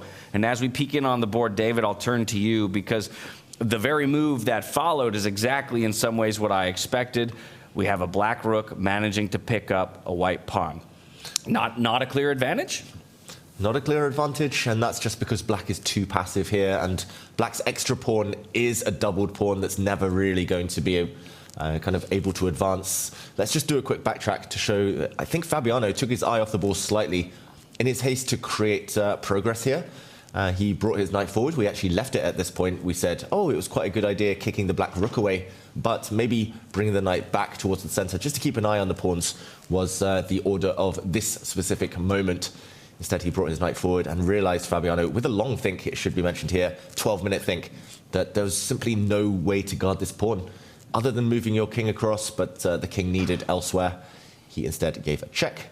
The black king attacked the white knight. Now he had to lose a bit more time defending that knight, and the rook slid across. So Magnus going pawn hunting. Fabiano drops his knight back. He's actually got his eye on a pawn of his own. This black pawn is going to be hard to defend for a second time, just due to the pressure from the white rook on this 7th rank. Magnus now gave a very important check, forcing the white king away, and only now took the pawn, and he's rendered the white knight passive for this move at least, because if the white knight jumps, a second pawn will drop. I'm expecting here Fabiano to bring his king forward just to guard the pawn, gain time, and now Magnus has a few moves he can consider, probably going back this way, but if he wants to go really passive, he can drop his rook back and maybe consider defending with his rook. I don't advise this, though. The top players don't normally like to put their pieces on bad squares. That's not a winning attempt, right? Yes, you're pawn up and you want to defend everything that you have with the rook and the bishop placed like that, defending a pawn worth a point, and only the king, which is also, by the way, stuck, has got absolutely no squares to move to. This is not Magnus being ambitious. I'd be really surprised. And I think Fabi's about to win that pawn back, because if you don't want to go on to the defense, the knight just jumps forward on the next move. Let's say you bring it to the 1st rank, and that's about it. Yes, you can kick that knight out with one move. That f-pawn moving one step forward, hitting the knight falls back, and now you can say hello to the other pawn at the other end, and nothing's defending that. Yeah, this is still a winning attempt by Fabiano, we should mention. So he's lost a pawn, but only white can still really be better, just because the black bishop is so passive. Okay, he doesn't use his king, he uses his pawn instead, but the idea is the same. Knight into the center is almost automatic on the next move from Fabiano. Do you think there's going to be a draw for soon, or do you think Fabi still fights for the advantage? You're saying it's a winning attempt. Will he continue playing, or will there be a sort of an eye contact and just, you know, hey, let's call this a day? It's a check right now. He's going to move up with the king. Actually, after this last move, I think you might be right, Tanya. He's going to move up with the king, I'm not sure where, but the black rook can actually come across and defend on the 7th rank. And if you can't win your pawn back, if you are down a full pawn, yes, you have a better minor piece, but no real winning chances. With or without rooks, I think this is a dead draw now. Especially notice how Fabi's put all his pawns on the opposite color of Magnus's bishop, so they can't even be targeted. And those 4 pawns completely clamp down Magnus's extra pawn. It's 4 versus 5, but essentially still a 4 versus 4, because there's no breakthrough for Magnus Carlsen here. So expectations still a draw, and as you have so brilliantly answered my questions on this board, I've got questions back over on Vincent Keymer versus Hikaru Nakamura, because it seems like at this point we're just resetting the pieces for the beginning of the game. Another knight has returned itself to a corner square. What is going on? Wow, and this knight came from that square. This knight started life in this game in the corner. And, well, nobody puts knighty in the corner here, but apparently they both do. both knights sitting back. And actually, if we retrace the steps of this knight, and there we actually see the starting position to the game. Thanks to our production team there, right at the bottom of your screens, you can see a white knight did start the game in that corner, top bottom right and top right for black. But this knight doesn't have any good squares to jump to, no forward squares at least. It can jump here to attack the white queen, but it will very quickly be repelled. It will be forced to step back. You can't really defend it with your own knight, you get trapped. So if you can't jump forward, sometimes you want to jump back, and knights shouldn't get in the way of their own pawns. That's one positional motif in general in chess. This black pawn sticks out slightly, and he wants to defend it with his own pawn. The black knight actually has a clear path indicated to a nice outpost that he's carved out for himself. Knights, the longest journey is always actually this one. To get to a square, a diagonal square with just one square in between, it always takes 4 moves to get there. Here it's 1, 2, 3, and then finally 4. And it's only 3 for Hikaru Nakamura to do exactly that. So it actually might be his knight that enters that spot first with his own journey, especially now that the defense of that square has been removed. So Vincent, I wonder if that clock's getting to him. You know, he's on 14 minutes, a lot of pieces on the board. The pawn formation's completely asymmetrical. There's really no way to trade off into any kind of a balanced position. And yes, you're not down materially, but dynamically it's completely imbalanced. You know, white's knight arrives on that square. Let's point out, that square cannot be challenged by Vincent. Meanwhile, his own knight, when it gets to that central square, Hikaru's got the bishop to trade it off. Yeah, Hikaru controls the square in front, but let's jump to another game in the meantime, because we might be about to see a handshake, the first result of day 1 of the semi-finals. Yep, it's that other semi-final board, Fabiano Caruana versus Magnus Carlsen. Finally, the rooks have left the field. Fabiano perhaps resigned to the fact that he's not going to find a way to push this one to a victory in the end. Yeah, without the black pawn on the dart square, if we could pick up that pawn, throw it off the board, then big winning chances for Fabiano, because this white knight would actually be on an outpost, would be impossible to challenge this piece, but that knight will get repelled very shortly. The black king will come first to the center, and then the knight might get kicked away. Enough dart square control, and the white knight will not be able to find a way to dominate the black bishop for much longer. It would be extremely important that when Magnus gets that, Fabi just keeps the tension as is, because what you can't afford to do is help Magnus undouble those pawns on the line where the king is right now, allowing that trade on Magnus's term, and then suddenly black's got real winning chances. So Fabi will just hold on. You know, he sort of created the best formation, the best defensive setup here, down a pawn. He shouldn't change anything about it. Let Magnus trade if he has to, but make sure those double pawns stay exactly like that, and you've got the draw in your hands. And I believe there's a no draw offer rule until move 40. Correct. Except by repetition. Except by repetition. This is move 46, so the players do have the right to offer a draw. I'm just wondering whether they're both being stubborn, or whether Fabiano genuinely believes his knight is still so much better than the bishop that he has winning chances.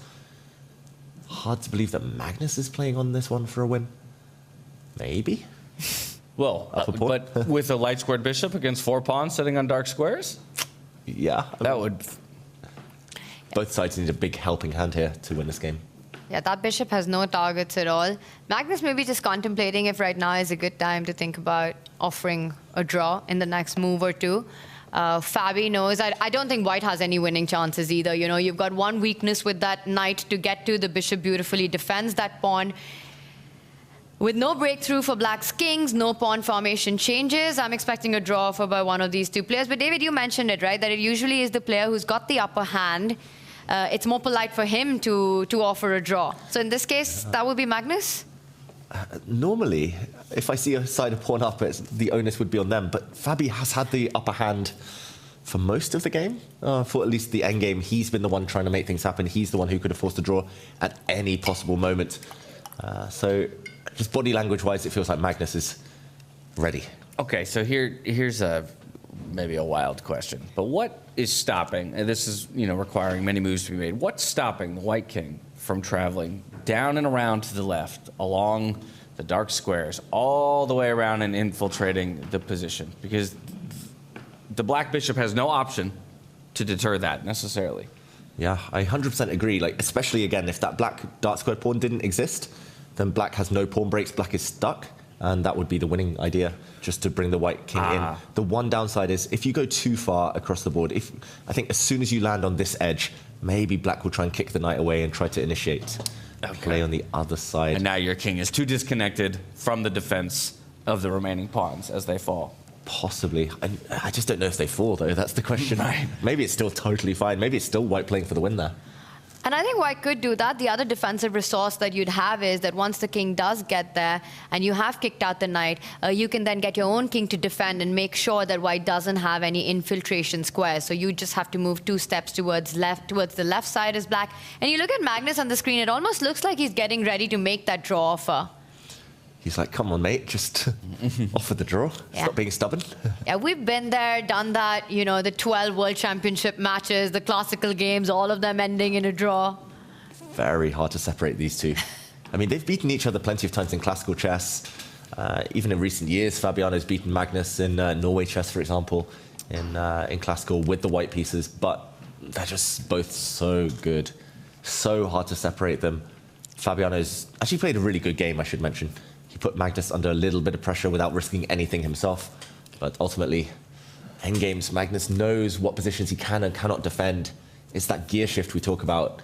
Just knowing what positions you can hold gives you such kind of extra leeway in the middle game. Yeah, but that's the tricky thing, right? You see even just a 1% chance for you to take a victory over Magnus Carlsen. You're going to play on for every opportunity at it.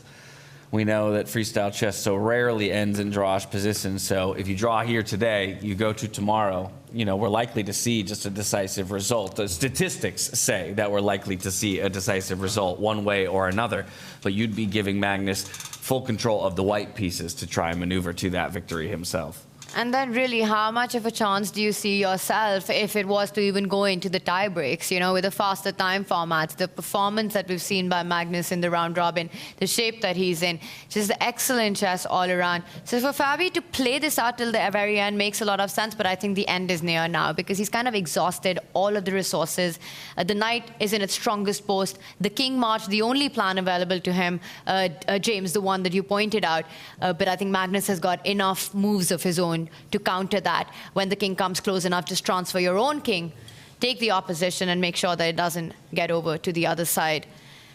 Oh, go ahead. Yeah, I have a feeling it's here and now. It's just about how long Fabi thinks. The longer he thinks, the more likely he is to offer a draw. Simply no plan, no winning plan. But I think he's just coming to terms with the fact that he's going to be facing Magnus tomorrow with black on level footing. Well, there's one break that white has, right? That is in the center line. But the more pawns that you trade off, the easier you make Magnus's life here. So that doesn't look like something that Fabi could be thinking about. With the knight on the board, you want to keep the position as blocked as possible. You don't want to give Magnus chances. No draw offer. Oh, my goodness. I am so glad you brought it up just before it happened, because while it might have not been the expectation, Fabi says, I see that 1% chance. I'm going for it. Unbelievable. This is what happened during the World Championship match between Dinglerin and Jan Nepomniachtchi. That last move that Dinglerin made for that, there was no way. Nobody was expecting it. And that's not going to happen to continue the game. And it did. And Ding went on to win that World Championship. And here it is. A move that I'm really surprised to see on the board, David. Feels like he's playing for a loss suddenly. Oh, no. Fabiano Caruana. He is a pawn down, so why open things up? That only helps bishops. Ooh, a bit odd. I mean, of course, there's such reduced material. This should almost be He's surprised. Magnus wasn't expecting that either. No, he's like, really? You're going to make me think again? I thought we were in agreement. This one was done. And here I go having to calculate once more. Is there any reason not to take this pawn? I guess would be my first question. No, I think you just take it. The only alternative, the bishop can't move. The bishop is protecting pawns, so the only alternative is to kick back the white knight first. He might start with that one. There we go. Okay. Kicks the knight away. White should not trade off pawns here, because that would undouble the black pawns. Should retreat with the knight. Two options of where the knight goes from here, really. But actually, pretty much one option. If he'd gone the other way, Fabiano Caruana, then after a trade of pawns, the white king and knight would have been forked by a check. So this was the only safe square. And now we'll see a trade. And then the bishop comes to life. This is so strange. I mean, just allowing yourself a weakness at the center of the board, giving an open diagonal to Magnus's bishop. You know, as a player playing with the knight, you want to keep the center as closed as possible, deny activity to that light squared bishop. What is Fabi doing? He's playing as if he would be playing... Me. Well, I was going to say a low-rated player, but not you. You're too high-rated. I don't think, Fabi He would looks never he win this against opted you, into Tanya. this, and he looks so dissatisfied. He just wants more chess. Like, Tanya, you would never lose this position to Fabi, like, in a million years, I think. So why would he play on? Against Magnus. Against Magnus. I mean, the position that he had right before that move, if anyone, we were talking about White's plan to push, right? You jump around with your king, you can move your knight, Magnus's bishop is a dead piece, there's nothing to be done. And he's just voluntarily just made life so easy for Magnus.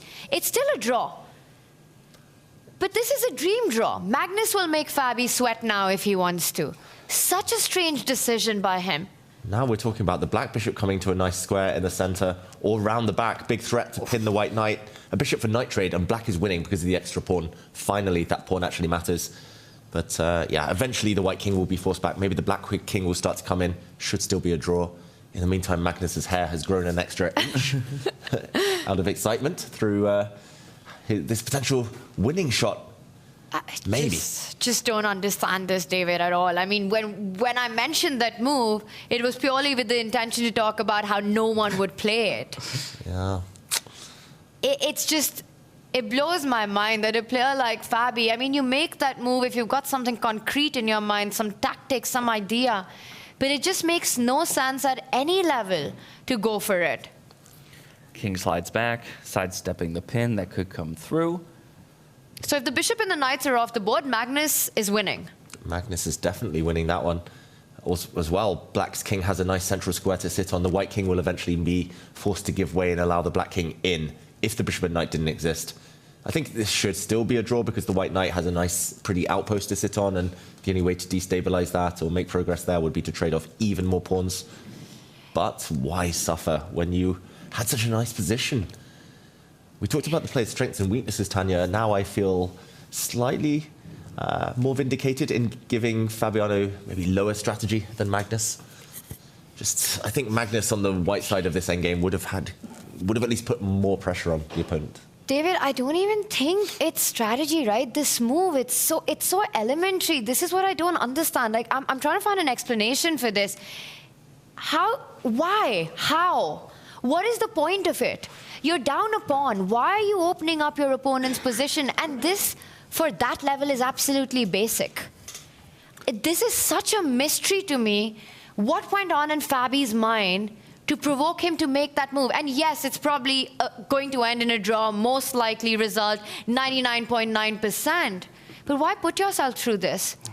Seems to be a mystery to Magnus Carlsen as well. Yeah. We talked about a two-result game earlier.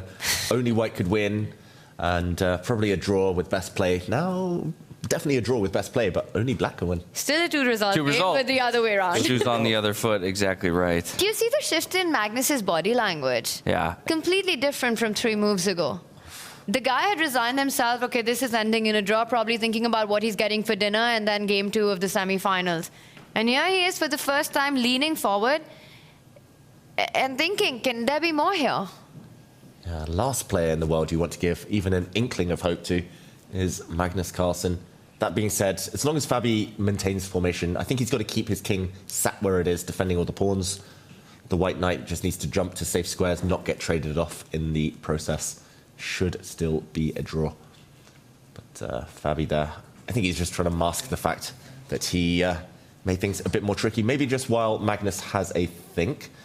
Again, I hesitate to jump because Magnus... I'm waiting for the hand to be extended at any moment. You think? You think after this he might offer a draw on the next move himself? No, I don't think he will. I'm just saying, I still, as we mentioned, it still, in all likelihood, goes to a draw. Mm-hmm. So it's just a matter of when each player comes to that realization. But there is stuff happening elsewhere. Hikaru taking a chance. I just want to mention a new game, Connect 5, has been won by Jan Nepomniachtchi. And maybe we just show the live position. We don't need to dig deeper on that one. Just because Jan has created the most beautiful pawn chain you will ever see. And we joke about pawn chains, but the real strength of them has been shown in this one. Look at that pawn chain. Tanya, one of them's about to become a queen, surely. Wow. What is that? That's a pawn formation you don't get to see every day in chess. Ever. There's supposed to be a black pawn there, where Jan's is. I mean, it started on the second rank, slowly and surely marched its way across all the board. He's still down on material. I mean, if you do a quick count, Arjun's got that extra rook.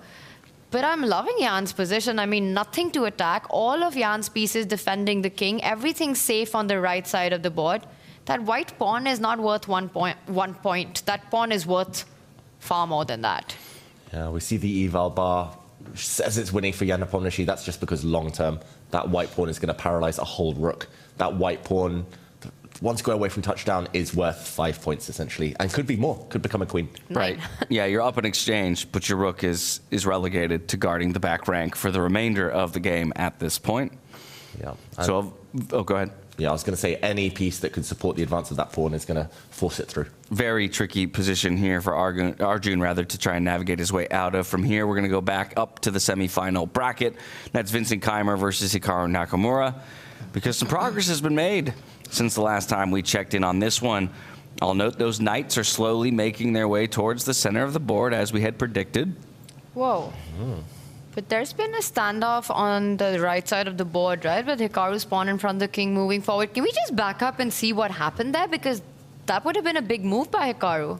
Yeah, let's bring it back to when the knights were sitting pretty in the corner next to their kings here. Hikaru decided to go for it, actually revealing why he dropped his knight back. He wanted to just prepare pushing this pawn forward. And yeah, this bishop, if it opens up, becomes a very strong piece.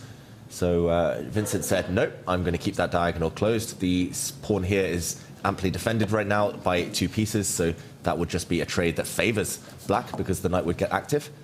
White's brought his knight back. The knight centralized for Vincent. It's coming round to a nice outpost. And okay, the knight was stopped from jumping in the other direction by a white pawn. Now, queen into the center, not approved of by the computer, saying that Vincent should actually have taken the opportunity to expand in the center of the board, but that doesn't seem to be something he wants to commit to. He's refrained from doing that for a long time already. The knight hit the queen, and the queen retreated. So actually, I don't think we'll see it from Hikaru because it doesn't make any sense on its own as a move, but retreating the knight would repeat the position for the second time. And it's just about what else Hikaru thinks he can do to improve his position. Next move, Vincent will certainly kick this knight away from the center very happily. Okay, I don't know who to choose here, to be honest. It feels like Hikaru's made great progress, but Vincent still has solidity. Clock situation, 20 versus 10. He's clawing it back. Yeah, this could get very messy. It feels like they've been maneuvering for ages now. I was going to say, again, if we're to take the computer as gospel, it still indicates to us that very likely everything here is even and we go to a draws position. But do you think that happens here? I have a feeling it seems like neither of them really want to draw. Yeah, I think somebody's winning today. Yeah. The more I think about it, the more it just feels like someone wants to press the chaos button. Someone wants to be in the lead. And yeah, I'm impressed that Hikaru is actually playing moves like pawn to g4 just because... okay, he's actually just played a move just in the last second. Sorry, delay on my end there. But yeah, I was impressed in the first place he played pawn to g4 because it just shows that he doesn't really care about his own king safety. He wants to go forward. Even though he's the favorite in tie breaks, he wants to win here and now. Yeah, slides his own queen back along that same file from the previous pawn push. I guess I could see him now tucking his king up and to the right or something behind that pawn and then sliding the rooks over and trying to maybe launch an attack along the right side here. I can tell you've been playing some Puzzle Rush from Blitz. My puzzle rating far better than my actual chess rating, I'll tell you that much. Ooh, am I allowed to ask? 2,300 puzzle rating. Nice, nice.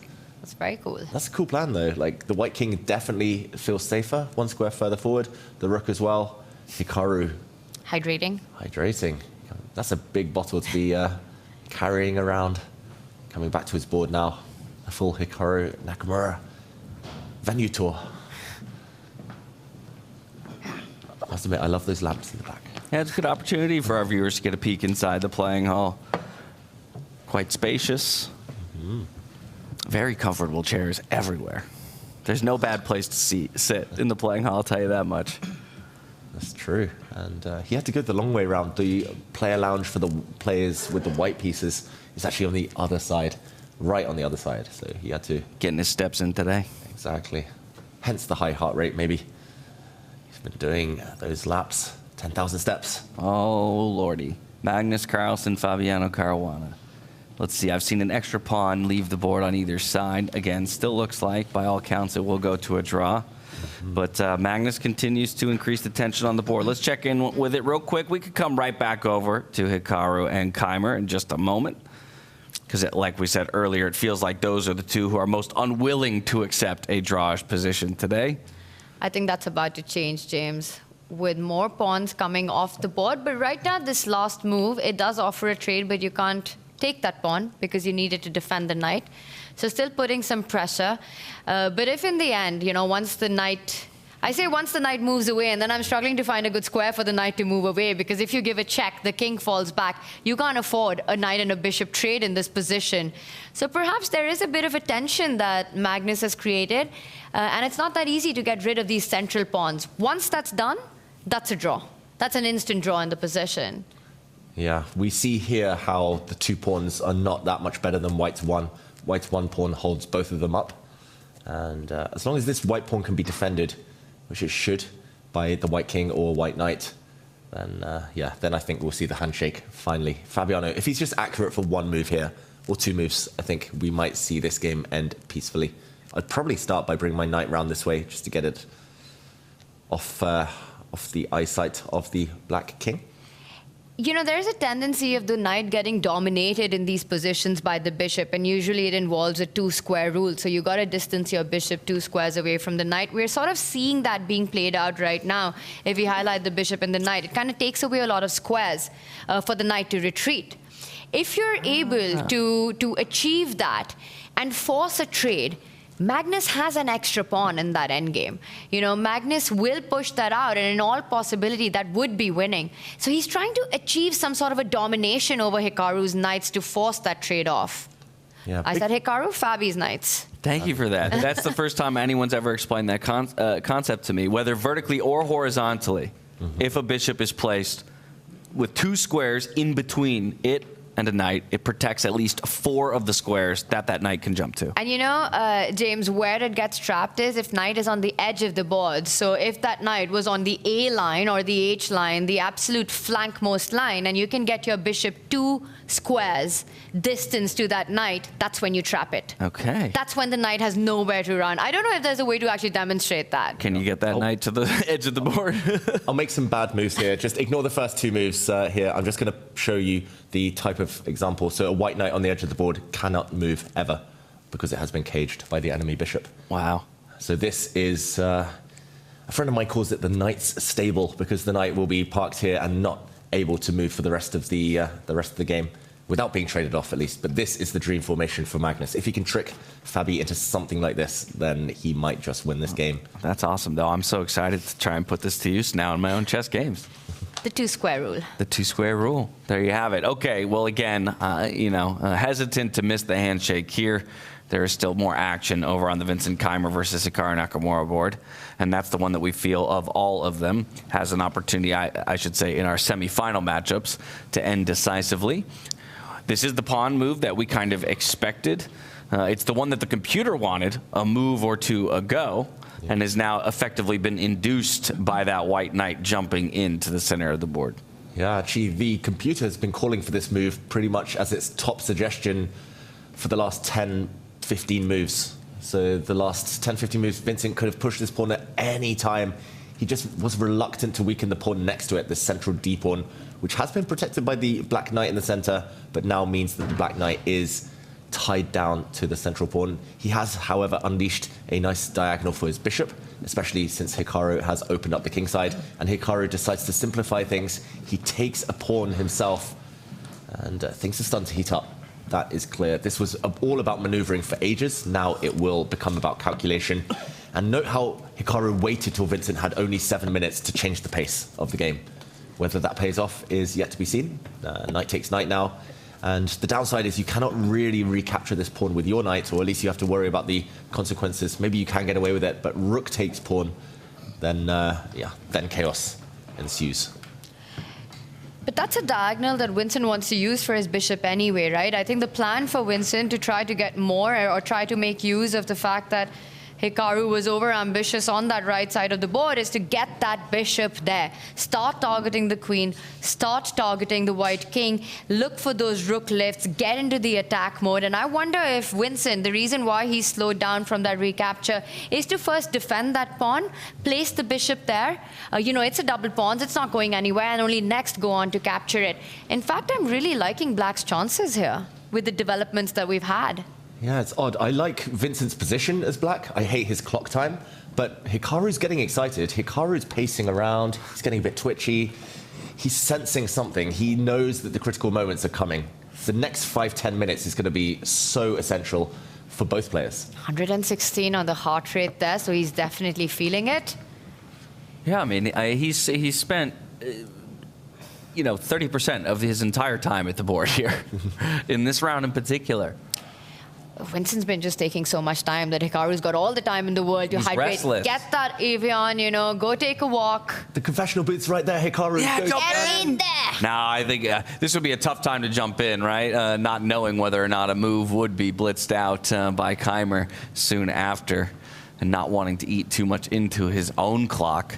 He's got 11 extra minutes. He does have 11 extra minutes. You're right. He can give us one. He could have spared. Give us one. Hikaru back at the board, but Vincent still hasn't moved. And this is where you start to get nervous. Vincent, yes, he did well yesterday in the tie breaks, but this is classical chess. The time disparity feels so much bigger. And especially against a beast like Hikaru, who knows all the tricks in the books with which to catch you when you're low on time. Vincent just needs to decide. I like Tanya's move. I really love Tanya's move, bringing the bishop out to target the white queen. You can maybe take this pawn. Maybe that's what he's calculating. You can just wait. You can shuffle your king into the corner just to keep it safe. The action about to heat up here, but Vincent needs to speed up. Because there's action on the clock, which probably is more decisive than the one that we're seeing on the board as he goes under 6 minutes now. The fans, the commentators, we'd all love to see Hikaru in that confession, but the fact that we haven't so far and it's into the semifinals, again, it just goes on to show how locked in the guy is. He wants nothing less than the championship is this one. He knows he's close. He knows everything went wrong in Weissenhaus, and he wants that redemption here in Paris. Yeah, an absolute singular focus for Hikaru Nakamura this time around. He's staring down the guy who, at least as of yet, through 2025, seems like he has the best understanding, the greatest mastery over the format of freestyle chess. But like you say, David, 5 minutes on the clock and counting. You can know everything there is to know about the variant, but if you don't give yourself the time to work through, those critical moves in the end game, it might spell disaster. Yeah, out of Weissenhaus and Paris now, out of all the matches, the knockout matches Vincent's played, this is the biggest time disparity and the wildest position.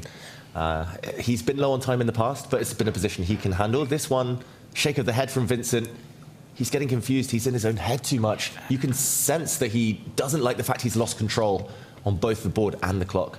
It looks like he's sweating right now. I mean, he goes back and forth, about to make a move, and he does go for the king move, an idea that you suggested, and I was surprised by it, David, because I'm trying to understand. Yes, you move away from the firing line of the queen.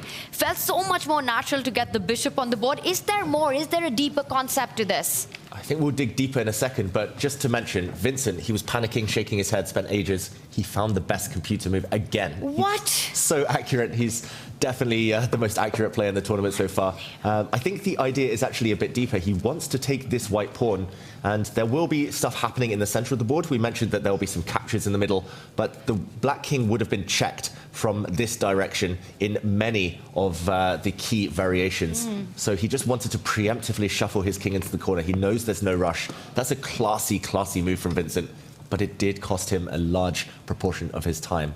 So mixed blessings there. Of course, gaining 30 seconds for every move that they make here in the time controls that we have in the classical portions of the tournament. So very rare that you would ever see anybody end up flagging ultimately. But like we've said and seen before, when you have less than 30 seconds on the clock, or maybe even single digits, that's when you start making mistakes.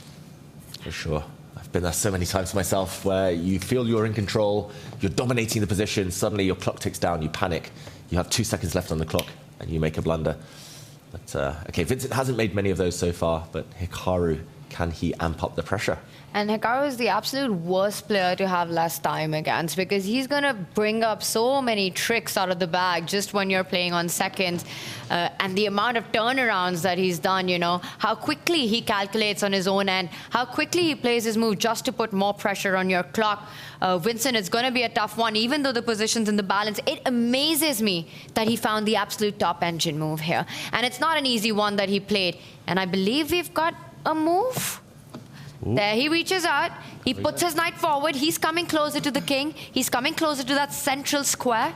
And is he also hinting at that pawn in front of the rook to move one step forward to open up the king side? Yeah, he's hinting at everything here, Hikaru. And one of his biggest strengths, Hikaru, in these time scrambles is he'll play moves that scare you.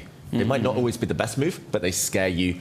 You often have 3 or 4 choices. He gives you that abundance of choice, and then you don't even know where to start. Vincent can take this pawn with the black knight. He can move the black bishop to a variety of squares. He can even hit the white knight. Loads of options, some better than the others, but no obvious moves. He never gives you an easy, forced choice. Yeah, with 4 minutes on the clock, I don't want to have to make decisions. I want obvious, clean moves to make.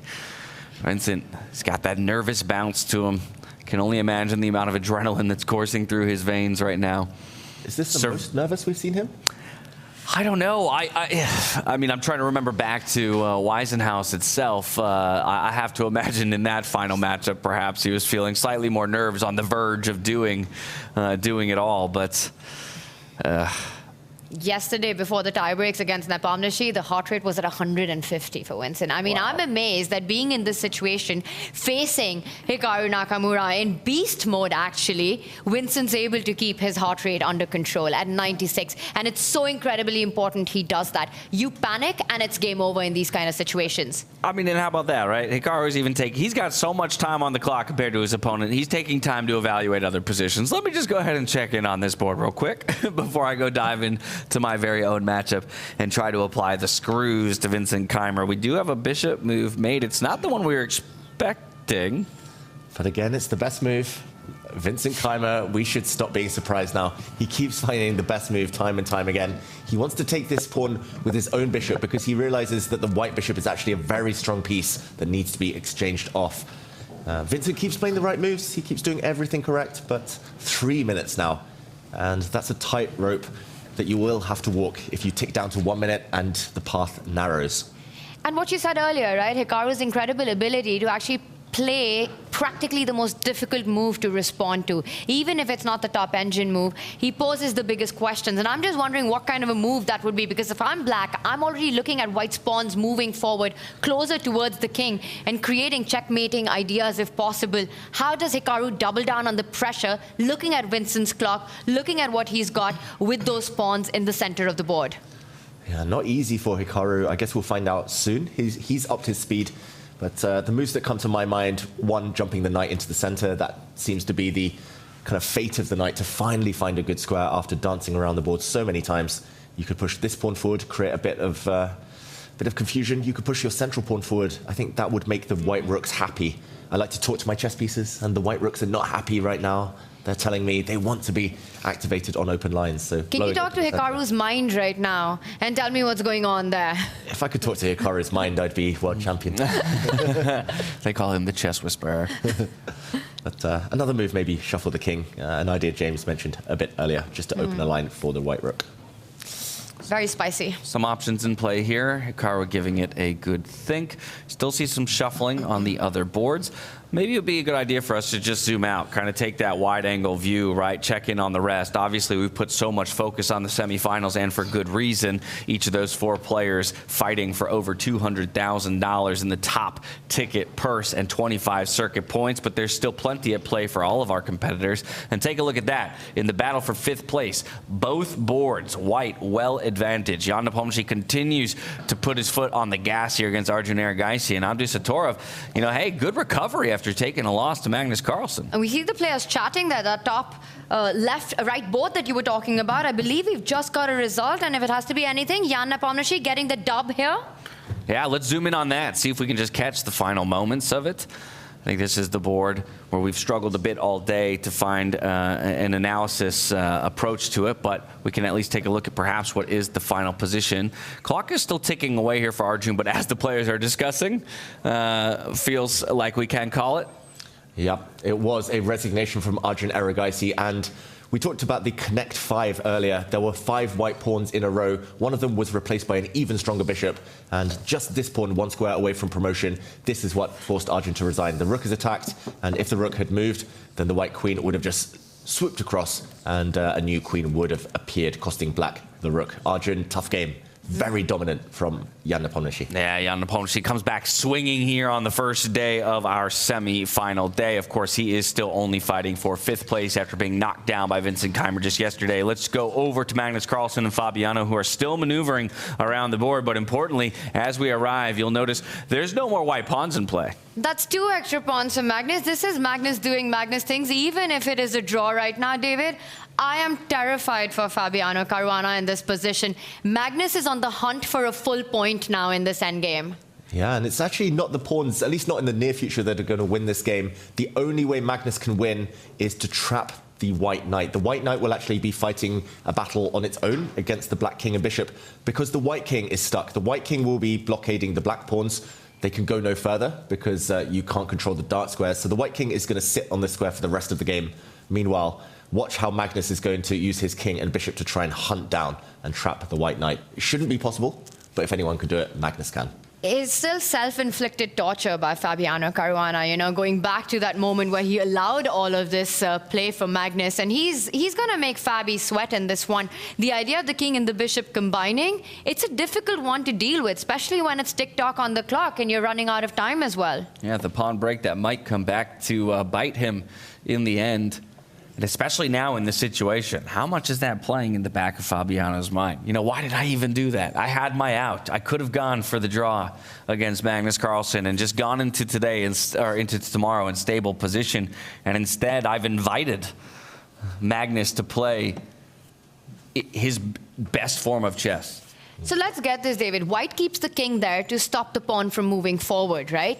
What are the chances, the realistic chances of that king and bishop actually trapping or forcing a trade of the knight? And is there a clear defensive path or a setup that Fabi can take here? Yeah, I think it shouldn't be too realistic as long as the white knight stays within touching distance of his own king. A knight separated from its king would get trapped. Like, if you could imagine the white knight over on one side of the board, it would just be easy pickings. It cannot survive against the king on dark squares, bishop on light squares. But as long as you keep your knight around your king, for example, giving a check here, you should be able to have enough safety squares to run to, protected by your king, to outlast the black king and bishop together. I think just keep your pieces coordinated. That is the key. At 95, Fabi doesn't look super worried about his chances to hold this one, despite a lot of things going wrong. Yeah. Just the nature of the draw. Like, if he drew earlier from a position of strength, he would have been like, okay, good game, good result. Now he's suffering. Feels like Magnus is going to start tomorrow as the favorite, at least mentally, either way. The king comes in, questions to Fabi. You never trade. That would be lost on the spot. You need that knight to stay on. A pure king and pawn endgame would be lost for white here. Yeah, it would be a draw, actually, if there were only one black pawn. But with 2 black pawns, you can't afford. Can you just play that out for me? Because as I look at it, if knight takes bishop, king recaptures, do I not beat him to his... Yeah, the king gets back in time to defend its just pawns. in time, okay. And just to show why it's worth, why it's nice having 2 black pawns, because this is actually a dead draw if it were just 1, just to play it out to the very end. But unfortunately, because the white king is forced back the whole way, and at the very end, in this position, rather than step across with a stalemate, black can wait with his extra pawn.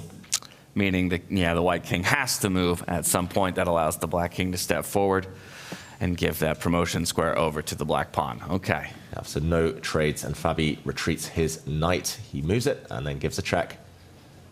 Good technique so far, although he's running out of squares slightly. Got to be really careful now. You've got to keep your knight on one of these two safe squares. Maybe in the corner. That would be appropriate for the way we've seen. Go back to where you came from, my friend. Start life, end life, as you started it. But it does start to look a bit tricky for that knight, no? You're running out of squares to move to. You can't go forward. Retreating is just, it's a tough move to make. Your hand, it resists itself, you know? Do I really want to put it to the absolute corner of the board? And look at that, that's smart.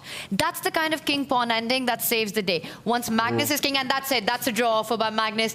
We're going to see both the pawns off the board. This game is about to end as Fabi's king marches step by step and picks up both those pawns. Yeah, the difference is Black's king is not round the other side now. Earlier it could defend its pawns, this time it cannot. We'll see a handshake in 2 moves time.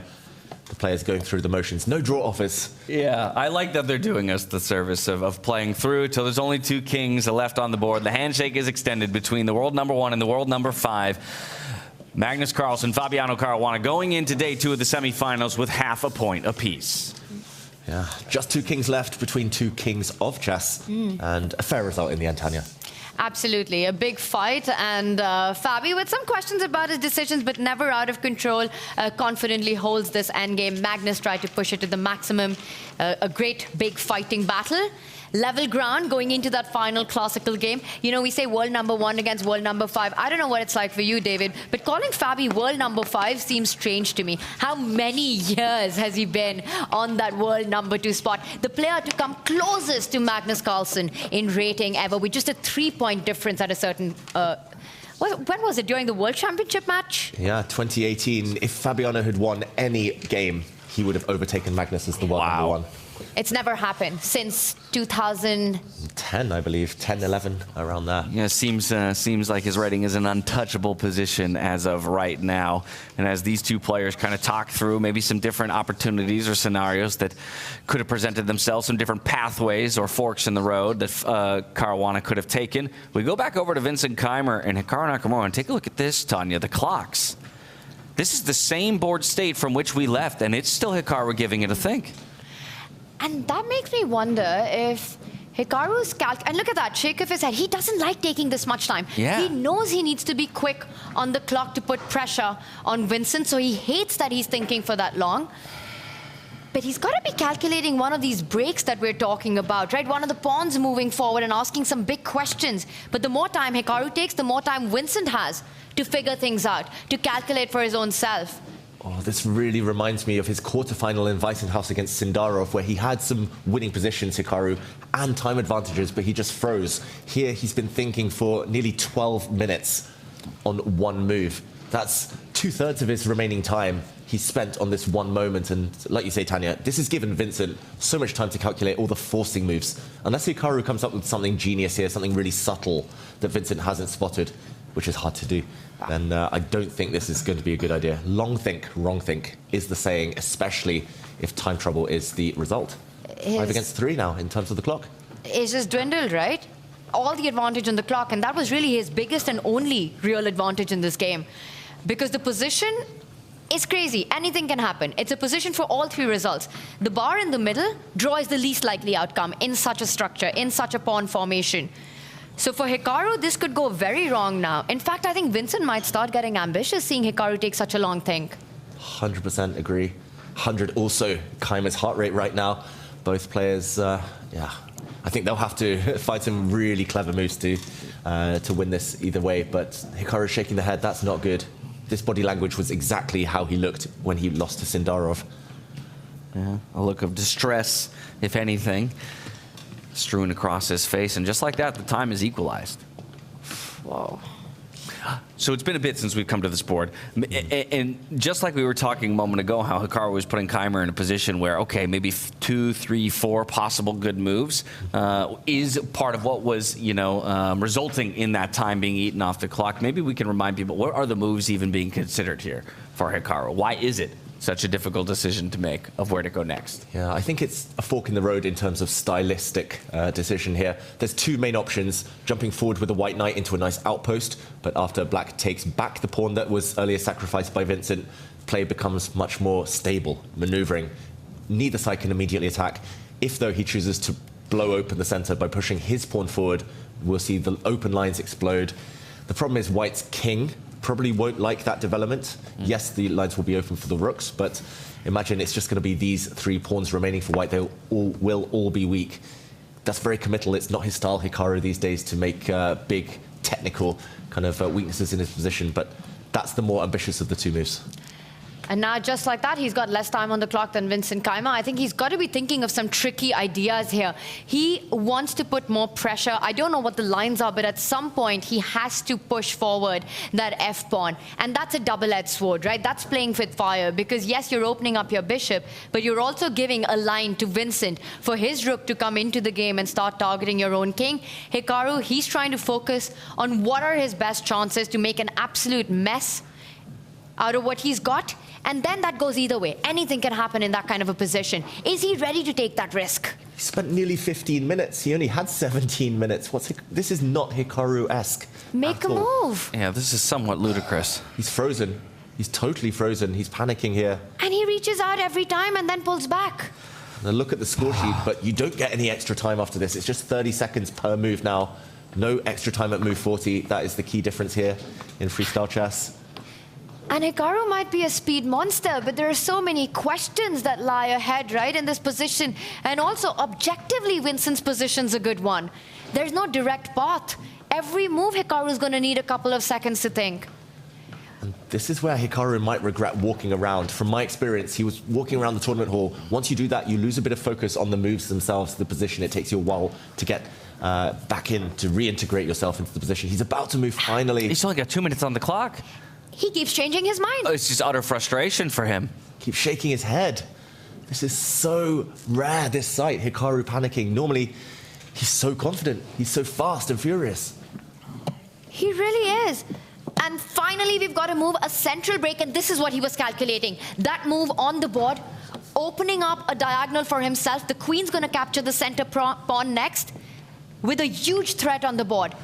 Hikaru setting up some tactics. Yeah, now at the very least I can confirm that after spending over 15 minutes of thinking that was the engine top move, was the E4, was that E4 push right there. Followed by what he just did. Wow. Pushing another pawn. So he did find the best moves, but it cost him all of his time advantage and more Hikaru. Now Vincent needs to be extremely careful to dodge the threats. The white rooks have come to life along the open lines. The white queen is coming to life, more importantly, on this diagonal. So Vincent, did he spot that? He made an instant reply to the first move, but he slowed down. So maybe he was just slightly behind Hikaru's thinking. This is getting into pure calculation zone for both players, and both have barely any time on the clock. I think blunders lie ahead in this one. Every move is a high responsibility move. It's a high cost move in this position. Did you see that? Hikaru. It's like he's calculated all the way to the mate.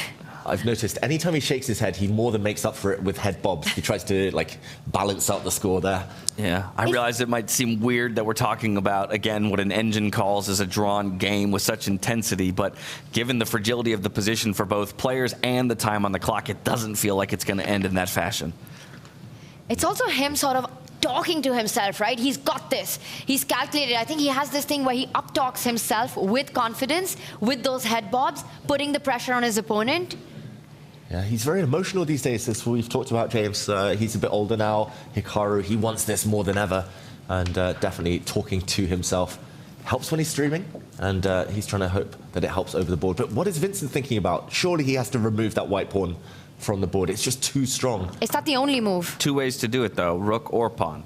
Yeah, the rook takes would fall victim to the white knight. So apparently there's only 2 moves not to be losing for Vincent Keymer. One of them is, of course, taking with the pawn, the most natural move. The other one is to move the knight, but I would never dream of that, allowing the white pawn to drag the black king out into the open to just grab its collar and force it out. He does make that move. Whoa, wow. Good move from Vincent, but that is brave, to say the least. Wow. And now Hikaru can force with the check the king out into the board and then capture the center pawn. We're about to see that happen. He does take here. We have a hanging pawn, though, on f4, yes? Yeah, both sides have hanging pawns in the middle now. The board is starting to explode. One thing Hikaru would love to land is a queen check. If you can imagine the white queen coming across on this diagonal, that king is bare. That king has barely any defenses. So I wouldn't be surprised if he takes this pawn with his bishop, if anything. Are we going to see a flurry of trades? Takes, chop, chop, chop, get a lot of pieces off the board. Pawn gone. Will Vincent neutralize the pressure with more trades to follow and try to simplify? When you've got little time, that's the human instinct. You want as many pieces off the board as possible. A big check being threatened. Is it time to pick up that knight? Yeah, no better way for a Hikaru game to end than a takes. Mm-hmm. And the only move not to lose is to take this knight, as Tanya mentioned. Everything else is dead lost for Vincent Keymer because the white queen will swing across, and when the black king retreats, the knight will give a check. He does, of course, find the best defensive move. Normally, when you are defending, trades. They are the source of safety. So he gets rid of white's attacker there, the white knight. Exclamation point, the only move, Vincent Keymer. Does Hikaru want to try and get rid of the queens then now, or does he like his position, as you mentioned, opening up the line for that possible queen check by sliding to the other side of the board? Yeah, arguments for both. Hikaru likes his endgames. The one downside to keeping the queens on here as well is that the black knight will take a pawn, hit the white queen, and the black queen will be ready to jump as well. White's attack is far less fearsome with the knight now having been removed. It's also the mindset, right? If Hikaru wants to play for more, wants to play on the clock, he might decide to keep the queens on the board. If he feels that it's too much pressure, too much risk, he might go for the queen trade. Yeah, queen trade feels like a draw offer. If Hikaru wants more, he'll take with the pawn. Big crossroads for Hikaru Nakamura. To take or not to take. What's the risk-reward ratio here? Because it's also extremely dangerous for Hikaru to keep the queens on the board. You know, his king isn't exactly super safe. It's not the picture of safety right now. Ooh, he's frozen again, Hikaru. What does he want? Does he want to risk it? Or does he want to bank a draw in the first game of the semi-finals? Well, he's got a minute and 30 to his name to make that decision. If we had to predict right now what Hikaru goes with, David. Queen. It has to be queen. He loves his endgames, Hikaru. He hates being attacked. I'd love to see the pawn recapturing it simply because it means more fun for us. The position would really blow up. Anything can happen there.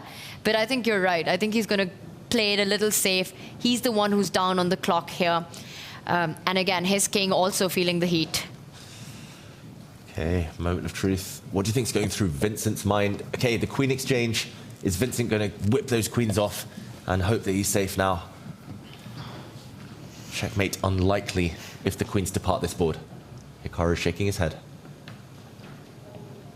And that's usually the case when he feels that he's missed out on a certain opportunity, a certain moment in the game, you know, taking too much time. And Vincent doesn't take too much time, accepts the queen trade. We're probably going to see the rooks go off the board as well. And then there's that one pawn next to the bishop that's hanging for Hikaru, which eventually will be picked up by Vincent. I think the queen trade essentially was that let's end peacefully this crazy battle that we've had. And shaking his head, Hikaru Nakamura, but he's not been better at all this game. I don't think he's been significantly better for a single move since around move 10. He's actually been slightly worse, Hikaru, most of it, but I think it's more the fact that he had that 12-minute time advantage and couldn't make anything at all of it. No, it's a good point. He only benefited from the tiny advantage that the white players all started the game with, as deciphered by the engine. But Vincent was one of the first of the players who was piloting the black pieces to even wrestle the tiniest bit of control in a game.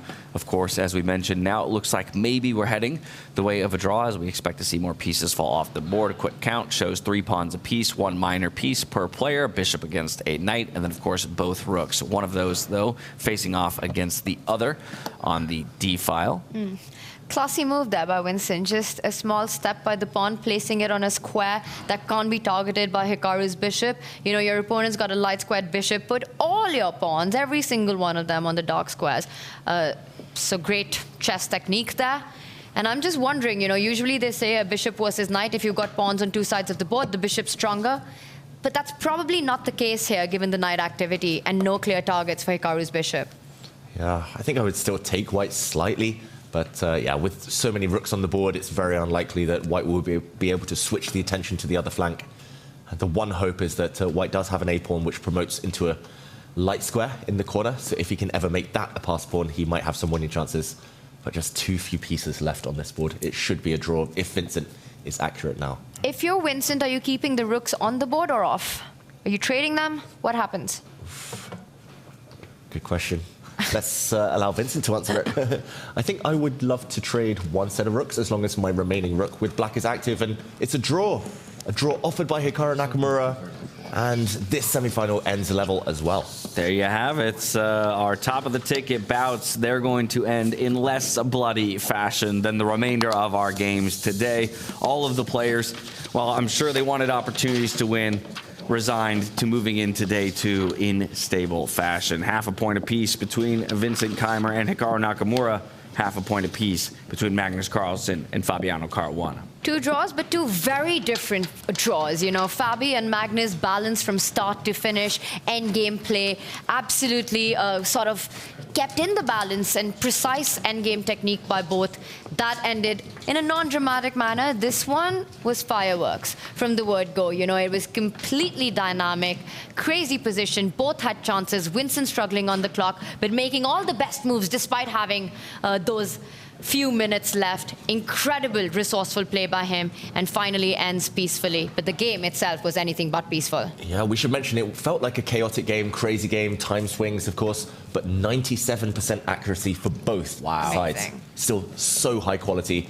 And the Fabiano Caruana Magnus Carlsen game even higher for both. And there was only one result that we missed because we did not want to divorce ourselves from that battle between Vincent Keymer and Hikaru Nakamura. It was Nodirbek Abdusattorov actually coming away with a victory for himself up against MVL in that battle for the 5th place bracket. So decisive matches down there. We kind of asked ourselves the question earlier in the day, would players be taking more risks as they find themselves out of contention for the top spot? It appears we have our answer. And one final game remaining. That is the clash between Richard Rapport and Prag. Here, Praggnanandhaa. This game is about to end peacefully as well. Opposite color bishops. It's a handshake and another draw. We get there just in time to see it. Just as David said, this is the battle for 9th. Some extra prize money, an extra point on the circuit. Richard Rapport, let's not forget that he you know, almost, just like Gukesh, almost made a case for himself. He's creeping into the top 8, coming out of the round robin. Unfortunately, was robbed of that opportunity, but at least has put himself in a place where he can come away with a victory tomorrow and snag that all-important 9th place. Yeah, a big draw this one, as well as the players continue to fight. But really, I'm just thinking about our semi-finals bracket and that Vincent Hikaru game, because it was just such a spicy one. And like you said, incredibly high accuracy in both our semi-finals matchup for Magnus, Fabi, and Hikaru and Vincent. But one has the feeling that to maintain that accuracy in the kind of position that existed in Hikaru and Vincent is just so much more difficult. You know, the Magnus Fabi was a more strategic positional battle. So I'm just so impressed with the nerves of steel that once again Vincent had on display. How Hikaru tried to make things messy, but Vincent showing that versatility, that universal style of play, just being able to handle any kind of onslaught. I think especially considering kind of how quickly, from a number of moves perspective, that ultimately the Hikaru and Vincent Keymer game came to a conclusion, ending in just 41 moves. Wow, we did go all the way into that late game maneuvering situation between Magnus and Fabi, 67 moves before the draw was agreed to. Yeah, just very different levels, different games, kind of in their style, in their content. But the one thing we should say, every semi-finalist brought their best. I don't think anyone can be faulted for their effort in that one. They all fought to the bitter end. They all tried. Hikaru maybe not looking at his sharpest, not at his quickest, certainly. Made some slightly odd decisions under time pressure, but ultimately that just sets us up nicely for a really exciting day 2. That's exactly what we want, right? 4 players, 4 of the best. You've got one from the Gen Z situation with 3 chess giants battling it out, and all of them just bringing their A game on today. Well, and as you rejoin us here in the studio, we're very happy to be joined by the tournament organizer, initiator, the man with all the big ideas, Jan-Henrik Buettner. As David just mentioned, we go into day 2 of the semifinals with everyone on even footing. But before we even consider what takes place tomorrow, did we get set up for the best semifinals ever? Were these the perfect 4? Yes, so I thought it was a good moment. I was watching you, of course, doing this incredible commentary. Once again, thank you for being so professional. We are just so happy with you, what you are doing, the progress that we have been doing. So it's just a pleasure to sit here silently and watching you doing this. But I thought, like, as we have, don't want to disturb all the excitement, which is really the main thing, of course, that everybody wants to watch. I don't want to hear me talking about stuff that other people want to see the players. So I thought that's a good moment. So yeah, we have some exciting news. But before I get to that, first of all, yes, we have the best semi-final that we could ever think of.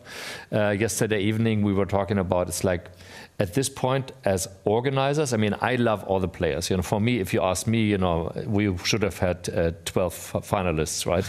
But so the way it worked, and but looking at this now, I can see a dream final everywhere. I can see a dream final just between Fabiano and Vincent. Having a rematch of Weissenhaus, like the challenge. I can see a perfect final, of course. Magnus against Vincent, would be great as well, because Vincent obviously is like really pushing it, and having a rematch again from Weissenhaus from the semifinal with Magnus.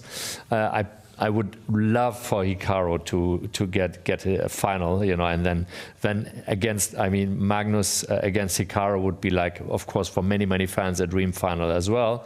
And also the All-American final would also be fantastic, right? Fabiano and so at this point, I was like, okay, I wish all the best for everyone, and I see how it's turning out. And yeah, we are very excited and seeing like some of the draws. And I thought it's a good opportunity to tell you and the viewers. Which camera are we having? Somewhere here. So this one. Yeah.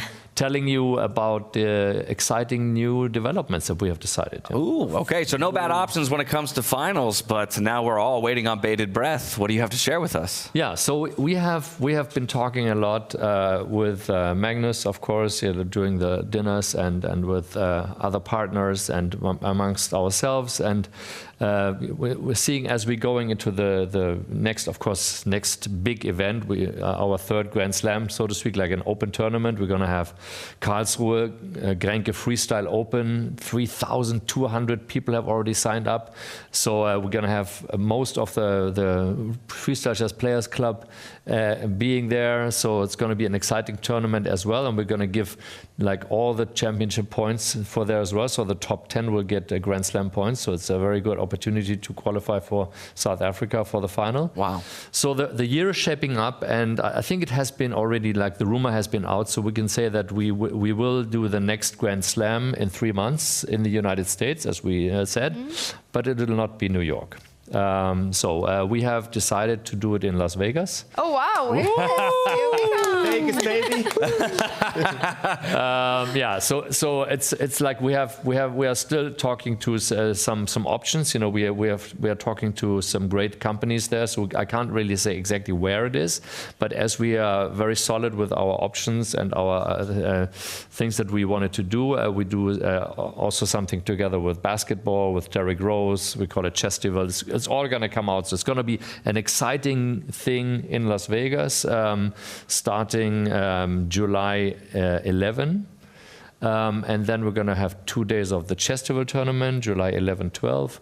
And after that, we're going to have the Grand Slam directly immediately after. We're going to have the Media Day on the 13th again. And then we have the Grand Slam. And now the big changes that we are doing. So we will basically shorten the tournament time from 8 to 5 days. So I think that's the big one. Right? Yeah, so it's significant. It's significant, yeah. It's significant, and this is due to the fact that basically we had talked. The whole tournament format has been invented by Magnus, myself. We have worked it out, and it was all aligned on Magnus's idea to say, I really want to play Fischer Random 960. We now call it freestyle chess.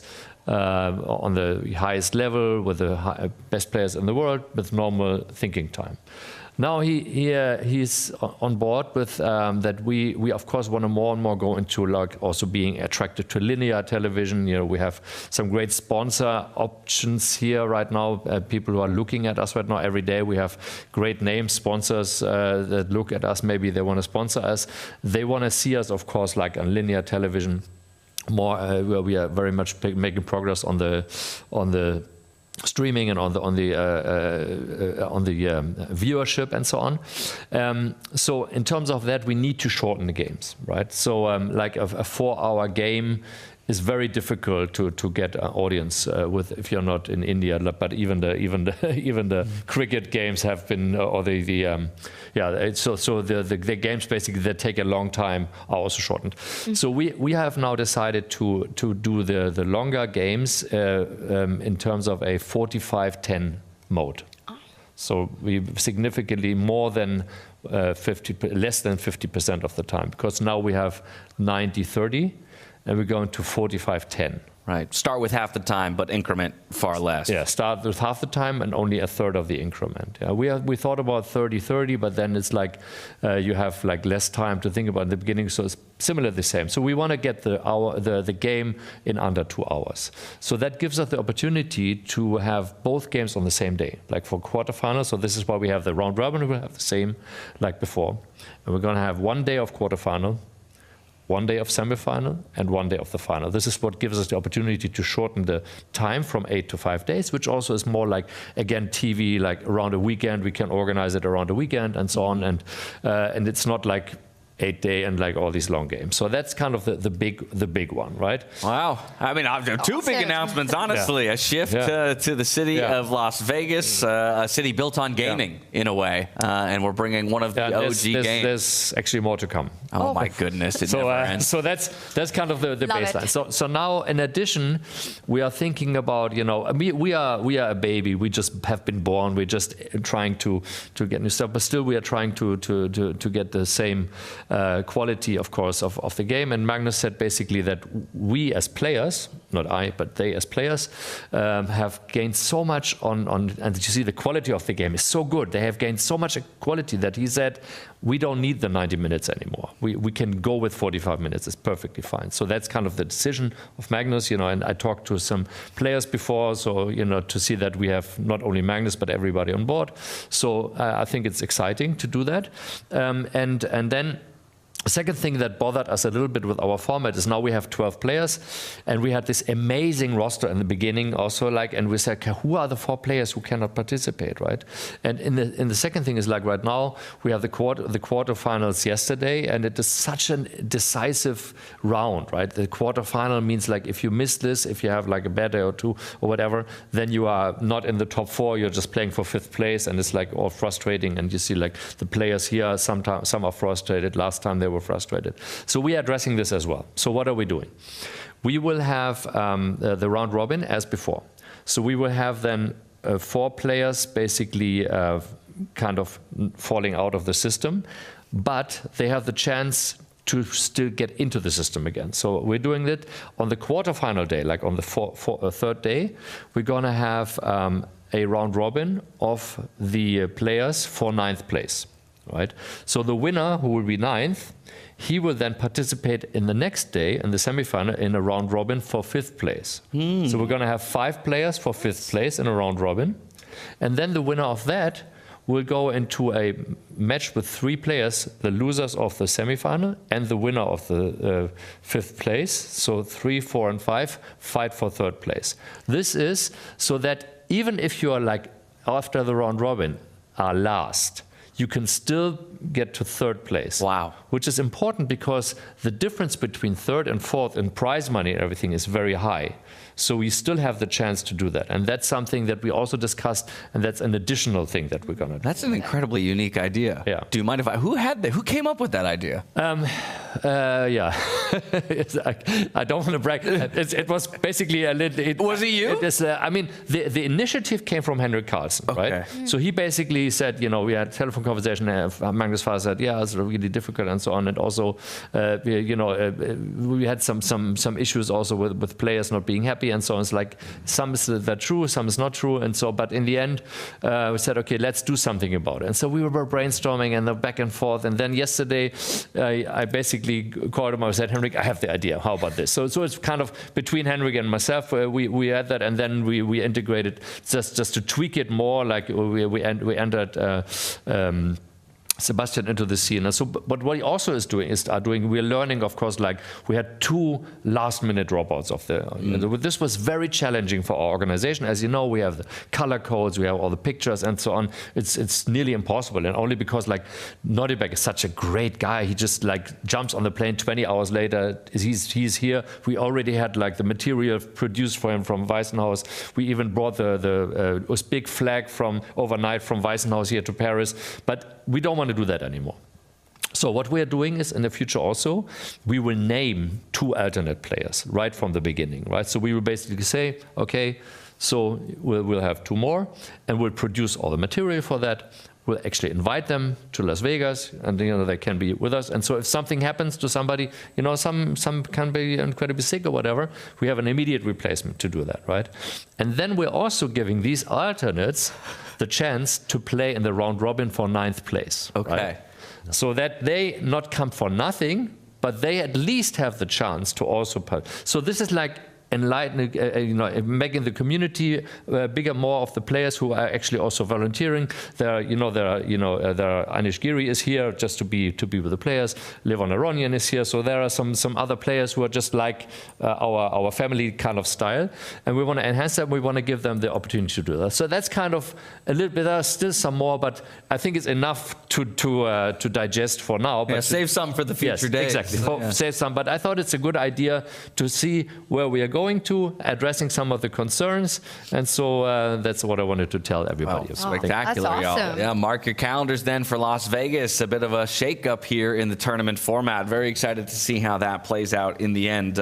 Always been, for me, one of the most incredible things about freestyle chess, again, is kind of the flexibility, the malleability of the team, and the way that you guys, event over event, are looking to improve upon what was done before. And speaking of which, I think one of the unique things about this event has been the fan interaction. We've seen you outside a couple of times as well, giving tours, impromptu tours to fans who decide to make the trek over.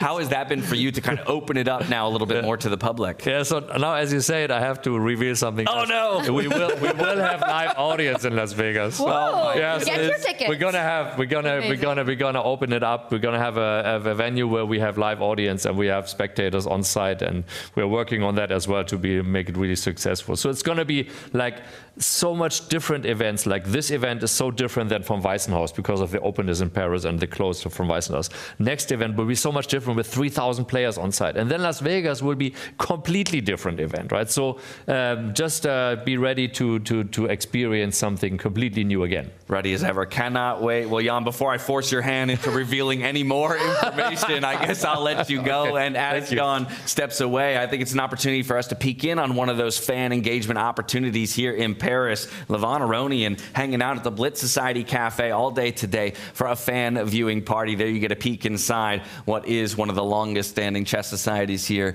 in Paris, France. Games at play, the opportunity to challenge Levon himself, as well as enjoy all of freestyle chess action. Thank you. Yeah, Julien Song there, a very strong French international master as well, very famous streamer. Yeah, they're getting the atmosphere going. There's a watch party, I believe, today. So shout out to everyone there at Blitz Society. Yeah, we were lucky to have him on the broadcast, I believe, day one. Love hearing from him. This looks amazing, and this just shows how much the players enjoy freestyle chess and want to be around here, with everything that Jan is doing. I mean, whatever anyone's opinion on classical standard of freestyle is, you have to admit with everything that's going on, the game really grows. Chess is becoming bigger and bigger. And look at this, Levon's not even playing in the tournament. He's flown all the way across the Atlantic to be here, to just have a good time playing chess. And this is what the tournament does, for the chess world. It's beautiful to watch. I did hear that Anish Giri flew in just to hang out with us as well. So It's got to be us, David. Exactly. We're definitely the reason. And so while Jan did already give us some insights as to how the format will be changing going forward in the year, things remain the same here in Paris, France. Let's pull up the brackets just so we can take stock of where things currently stand. Our upper bracket bouts, they ended in draws, a half a point apiece to all four of those players, Vincent Keymer, Magnus Carlsen, Fabiano Caruana, and Hikaru Nakamura. Down there in the battles for 5th place, that's where we saw more decisive action. It was Nodirbek Abdusattorov coming in and beating the hometown favorite, MVL, and Jan Nepomniachtchi dispatching Arjun Erigaisi in the first game of our 2 days of play. Of course, nothing is settled until we get through the games that take place tomorrow, and we also do have that bottom bracket bout for 9th place. Richard Rapport and Praggnanandhaa duking it out there. Half a point as well for each of them as they ended in a draw. And Vidit and Gukesh didn't play, but we had Gukesh in the studio with us, the world champion, sharing his thoughts, insights into what make Vincent so incredibly strong. And I'm still thinking about those incredible accuracy scores that you guys just threw out, the numbers, over 95%, in a position that every move can be a mistake. It just blows my mind how much of a great form, the top-class chess we're seeing here in Paris. You mentioned Gukesh. He's one of the guys who would benefit from that new system, right? The opportunity after not getting out of the round robin, you play in a new round robin to 9th, and it's kind of a really inventive double elimination style bracket that they've created for future events. I wonder how Vincent feels about this. We've spoken about how important it is to have those extra minutes for him on the clock, and from halfway across from 90-minute to a 45-minute game, how would that affect a player who's sort of the unofficial king of freestyle so far, David? Seems like that's the only way they can stop him, taking away his time. He just keeps winning everything. He'll probably win that too. Oh my goodness. Well, your job's not easy today. Those of you at home, to vote for the MVP, the most valuable player, exclamation point MVP, followed by a player name in chat. I see Tanya's got her thinking face on, immediately trying to figure it out for herself. We put so much focus on the top ticket bouts because maybe they did have such different looks in terms of games, but ultimately ended in the same result. I wonder if our chat will believe that the best performing player comes from those top 4, or maybe across one of our other boards today. It's a tough pick today. I mean, I'm actually trying to... I have my pick. Okay, what is it? It just occurred Should to we me. do... Wait, don't. Oh. Should we do that thing where we go 3-1 and we all have to say one name? Okay, and this never works because I can never hear, but I will do it because I can never hear what you guys say. Okay, ready? You give the countdown. 3, 2, 1. Jan Nepomniachtchi. Jan Henrik. Who'd you go with? I went with Nepo. Did you say Jan Henrik? Yeah, he said Jan Henrik. You mean... FIFA Las Vegas. Yeah. Yes, let's go. I mean, that was the best move of the day. I was going to say Vincent. I just thought, the way he moved the king to the side of the board, the rook back and forth at the right time, and then under pressure, not crumbling onto the attack that Hikaru got. That was the name that came to mind. But now that, David's thinking out of the box, I think the best news came from Jan today. That is a really good point. Okay, maybe I'll acquiesce then, and it is Jan Henrik Buchner. But the case I was going to make for Nepo was that beautiful Connect 5, right? He one-upped David on his normally searched for Connect 4. And again, just established such incredible control, really suffocated Arjun out of the game. Felt like he, of all the players with the white pieces, kind of had the best understanding of how to take it from start to finish in a victorious fashion. Beautiful game. Agreed with you, but I'm just wondering, I mean, is it a possibility that we do award Jan Buchner the MVP simply because of everything that he's doing, all the news he brought in for Vegas, where chess is headed with freestyle? It all looks amazing, and we've been waiting for this opportunity for so long. So maybe the MVP of the chess world right now. Not up to us, it's up to chat. Exactly. Make chat your voices heard.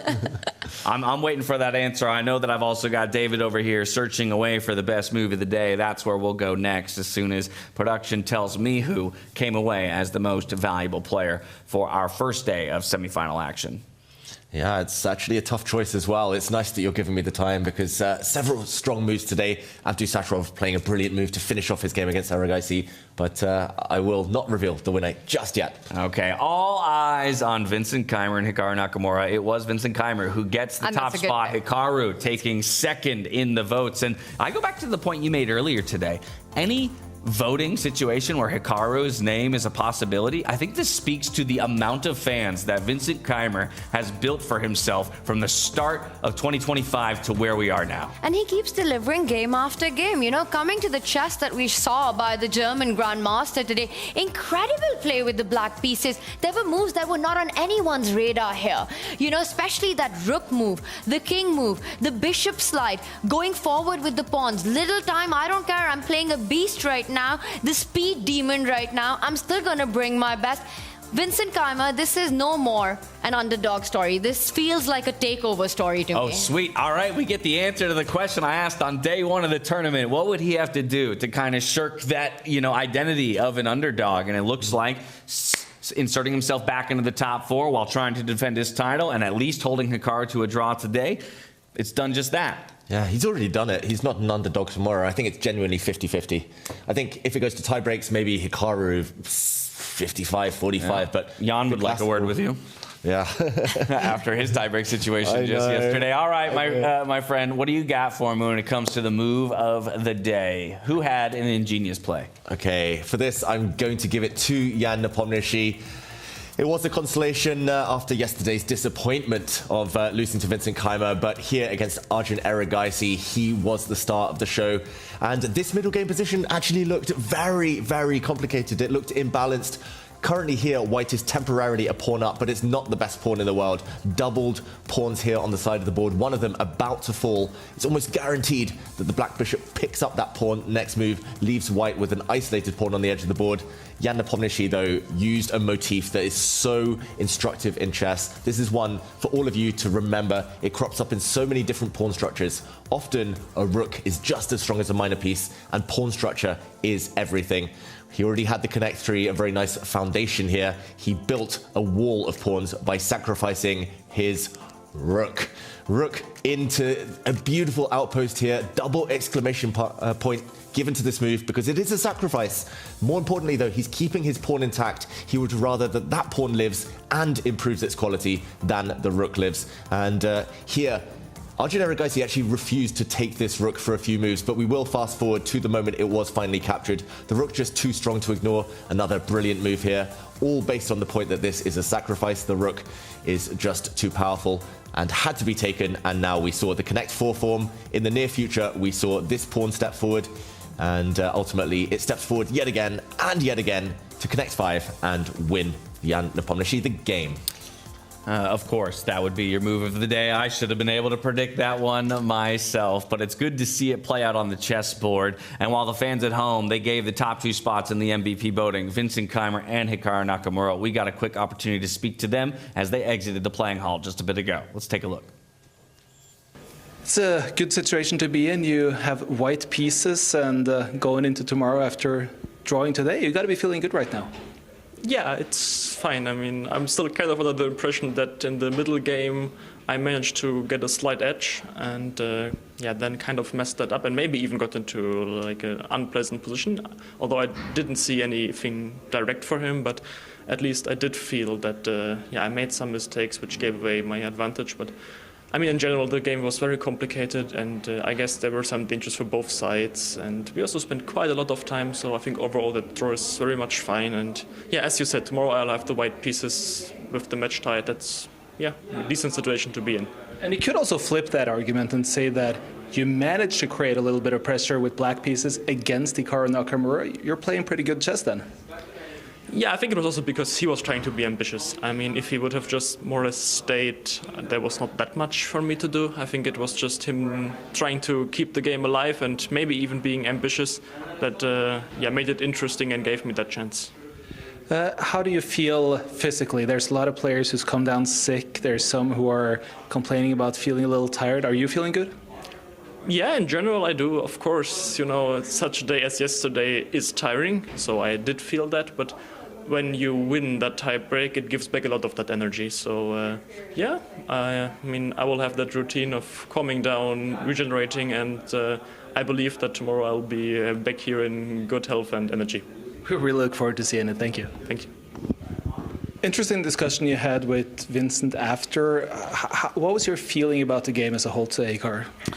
It'll be interesting to look at afterwards. You know, one thing is a lot of the players here were familiar with each other, and one player in particular, Fabiano, has sort of. I played this tournament in St. Louis, I think maybe whenever it was, which was Fisher Random, and he's been advocating that the Slav structure with this d4, d5, c4, c6, c5 is good for white in almost every position. And before the game, myself, Jan, and Fabi, I think we all thought it was very promising. And then somehow in the middle, I couldn't quite figure out how to prove the advantage. I don't know if like d takes e5 was wrong, or there was no advantage. Of course, that's the other option. But it was very murky. And then at some point, I think I kind of lost control. I just lost sense of danger. I just started just playing moves to keep the game going, which was insane because I think somewhere towards the end, I was probably in some trouble. But a draw is a fair result. Is that one of the beauties about this freestyle chess format? The fact that theories have yet to be proved, that you actually are trying to prove those kind of theories like you were talking about with the Slav here? Yeah, I mean, I think it's definitely interesting. You know, some of these things will become pretty commonplace, but you always have to be careful because every position is different. So, like, if there's a knight on a8, I think the structure is very good. In this game, there's no knight on a8, so it's hard to judge. But, yeah, I think these sorts of things, players are going to become more and more familiar with them and look at these. The more positions you see where you get these pawn structures, the more chance you have. So I think we're going to start seeing certain things happening pretty frequently in the near future. About the game with Keymer today and how you're feeling about tomorrow, are you still optimistic even though you're going in with black pieces tomorrow? I mean, I don't think unless you get unlucky and you get a bad position from the start, I don't think it should matter that much. I mean, really for me, I think the thing is just to play with confidence and sort of remain objective. So I think today I lost the objectivity at some moment and perhaps I could have been punished. So just play simple chess. And for the final question, Vincent has been truly impressive now for the last tournament and the start of this playoffs. How does it feel to sit on the other side of him? Do you feel like do you notice that he's a much better freestyle player than he would in classical chess, for example? I don't know. I mean, it's one game, so it's hard to judge. I mean, I think the thing that I find surprising is someone like Vincent, who's worked with such a classically trained player like Peter Lecko, is doing very well in this format, where you kind of expect someone like that to be really, really good in the normal positions and not so much the creative ones. But he's played quite well. But you know, he's still only human. We all are. So just looking forward to tomorrow. And I'm looking forward to that human battle tomorrow. Thank you, Hikaru. Thank you. Great to hear from both of those players after the end of a long day, but possibly a longer day tomorrow. You heard the question asked to Vincent Keymer, how you doing with the energy? And he says, obviously, coming off of a win against Nepo, that did wonders in terms of gaining some of the energy spent back. But we've talked about it many, many times. Hikaru is another player that maybe you don't want to face in a tiebreak scenario, and you'll need that kind of energy to overcome someone like him.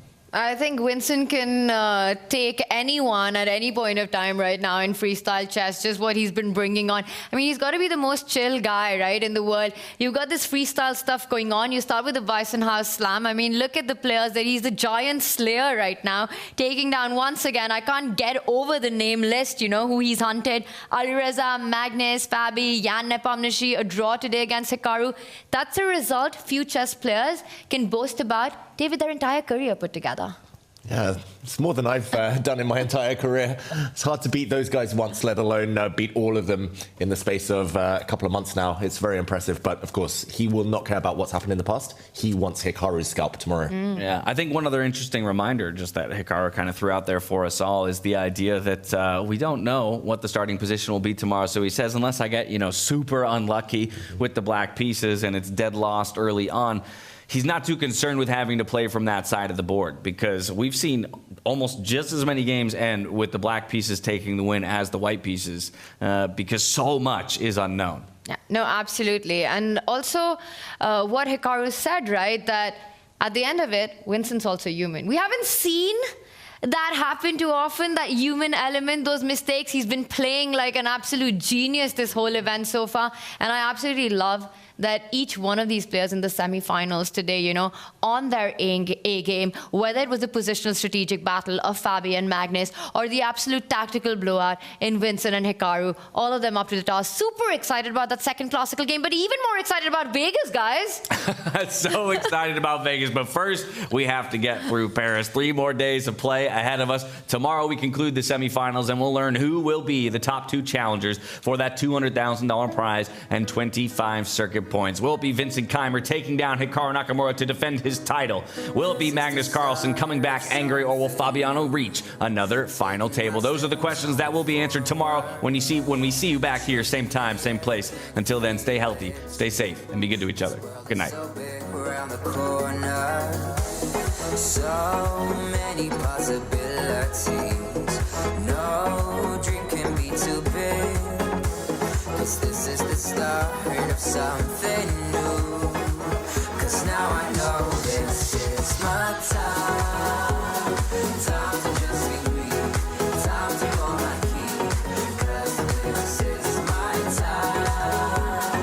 Time for me to choose what I wanna do. My time. My time. Life is a blessing, such a gift, and I am so lucky to be here. Live to the fullest, don't resist. No time to waste, so have no fear. So many possibilities. No dream can be too big. 'Cause this is the Are you curious to play freestyle chess but don't know how to? No opening theory, no memorized moves, just pure strategic creativity. But how do you navigate 960 possible starting positions with confidence? That's exactly what I'll teach you in my Freestyle Chess Masterclass. You'll learn how to develop your pieces effectively, recognize key positional patterns, and avoid early disasters. I'll break down some of the best freestyle chess games ever played, featuring Magnus Carlsen, Alireza Firouzja, and Fabiano Caruana.